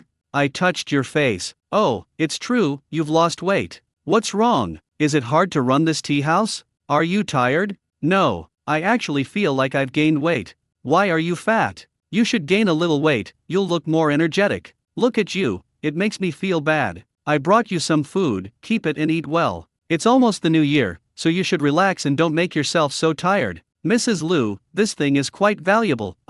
What's so precious? No matter how precious something is, in my heart, it's not as precious as you. Qin Chuan laughed out loud. This is the rich lady who loves Mr. Mu Wen. Taking advantage of your own woman? They are all women, so just wipe it. Li Wenwen has a unique temperament. When she dresses up as a man and wears Mr. Wen's face, she can really attract women. She is even more lethal to older women. Sir, the boss is busy. Please have some tea and some dried fruit first. The waiter brought a cup of tea and a plate of mixed dried fruits and placed them on Qin Chuan's table. Thanks for your hard work. It's not hard, then I'll go get busy first. Good. A little bit. The door of the box where Li Wenwen was opened. The woman came out first and whispered, "I'm leaving now. I'll come find you after the new year." "Okay, Mrs. Liu, take care. Eat more to replenish your body." Qin Chuan glanced at the woman. Wow, so sexy. Li Wenwen breathed a sigh of relief, took a quick glance at the situation in the tea house, turned around and walked towards the office. Then he paused and looked towards Qin Chuan. Qin Chuan smiled. When Li Wenwen saw Qin Chuan, the smile on her face suddenly became more intense, and she walked over directly. "When did you come?" Qin Chuan raised his head slightly towards the person opposite him. "In the time it takes to drink a cup of tea. Are you going on a date with someone?" Li Wenwen smiled. "Yeah, are you jealous?" "Mr. Wen is so lucky, I'm so envious," Qin Chuan said with a smile. Li Wenwen smiled and said, "I'll find a chance to introduce you to them. They all know how to do it." "Really? Why don't you learn a few skills and use them on me so I can experience it?" Qin Chuan said. "As I was saying," the waiter came running over. "Boss, the people at that table want you to come over. They're clamoring to see Lin Wanner." Lin Wanner is another identity disguised by Li Wenwen, the tea house's leading lady. Looking in the direction of Li Wenwen, there were 3 people at that table. One of the men, who was in his 20s, raised his hand arrogantly when he saw Li Wenwen coming, and waved his finger downwards as if to call on a dog. Li Wenwen retracted her gaze and said to the waiter, "Go get busy." Then he said to Qin Chuan, "I'll go take care of it." As he said this, he wanted to get up. Qin Chuan said lightly, "Sit down." Li Wenwen looked at Qin Chuan. His name is Lu Hongjun, the son of the director of the Industrial and Commercial Administration Bureau. He's not easy to offend. It's not a big deal. I can get rid of him in a few words. Have they harassed you before? Qin Chuan asked. Li Wenwen said, "Not really. He just always comes when Lin Wanner is on stage, and gives me tips, gifts, flowers, etc. from time to time. He once asked me to let Lin Wanner accompany him, but I always turned him down." "Have you ever touched me?" Qin Chuan asked. Li Wenwen said, no. In this tea house, I play 2 roles and change my identity after the performance. Qin Chuan pushed the dried fruit plate over. Eat something, sit down. At this time, Lu Hongjun saw that Li Wenwen didn't get up, so he walked over, glanced at Qin Chuan, and stared at Li Wenwen. I called you. Are you deaf and didn't hear, or blind and didn't see? Have I ever been nice to you in the past? You don't take me seriously at all. What's going on? It's New Year's Eve, and you're feeling uncomfortable. Do you want to stop working at the tea house? As soon as he finished speaking, Qin Chuan placed his hand on the table, raised it, and punched him in the abdomen. There isn't much movement, but how strong was Qin Chuan now? He could even pull back a leopard's sudden attack. This punch was not only comparable to a full-strength adult's, but also had a force that no ordinary person could withstand. Lu Hongjun suddenly bent over with his mouth open. The immense bloating and pain made it difficult for him to breathe, let alone make any noise. He could not even stand steadily. He held the table with one hand and covered his stomach with the other, and squatted down in extreme pain. Qin Chuan exhaled calmly and put out the cigarette in his hand into the ashtray. He stood up, grabbed his hair with one hand, and pulled him up with force. He stretched out his hand to support him and walked towards the box with the door open nearby. He threw him inside and then looked towards his seat. He raised his hand and waved his finger downwards at his 2 companions who were looking at him. The whole process did not attract the attention of people around.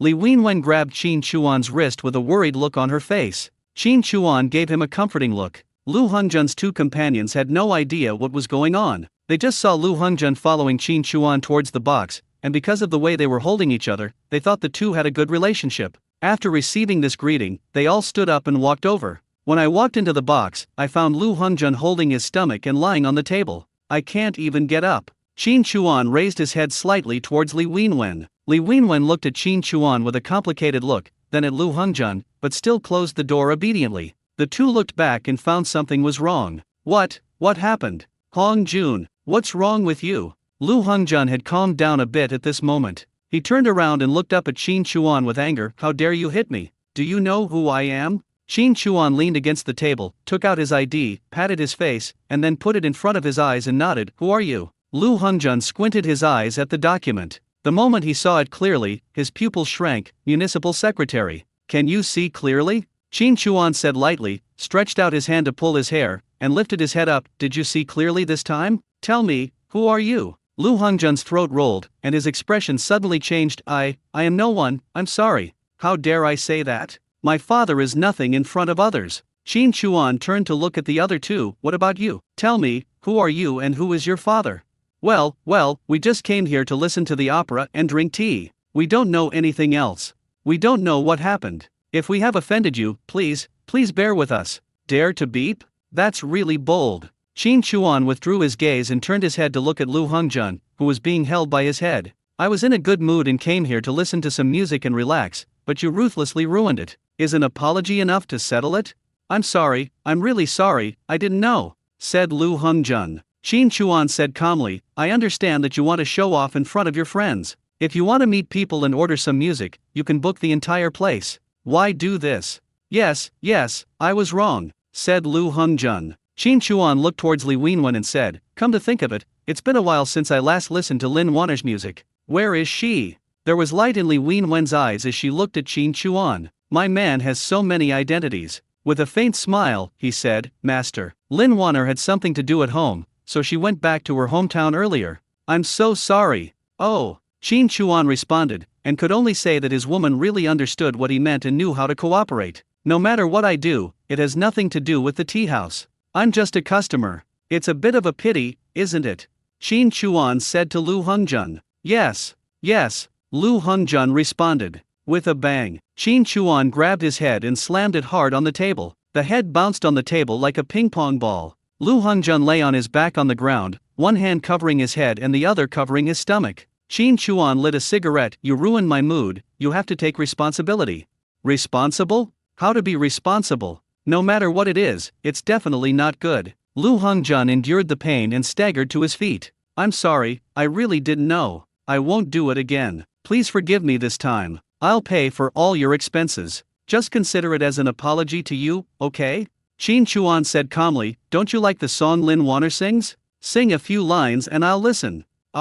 Sing a song? Lu Hongjun hesitated and said, I can't. That's a difficult problem. I gave you a chance, but you were useless. My mood is getting worse and worse, Shin Chuan said. Lu Hongjun's throat was boiling, and he was timid. I know a few words. Sing. Shin Chuan took a puff of his cigarette. Lu Hongjun cleared his throat. Sang awkwardly. Shin Chuan raised his body from the table and walked in front of him. Are you singing correctly?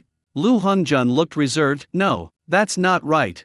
Snap. A slap in the face. Why are you singing when it's not right? Are you kidding me? That is right, said Lu Hongjun. Snap. Another slap in the face. That's because I'm not as good as you. Is it wrong? No, please forgive me. Lu Hongjun was about to cry. Li Wenwen looked at Shin Chuan, then stepped forward at the right moment, raising his hand to stop him in the manner of Mr. Wen. Sir, calm down. I was not polite enough, and I want to apologize. He's a frequent customer and a friend, so please give me a little favor, okay? He is a regular customer, am I not?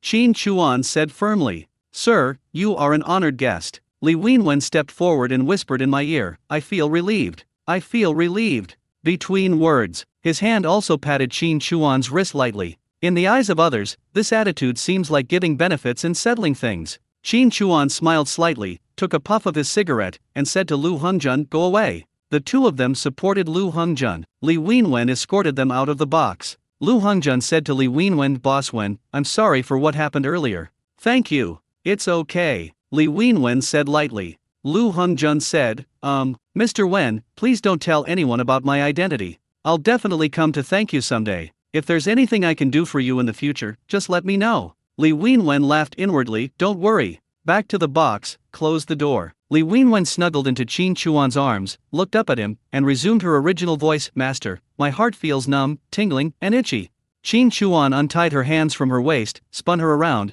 and hugged her from behind. He unbuttoned her shirt across her abdomen and reached inside, covering her waist chain and caressing her small waist. With this face on, I really can't stand it if I don't touch this waist chain. But you are quite cooperative and good at acting. That's because you are so good, otherwise where would I be able to perform? Li Wenwen said. Shin Chuan said, tell me, who else is being arrogant in front of you? I'll deal with them one by one. No one. This is not a place for red light district. Those who come here are all proud of their status. For example, Lu Hongjun can be dealt with in a few words. He won't really do anything. Li Wenwen said. Are you afraid of causing trouble for me? Shin Chuan asked. Really not, Li Wenwen said. Shin Chuan let her go, turned her around again, lifted her shirt, and while caressing her, he looked at her and said, although I can't do anything directly with my identity, it's not difficult to do it in a roundabout way. Li Wenwen picked up the ID on the table and took a look, be careful. Shin Chuan looked at her, why do you look like that? Are you worried about me? Li Wenwen said, my position is quite sensitive. I only hold 2 positions in this tea house, and neither is easy. You're in charge of both the municipal government and the public security department, isn't it tiring? You don't have to go here all the time, Shin Chuan said. When Li Wenwen heard this, she blinked, looked at the ID, and then looked at Shin Chuan. Municipal secretary, doesn't he need to show up all the time? Shin Chuan looked at her and smiled, does your man look like a servant? The one above is just a dog I raised, don't worry. As he spoke, he raised his hand, took the ID from her hand, and put it in his pocket.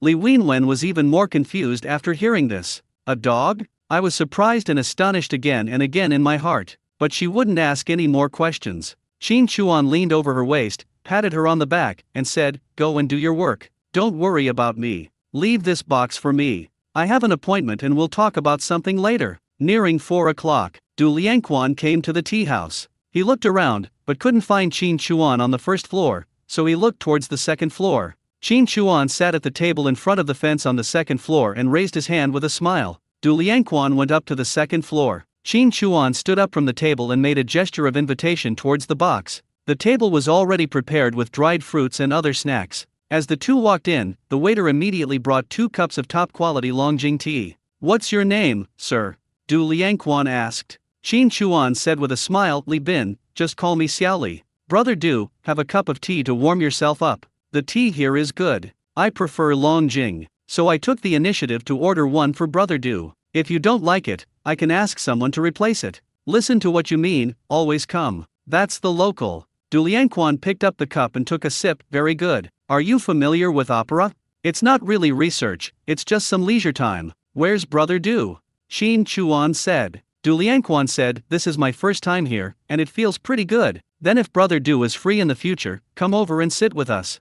Qin Chuan said with a smile. Du Lianquan nodded slightly, and between words, he looked at Qin Chuan subtly, then said, I heard you say before that we might not see each other again. Did something happen? Speaking of which, I have met him several times and have always had a good impression of him, but I never asked for his name. Didn't ask for your name? Bullshit. Before, all the bear bile sold was registered. Even if you forget the name, you can still find it if you want to. Now Qin Chuan wants to put all the blame on Li Bin's fake identity, so that even if something goes wrong, he can get away with it. For this kind of trial, Qin Chuan naturally wouldn't reveal any clues and said, actually, I don't even know his name. One time, I got some pine Ganoderma and musk and ran into a bunch of thugs. He saved me and that's how we became friends. I asked him about it, but he didn't tell me. Later, he bought 2 Ganoderma and musk from me. Oh, and this too. Talking. He took out Aoeajiao and said, he knew that this was a pure herbal formula with no side effects, so he told me that he had a friend who might need it, so I gave him some. Some time ago, he said he wanted to buy more Ganoderma lucidum and musk. It's been a while now, and he hasn't come to see me. I thought he didn't want them anymore. A few days ago, he came to me and apologized, saying that he had some personal matters and might not come back or something. He didn't want to say much. He mentioned that he had an appointment with you, Director Du, and said that you helped him and shouldn't break the appointment. So, I took the liberty to come to you, Brother Du, to thank you on his behalf. He said that no matter whether this medicine works or not, he still wants me to bring some to you, Brother Du. While talking, I still didn't give him the bottle of medicine. Du Lianquan was so tempted that he felt itchy. Du Lianquan naturally didn't believe all of these words. This is not important. What is important is that you know clearly in your heart that the person in front of you asked you to come here today, not just to say thank you on his behalf or send medicine. Mentioned pine and Ganoderma, and musk. What they said seemed to indicate that Qin Chuan got his Ganoderma lucidum and musk from him. The reason they come to me is simply because they want to cooperate, that's all. There was one thing Du Lianquan was certain of, and that was that the person in front of him was definitely not trying to lure him in, but to catch him. If Qin Chuan had missed something or was involved in something, he could just go to the supply and marketing cooperative and arrest him. There was no need to go through all this trouble twice. After thinking for a moment, he said straight to the point, do you have a lot of Ganoderma lucidum and musk? Qin Chuan smiled inwardly when he heard this. He could only say that working with smart people would save trouble, not bad. It depends on how much Brother Du can operate. How to operate it, listen to Brother Du, and I will cooperate. Between words, the medicine bottle in his hand was slowly twirled between his fingers. Du Lianquan glanced at the medicine bottle and said, tell me how much you have. Qin Chuan glanced at him. He reached under the table beside him, pulled out a sack from the space, and then pulled it out. Here are 100 plants, 5 years old or older, of the highest quality, pine and fir Ganoderma. Separate the money and the goods. It's good for both of us. Brother Du, just use it and pay me later. If you need more, there will be more later.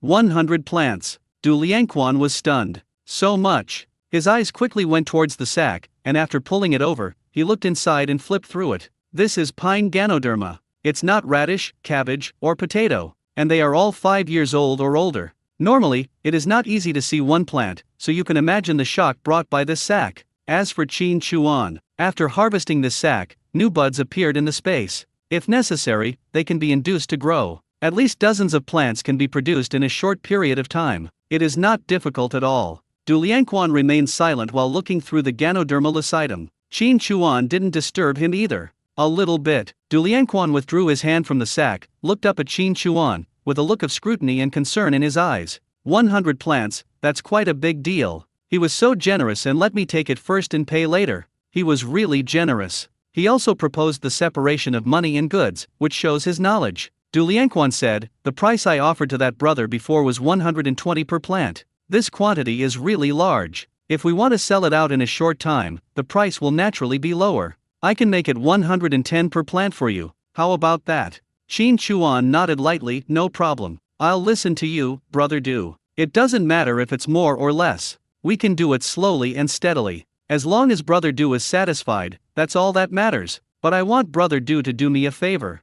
What? Du Lianquan asked. Qin Chuan said, I want some ginseng, saffron, Gastrodia elata, and Polygonum multiflorum seeds. I wonder if Brother Du can help me get them. With such a good space, how can we only grow grains and vegetables? It would be a pure waste not to grow some precious Chinese herbal medicines. However, before, there was no channel to get these seeds, and even if they were grown, there might not be a good channel to sell them. Small portions are fine, but if the quantity is too large, it will be eye-catching. Moreover, to sell these things, identity registration is generally required. For places like Tong Rentang and pharmaceutical factories, how they operate in secret is unknown. There was really no brick to open the door before. There are only 2 words on the surface. No acceptance. Taking out 100 pine and for Ganoderma lucidum at once was a test for Du Lianquan. I can actually eat it. It seems that it can be put into operation in a short time. I can only say that I underestimated the director of the supply and marketing cooperative. Those that can operate must be related to these places,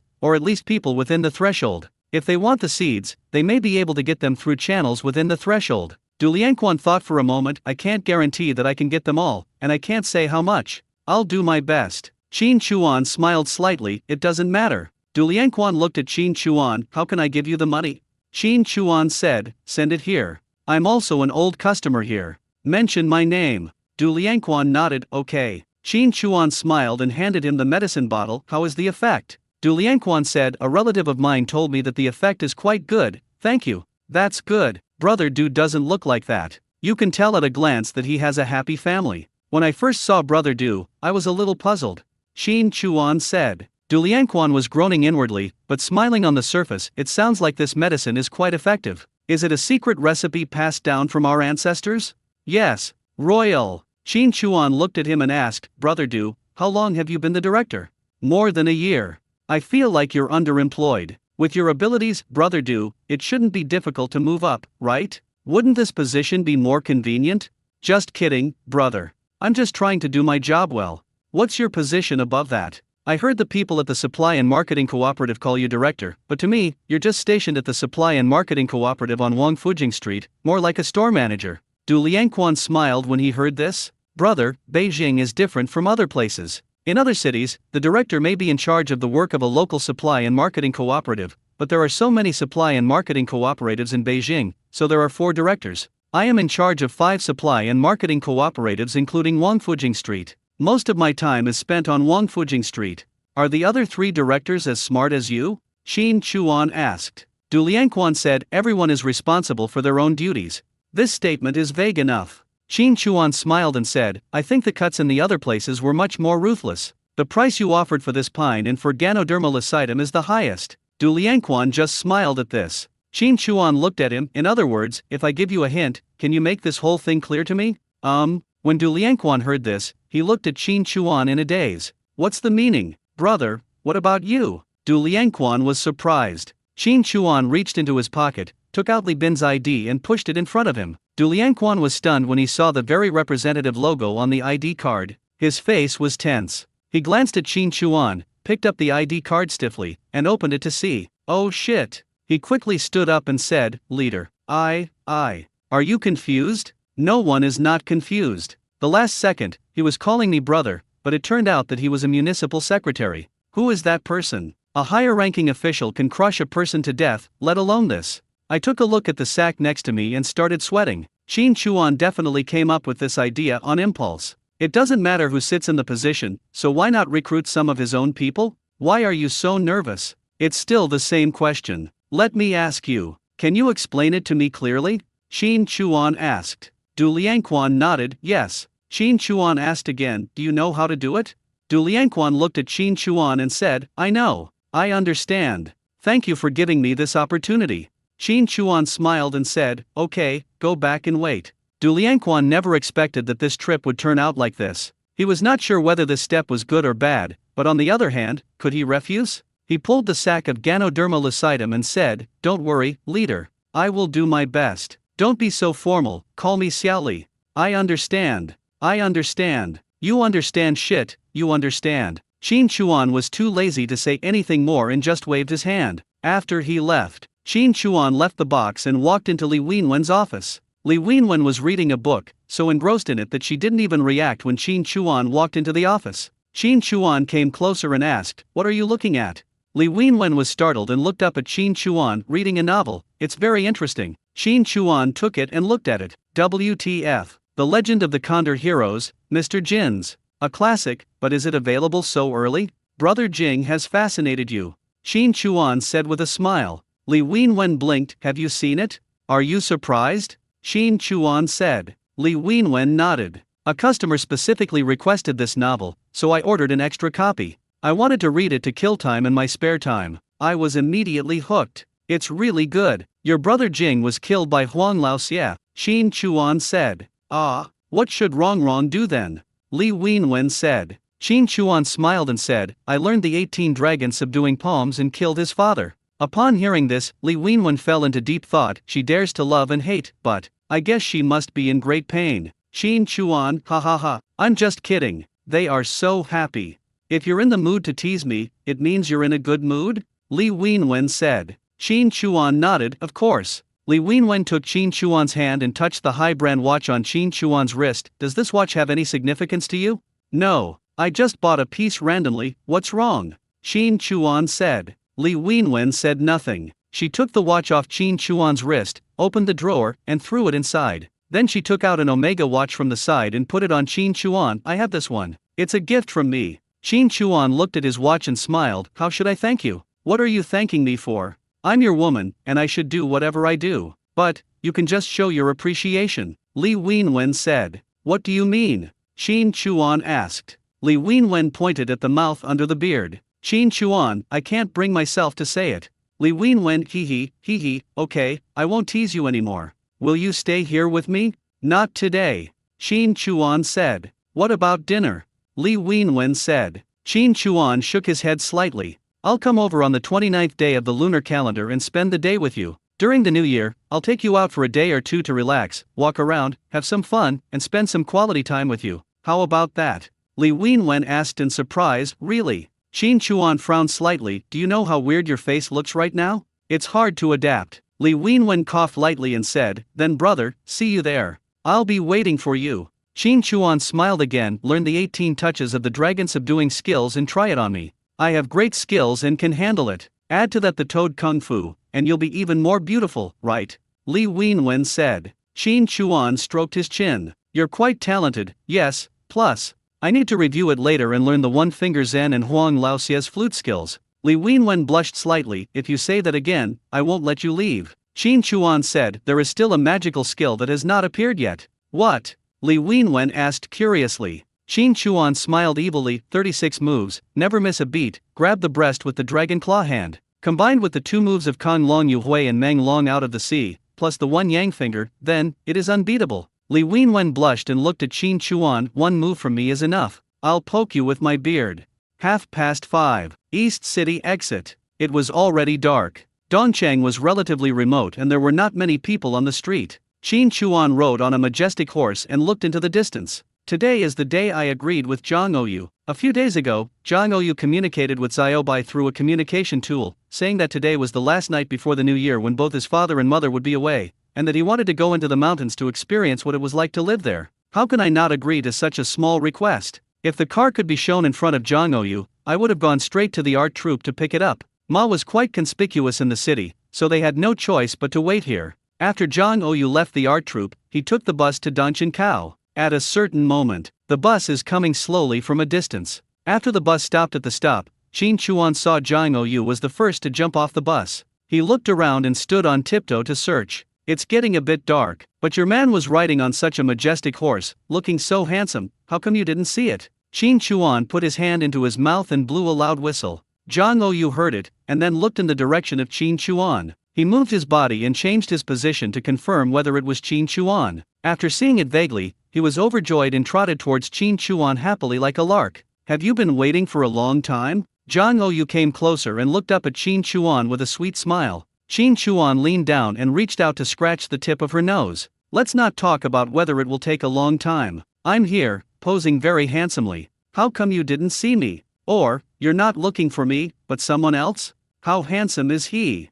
Zhang Oyu asked. That's pretty cool. Qin Chuan said with a smile. Zhang Oyu smiled and said, you are so conceited. Qin Chuan said with a smile, turn around. Zhang Oyu was puzzled, but did as he was told. Qin Chuan stretched out his arms and let them both hold his hands. Then he exerted force suddenly, straightened his body, and with a slight scream, he pulled Zhang Oyu onto the horse's back with one arm, and put his other hand around her waist, holding her firmly. Zhang Oyu blinked twice. Wow. Qin Chuan was amused and laughed. Wow, what wow? Take out the sunglasses and put them on her. Zhang Oyu frowned slightly. It's dark now, why are you wearing sunglasses? You can't see anything. Qin Chuan said, the wind stung my eyes.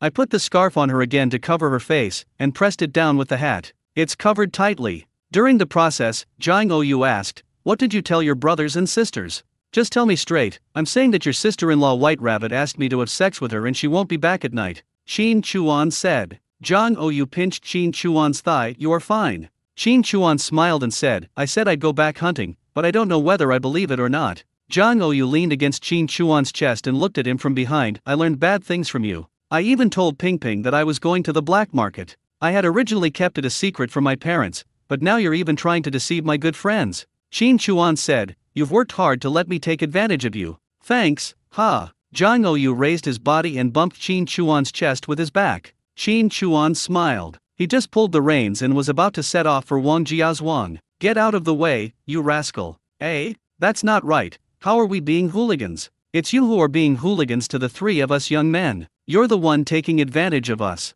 Bah, shameless. Get out of here. If you keep doing this, I'll call the police." "Hey, why did you call the police? It's dark, and we're worried about bad guys, so we want to protect you. It's called helping others. We've always done our duty, but as good citizens, if you want to give us a certificate, we don't ask for anything in return. Seeing how kind-hearted you are, shouldn't we protect you closely?" What are you doing? Get away. Don't touch me, get away." Hearing the noise, Jang Ou looked in the direction of the voice. She couldn't see anything because of her sunglasses. She shook Shin Chuan's arm. "Dachuan, listen, is someone being a hooligan? Why can't I see anything? What's wrong with my eyes?" Shin Chuan raised his hand and pulled up the sunglasses on her nose. "What about this time?" Jang Ou blinked twice. "You said I was stupid." Shin Chuan said, "So are you more concerned about the problem of being a gangster or the problem of being stupid?" Jang Ou held up the legs of his sunglasses, looked towards the direction of the sound under his sunglasses, and pointed. "Over there, these bastards, so many people, bullying a woman, shameless. Just taking out my pocket." He took out a Type 59 pistol. Click, and the bolt is pulled up. Shin Chuan was startled and quickly raised his hand to press. "What are you doing? There are hooligans over there, fire a gun to warn them," Jang Ou said. Shin Chuan said, "With me here, there's no need for you to do anything. Put your gun away." He pulled the reins and rode forward. When I got closer, the three of them were startled. They looked at the horses and Shin Chuan and the other man riding them, and they all stood there in a daze. "Oh shit, an ancient knight? Where the hell did you come from?" Shin Chuan looked down at the three people and looked at one of them. "If I remember correctly, your name is Daishoner, right? You really have a bad memory." "Who? This voice sounds familiar." Although Shin Chuan and Jang Ou were preparing to set off on horseback, they were covered relatively tightly. But Daishoner thought back. After all, the part of the tattoo that was burned by the cigarette but hasn't healed yet. Daishoner speechlessly let go of the woman's hand. The woman cried and ran away quickly. Detienner looked up at Shin Chuan and said, "Sir, I haven't offended you, have I? I didn't say anything about what happened before, but why are you always staring at me? Is that enough?" Shin Chuan looked down at him. "Are you talking to me?" Daishoner was a scoundrel among scoundrels. He clasped his hands together and said, "You are awesome. We can't afford to offend you, but don't go too far. A rabbit will bite when it's angry, a dog will jump over the wall when it's angry, and when people are angry, you never know what they will do. Let me put it bluntly. Calling scoundrels, hanging out with girls, chasing crazy people, fucking idiots, that's our daily life. We are not like you. You can hold the girl in your arms and when you want to stab her, you can just pull her over and stab her twice.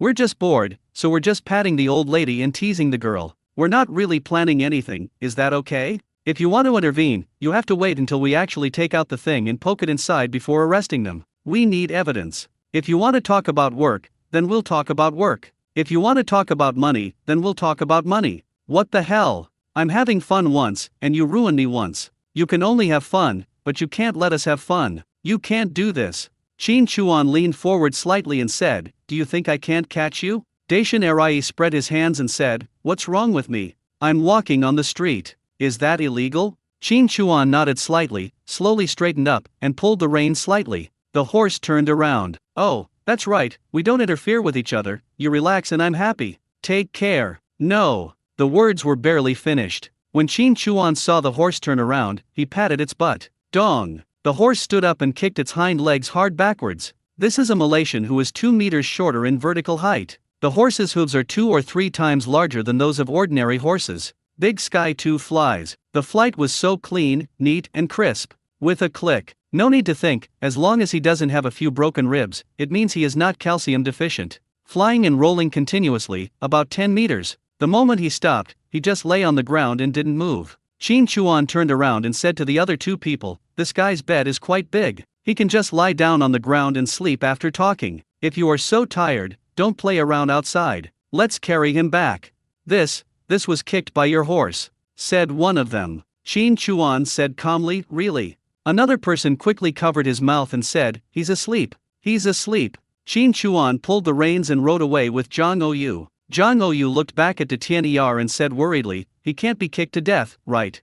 No, you will definitely have to stay in bed for half a year. It will be fine if there are some sequelae." Qin Chuan said, "I heard a heartbeat. He is indeed not dead." Zhang Oyu gave Qin Chuan a thumbs up, "So handsome." Qin Chuan smiled and said, "I haven't asked you yet, where did you get the gun?" "I am the director's daughter. I have a gun and can shoot. Isn't that normal? It's dark now and I have to leave the city. It's such a long journey, so of course I have to bring a gun." "Don't worry, I will protect you," Zhang Oyu said. Qin Chuan asked weakly, "Did you take it with you when you went to the black market?" Zhang Oyu nodded slightly, "I brought it with me." Qin Chuan laughed, "I understand." "What do you understand?" Zhang Oyu asked in confusion. Qin Chuan sighed, "You've been plotting against me for a long time. Otherwise, why didn't you pull out your gun and shoot me when I was acting like a gangster? You must have chosen me." Zhang Oyu pouted slightly and said, "You are quite energetic." Qin Chuan smiled when he heard it. What did you say?" "It's energetic. It looks good. It's okay." "Hey, I like to hear that. You said, it wasn't them who were being rude just now, but me. Can that woman do it?" As soon as the words fell, a pinch, a twist. "Hiss, you pinched the wrong place." "Ah, I'm sorry. Does it hurt?" "I didn't use too much force. Let me rub it for you." "You can rub it later." Snap. A slap landed on Qin Chuan's leg. I knew this guy was not serious. After Qin Chuan left, the two of them hurried to the front of Dacian 2. "He's vomiting blood. Could he be dead?" "He's not dead, he's still breathing. Hurry to the hospital." "If he becomes like this, will Brother Tianyi blame us and enforce the family rules?" "Hurry up, carry him to the hospital. If he's really dead, it won't be a family matter anymore. I'll go to Brother Tianyi later." "I say, just nod your head, you're so dumb, shut up. Can you really do it?" "It has to be done, let him go to the policeman to settle the score."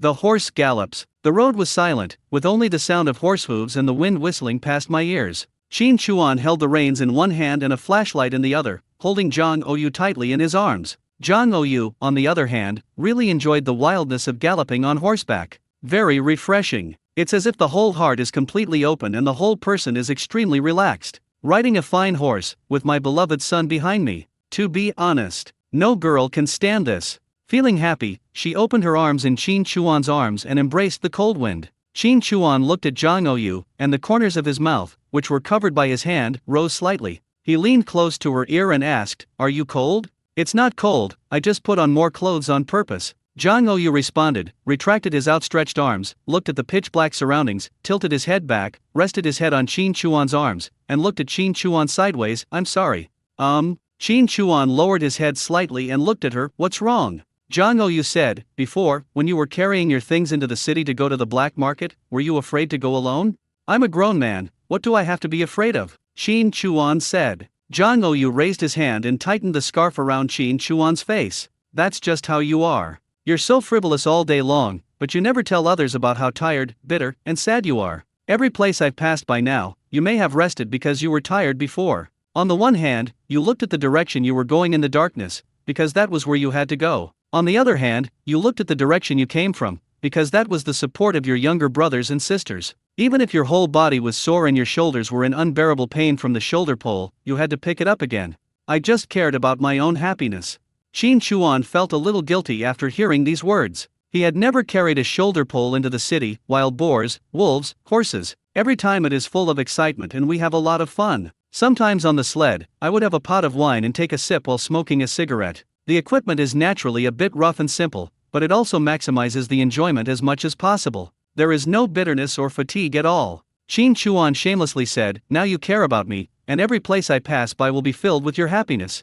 This isn't an intentional deception. No one can tell anyone about the matter of space. Zhang Oyu perked up after hearing this. "That's right. I want you to be filled with joy when you're with me." Ahem. The golden mountain in Jing City is shining brightly in all directions. Qin Chuan smiled when he heard it. Zhang Oyu tilted his head and blinked. What are you laughing at? Is my singing bad? This song, On the Golden Mountain in Beijing City, is a new song. The group is currently rehearsing it, but it hasn't been performed publicly yet. No one else has heard it. Qin Chuan smiled and said, I just feel that it's not appropriate to sing this song at this moment. We need something a little wilder. What's up? Singing 18 touches? Ha ha ha, people say women are like eggs, and it's absolutely true. Why eggs? White on the outside, but yellow on the inside. Zhang Oyu bumped his back against Qin Chuan's chest. You can't say that to me. Qin Chuan, ha ha ha.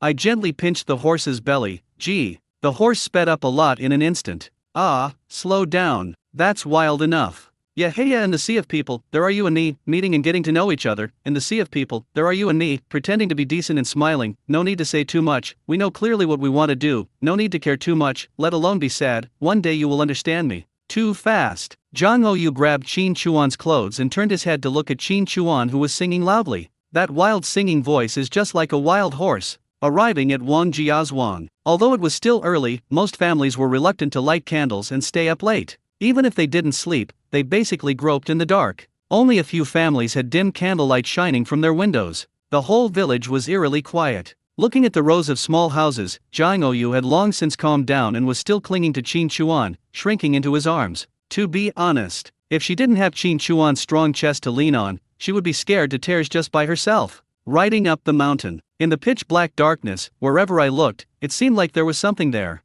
The more I looked, the more I wanted to take a closer look. The more carefully I looked, the more scared I felt, as if I was about to fall deeper into it. It was also Zhang Oyu's first time going up the mountain late at night. Feeling that she was shrinking more and leaning closer, Qin Chuan simply stopped the horse and carried her around from the horse's back. Zhang Oyu hugged Qin Chuan tightly like an octopus, with her head tucked into Qin Chuan's arms. Aren't you carrying a gun to protect me? Qin Chuan said with a smile. Zhang Oyu responded with practical actions. He tore open Qin Chuan's coat and stuck his head in, like an ostrich, just sticking its body out. Qin Chuan smiled, pulled the reins, and continued up the mountain. On the way, I looked around through the eyes of telepathy. There were quite a few footprints, but as we went further, they became fewer and fewer. They were all left by the villagers who went up the mountain to chop firewood. The higher we went, the fewer footprints there were. After halfway up the mountain, there were basically no more footprints. Really obedient. When I got close to the cabin, I didn't see any special footprints. It is certain that after I left with my younger brothers and sisters, no one has come to the cabin. The cabin is still the same as when I left. He dismounted, tied the horse at the door, took the key and entered the house. When he entered the house, he took out a sack from the space and placed it on the table, then turned on the light in the room. Throughout the entire process, Zhang Oyu was hanging on Qin Chuan. It wasn't until the lights came on that she came back to life and jumped off Qin Chuan. It's so comfortable, I fell asleep. Aren't you afraid? Qin Chuan said with a smile. Zhang Oyu, who's scared? With you here, what should I be afraid of? I just fell asleep. He clapped his hands and said, what should I do? Please give me instructions. Shovel some clean snow and bring it back. I'll go make a fire and boil some water. Qin Chuan said. Zhang Oyu, yes. When Zhang Oyu opened the door and looked at the dark forest in the distance, her pretty face tensed slightly. She put her things down, closed the door, and ran to Qin Chuan and squatted. What are you doing? I want to be with you. Qin Chuan smiled, didn't expose it, and stretched his face sideways.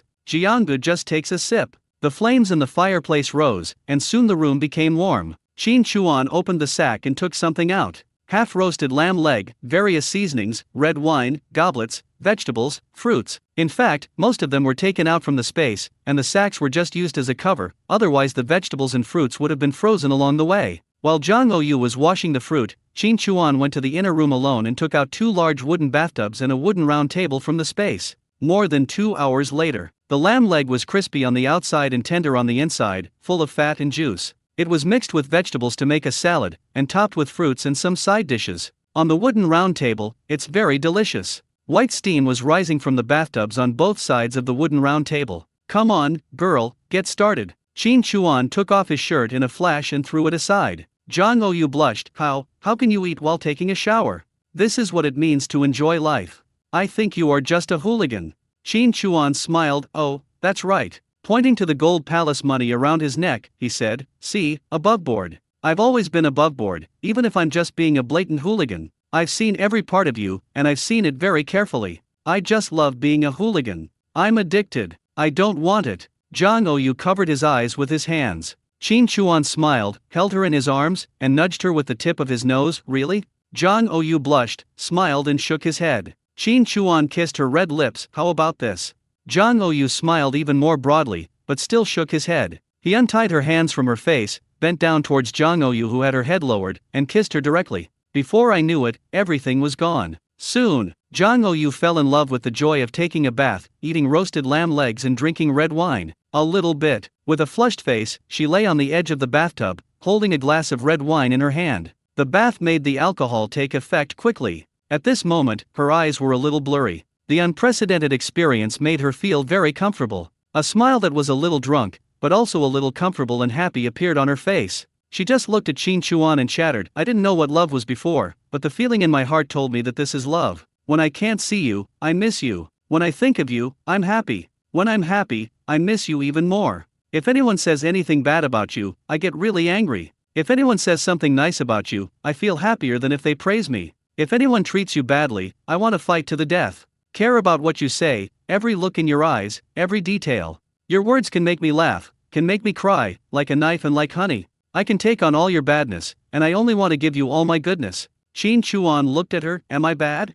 Jang Ouyu nodded. Bad. So bad. You didn't want me before. I have a question that I have never dared to ask you. If I hadn't gone to find you that day, would you have come to find me? Qin Chuan said slowly, white moonlight, pure, flawless. I don't regret taking off that scarf and letting this light shine into my heart. Whether it brings me regret, joy, or sadness, I will often look up at this white moonlight, recalling all the beauty it has brought me, and wondering from afar whether this light is as bright as before, or whether it has become dim because of someone I met or something I encountered. Jang Ouyu's eyes reddened when she heard this. She reached out and stroked Qin Chuan's face. I don't want to be by Yue Guan, I want to be your woman. Hula. Qin Chuan stood up, carried Jang Ouyu out, walked to the fireplace, and put her on the table. The flame flickers. Against the backdrop are two more swaying figures.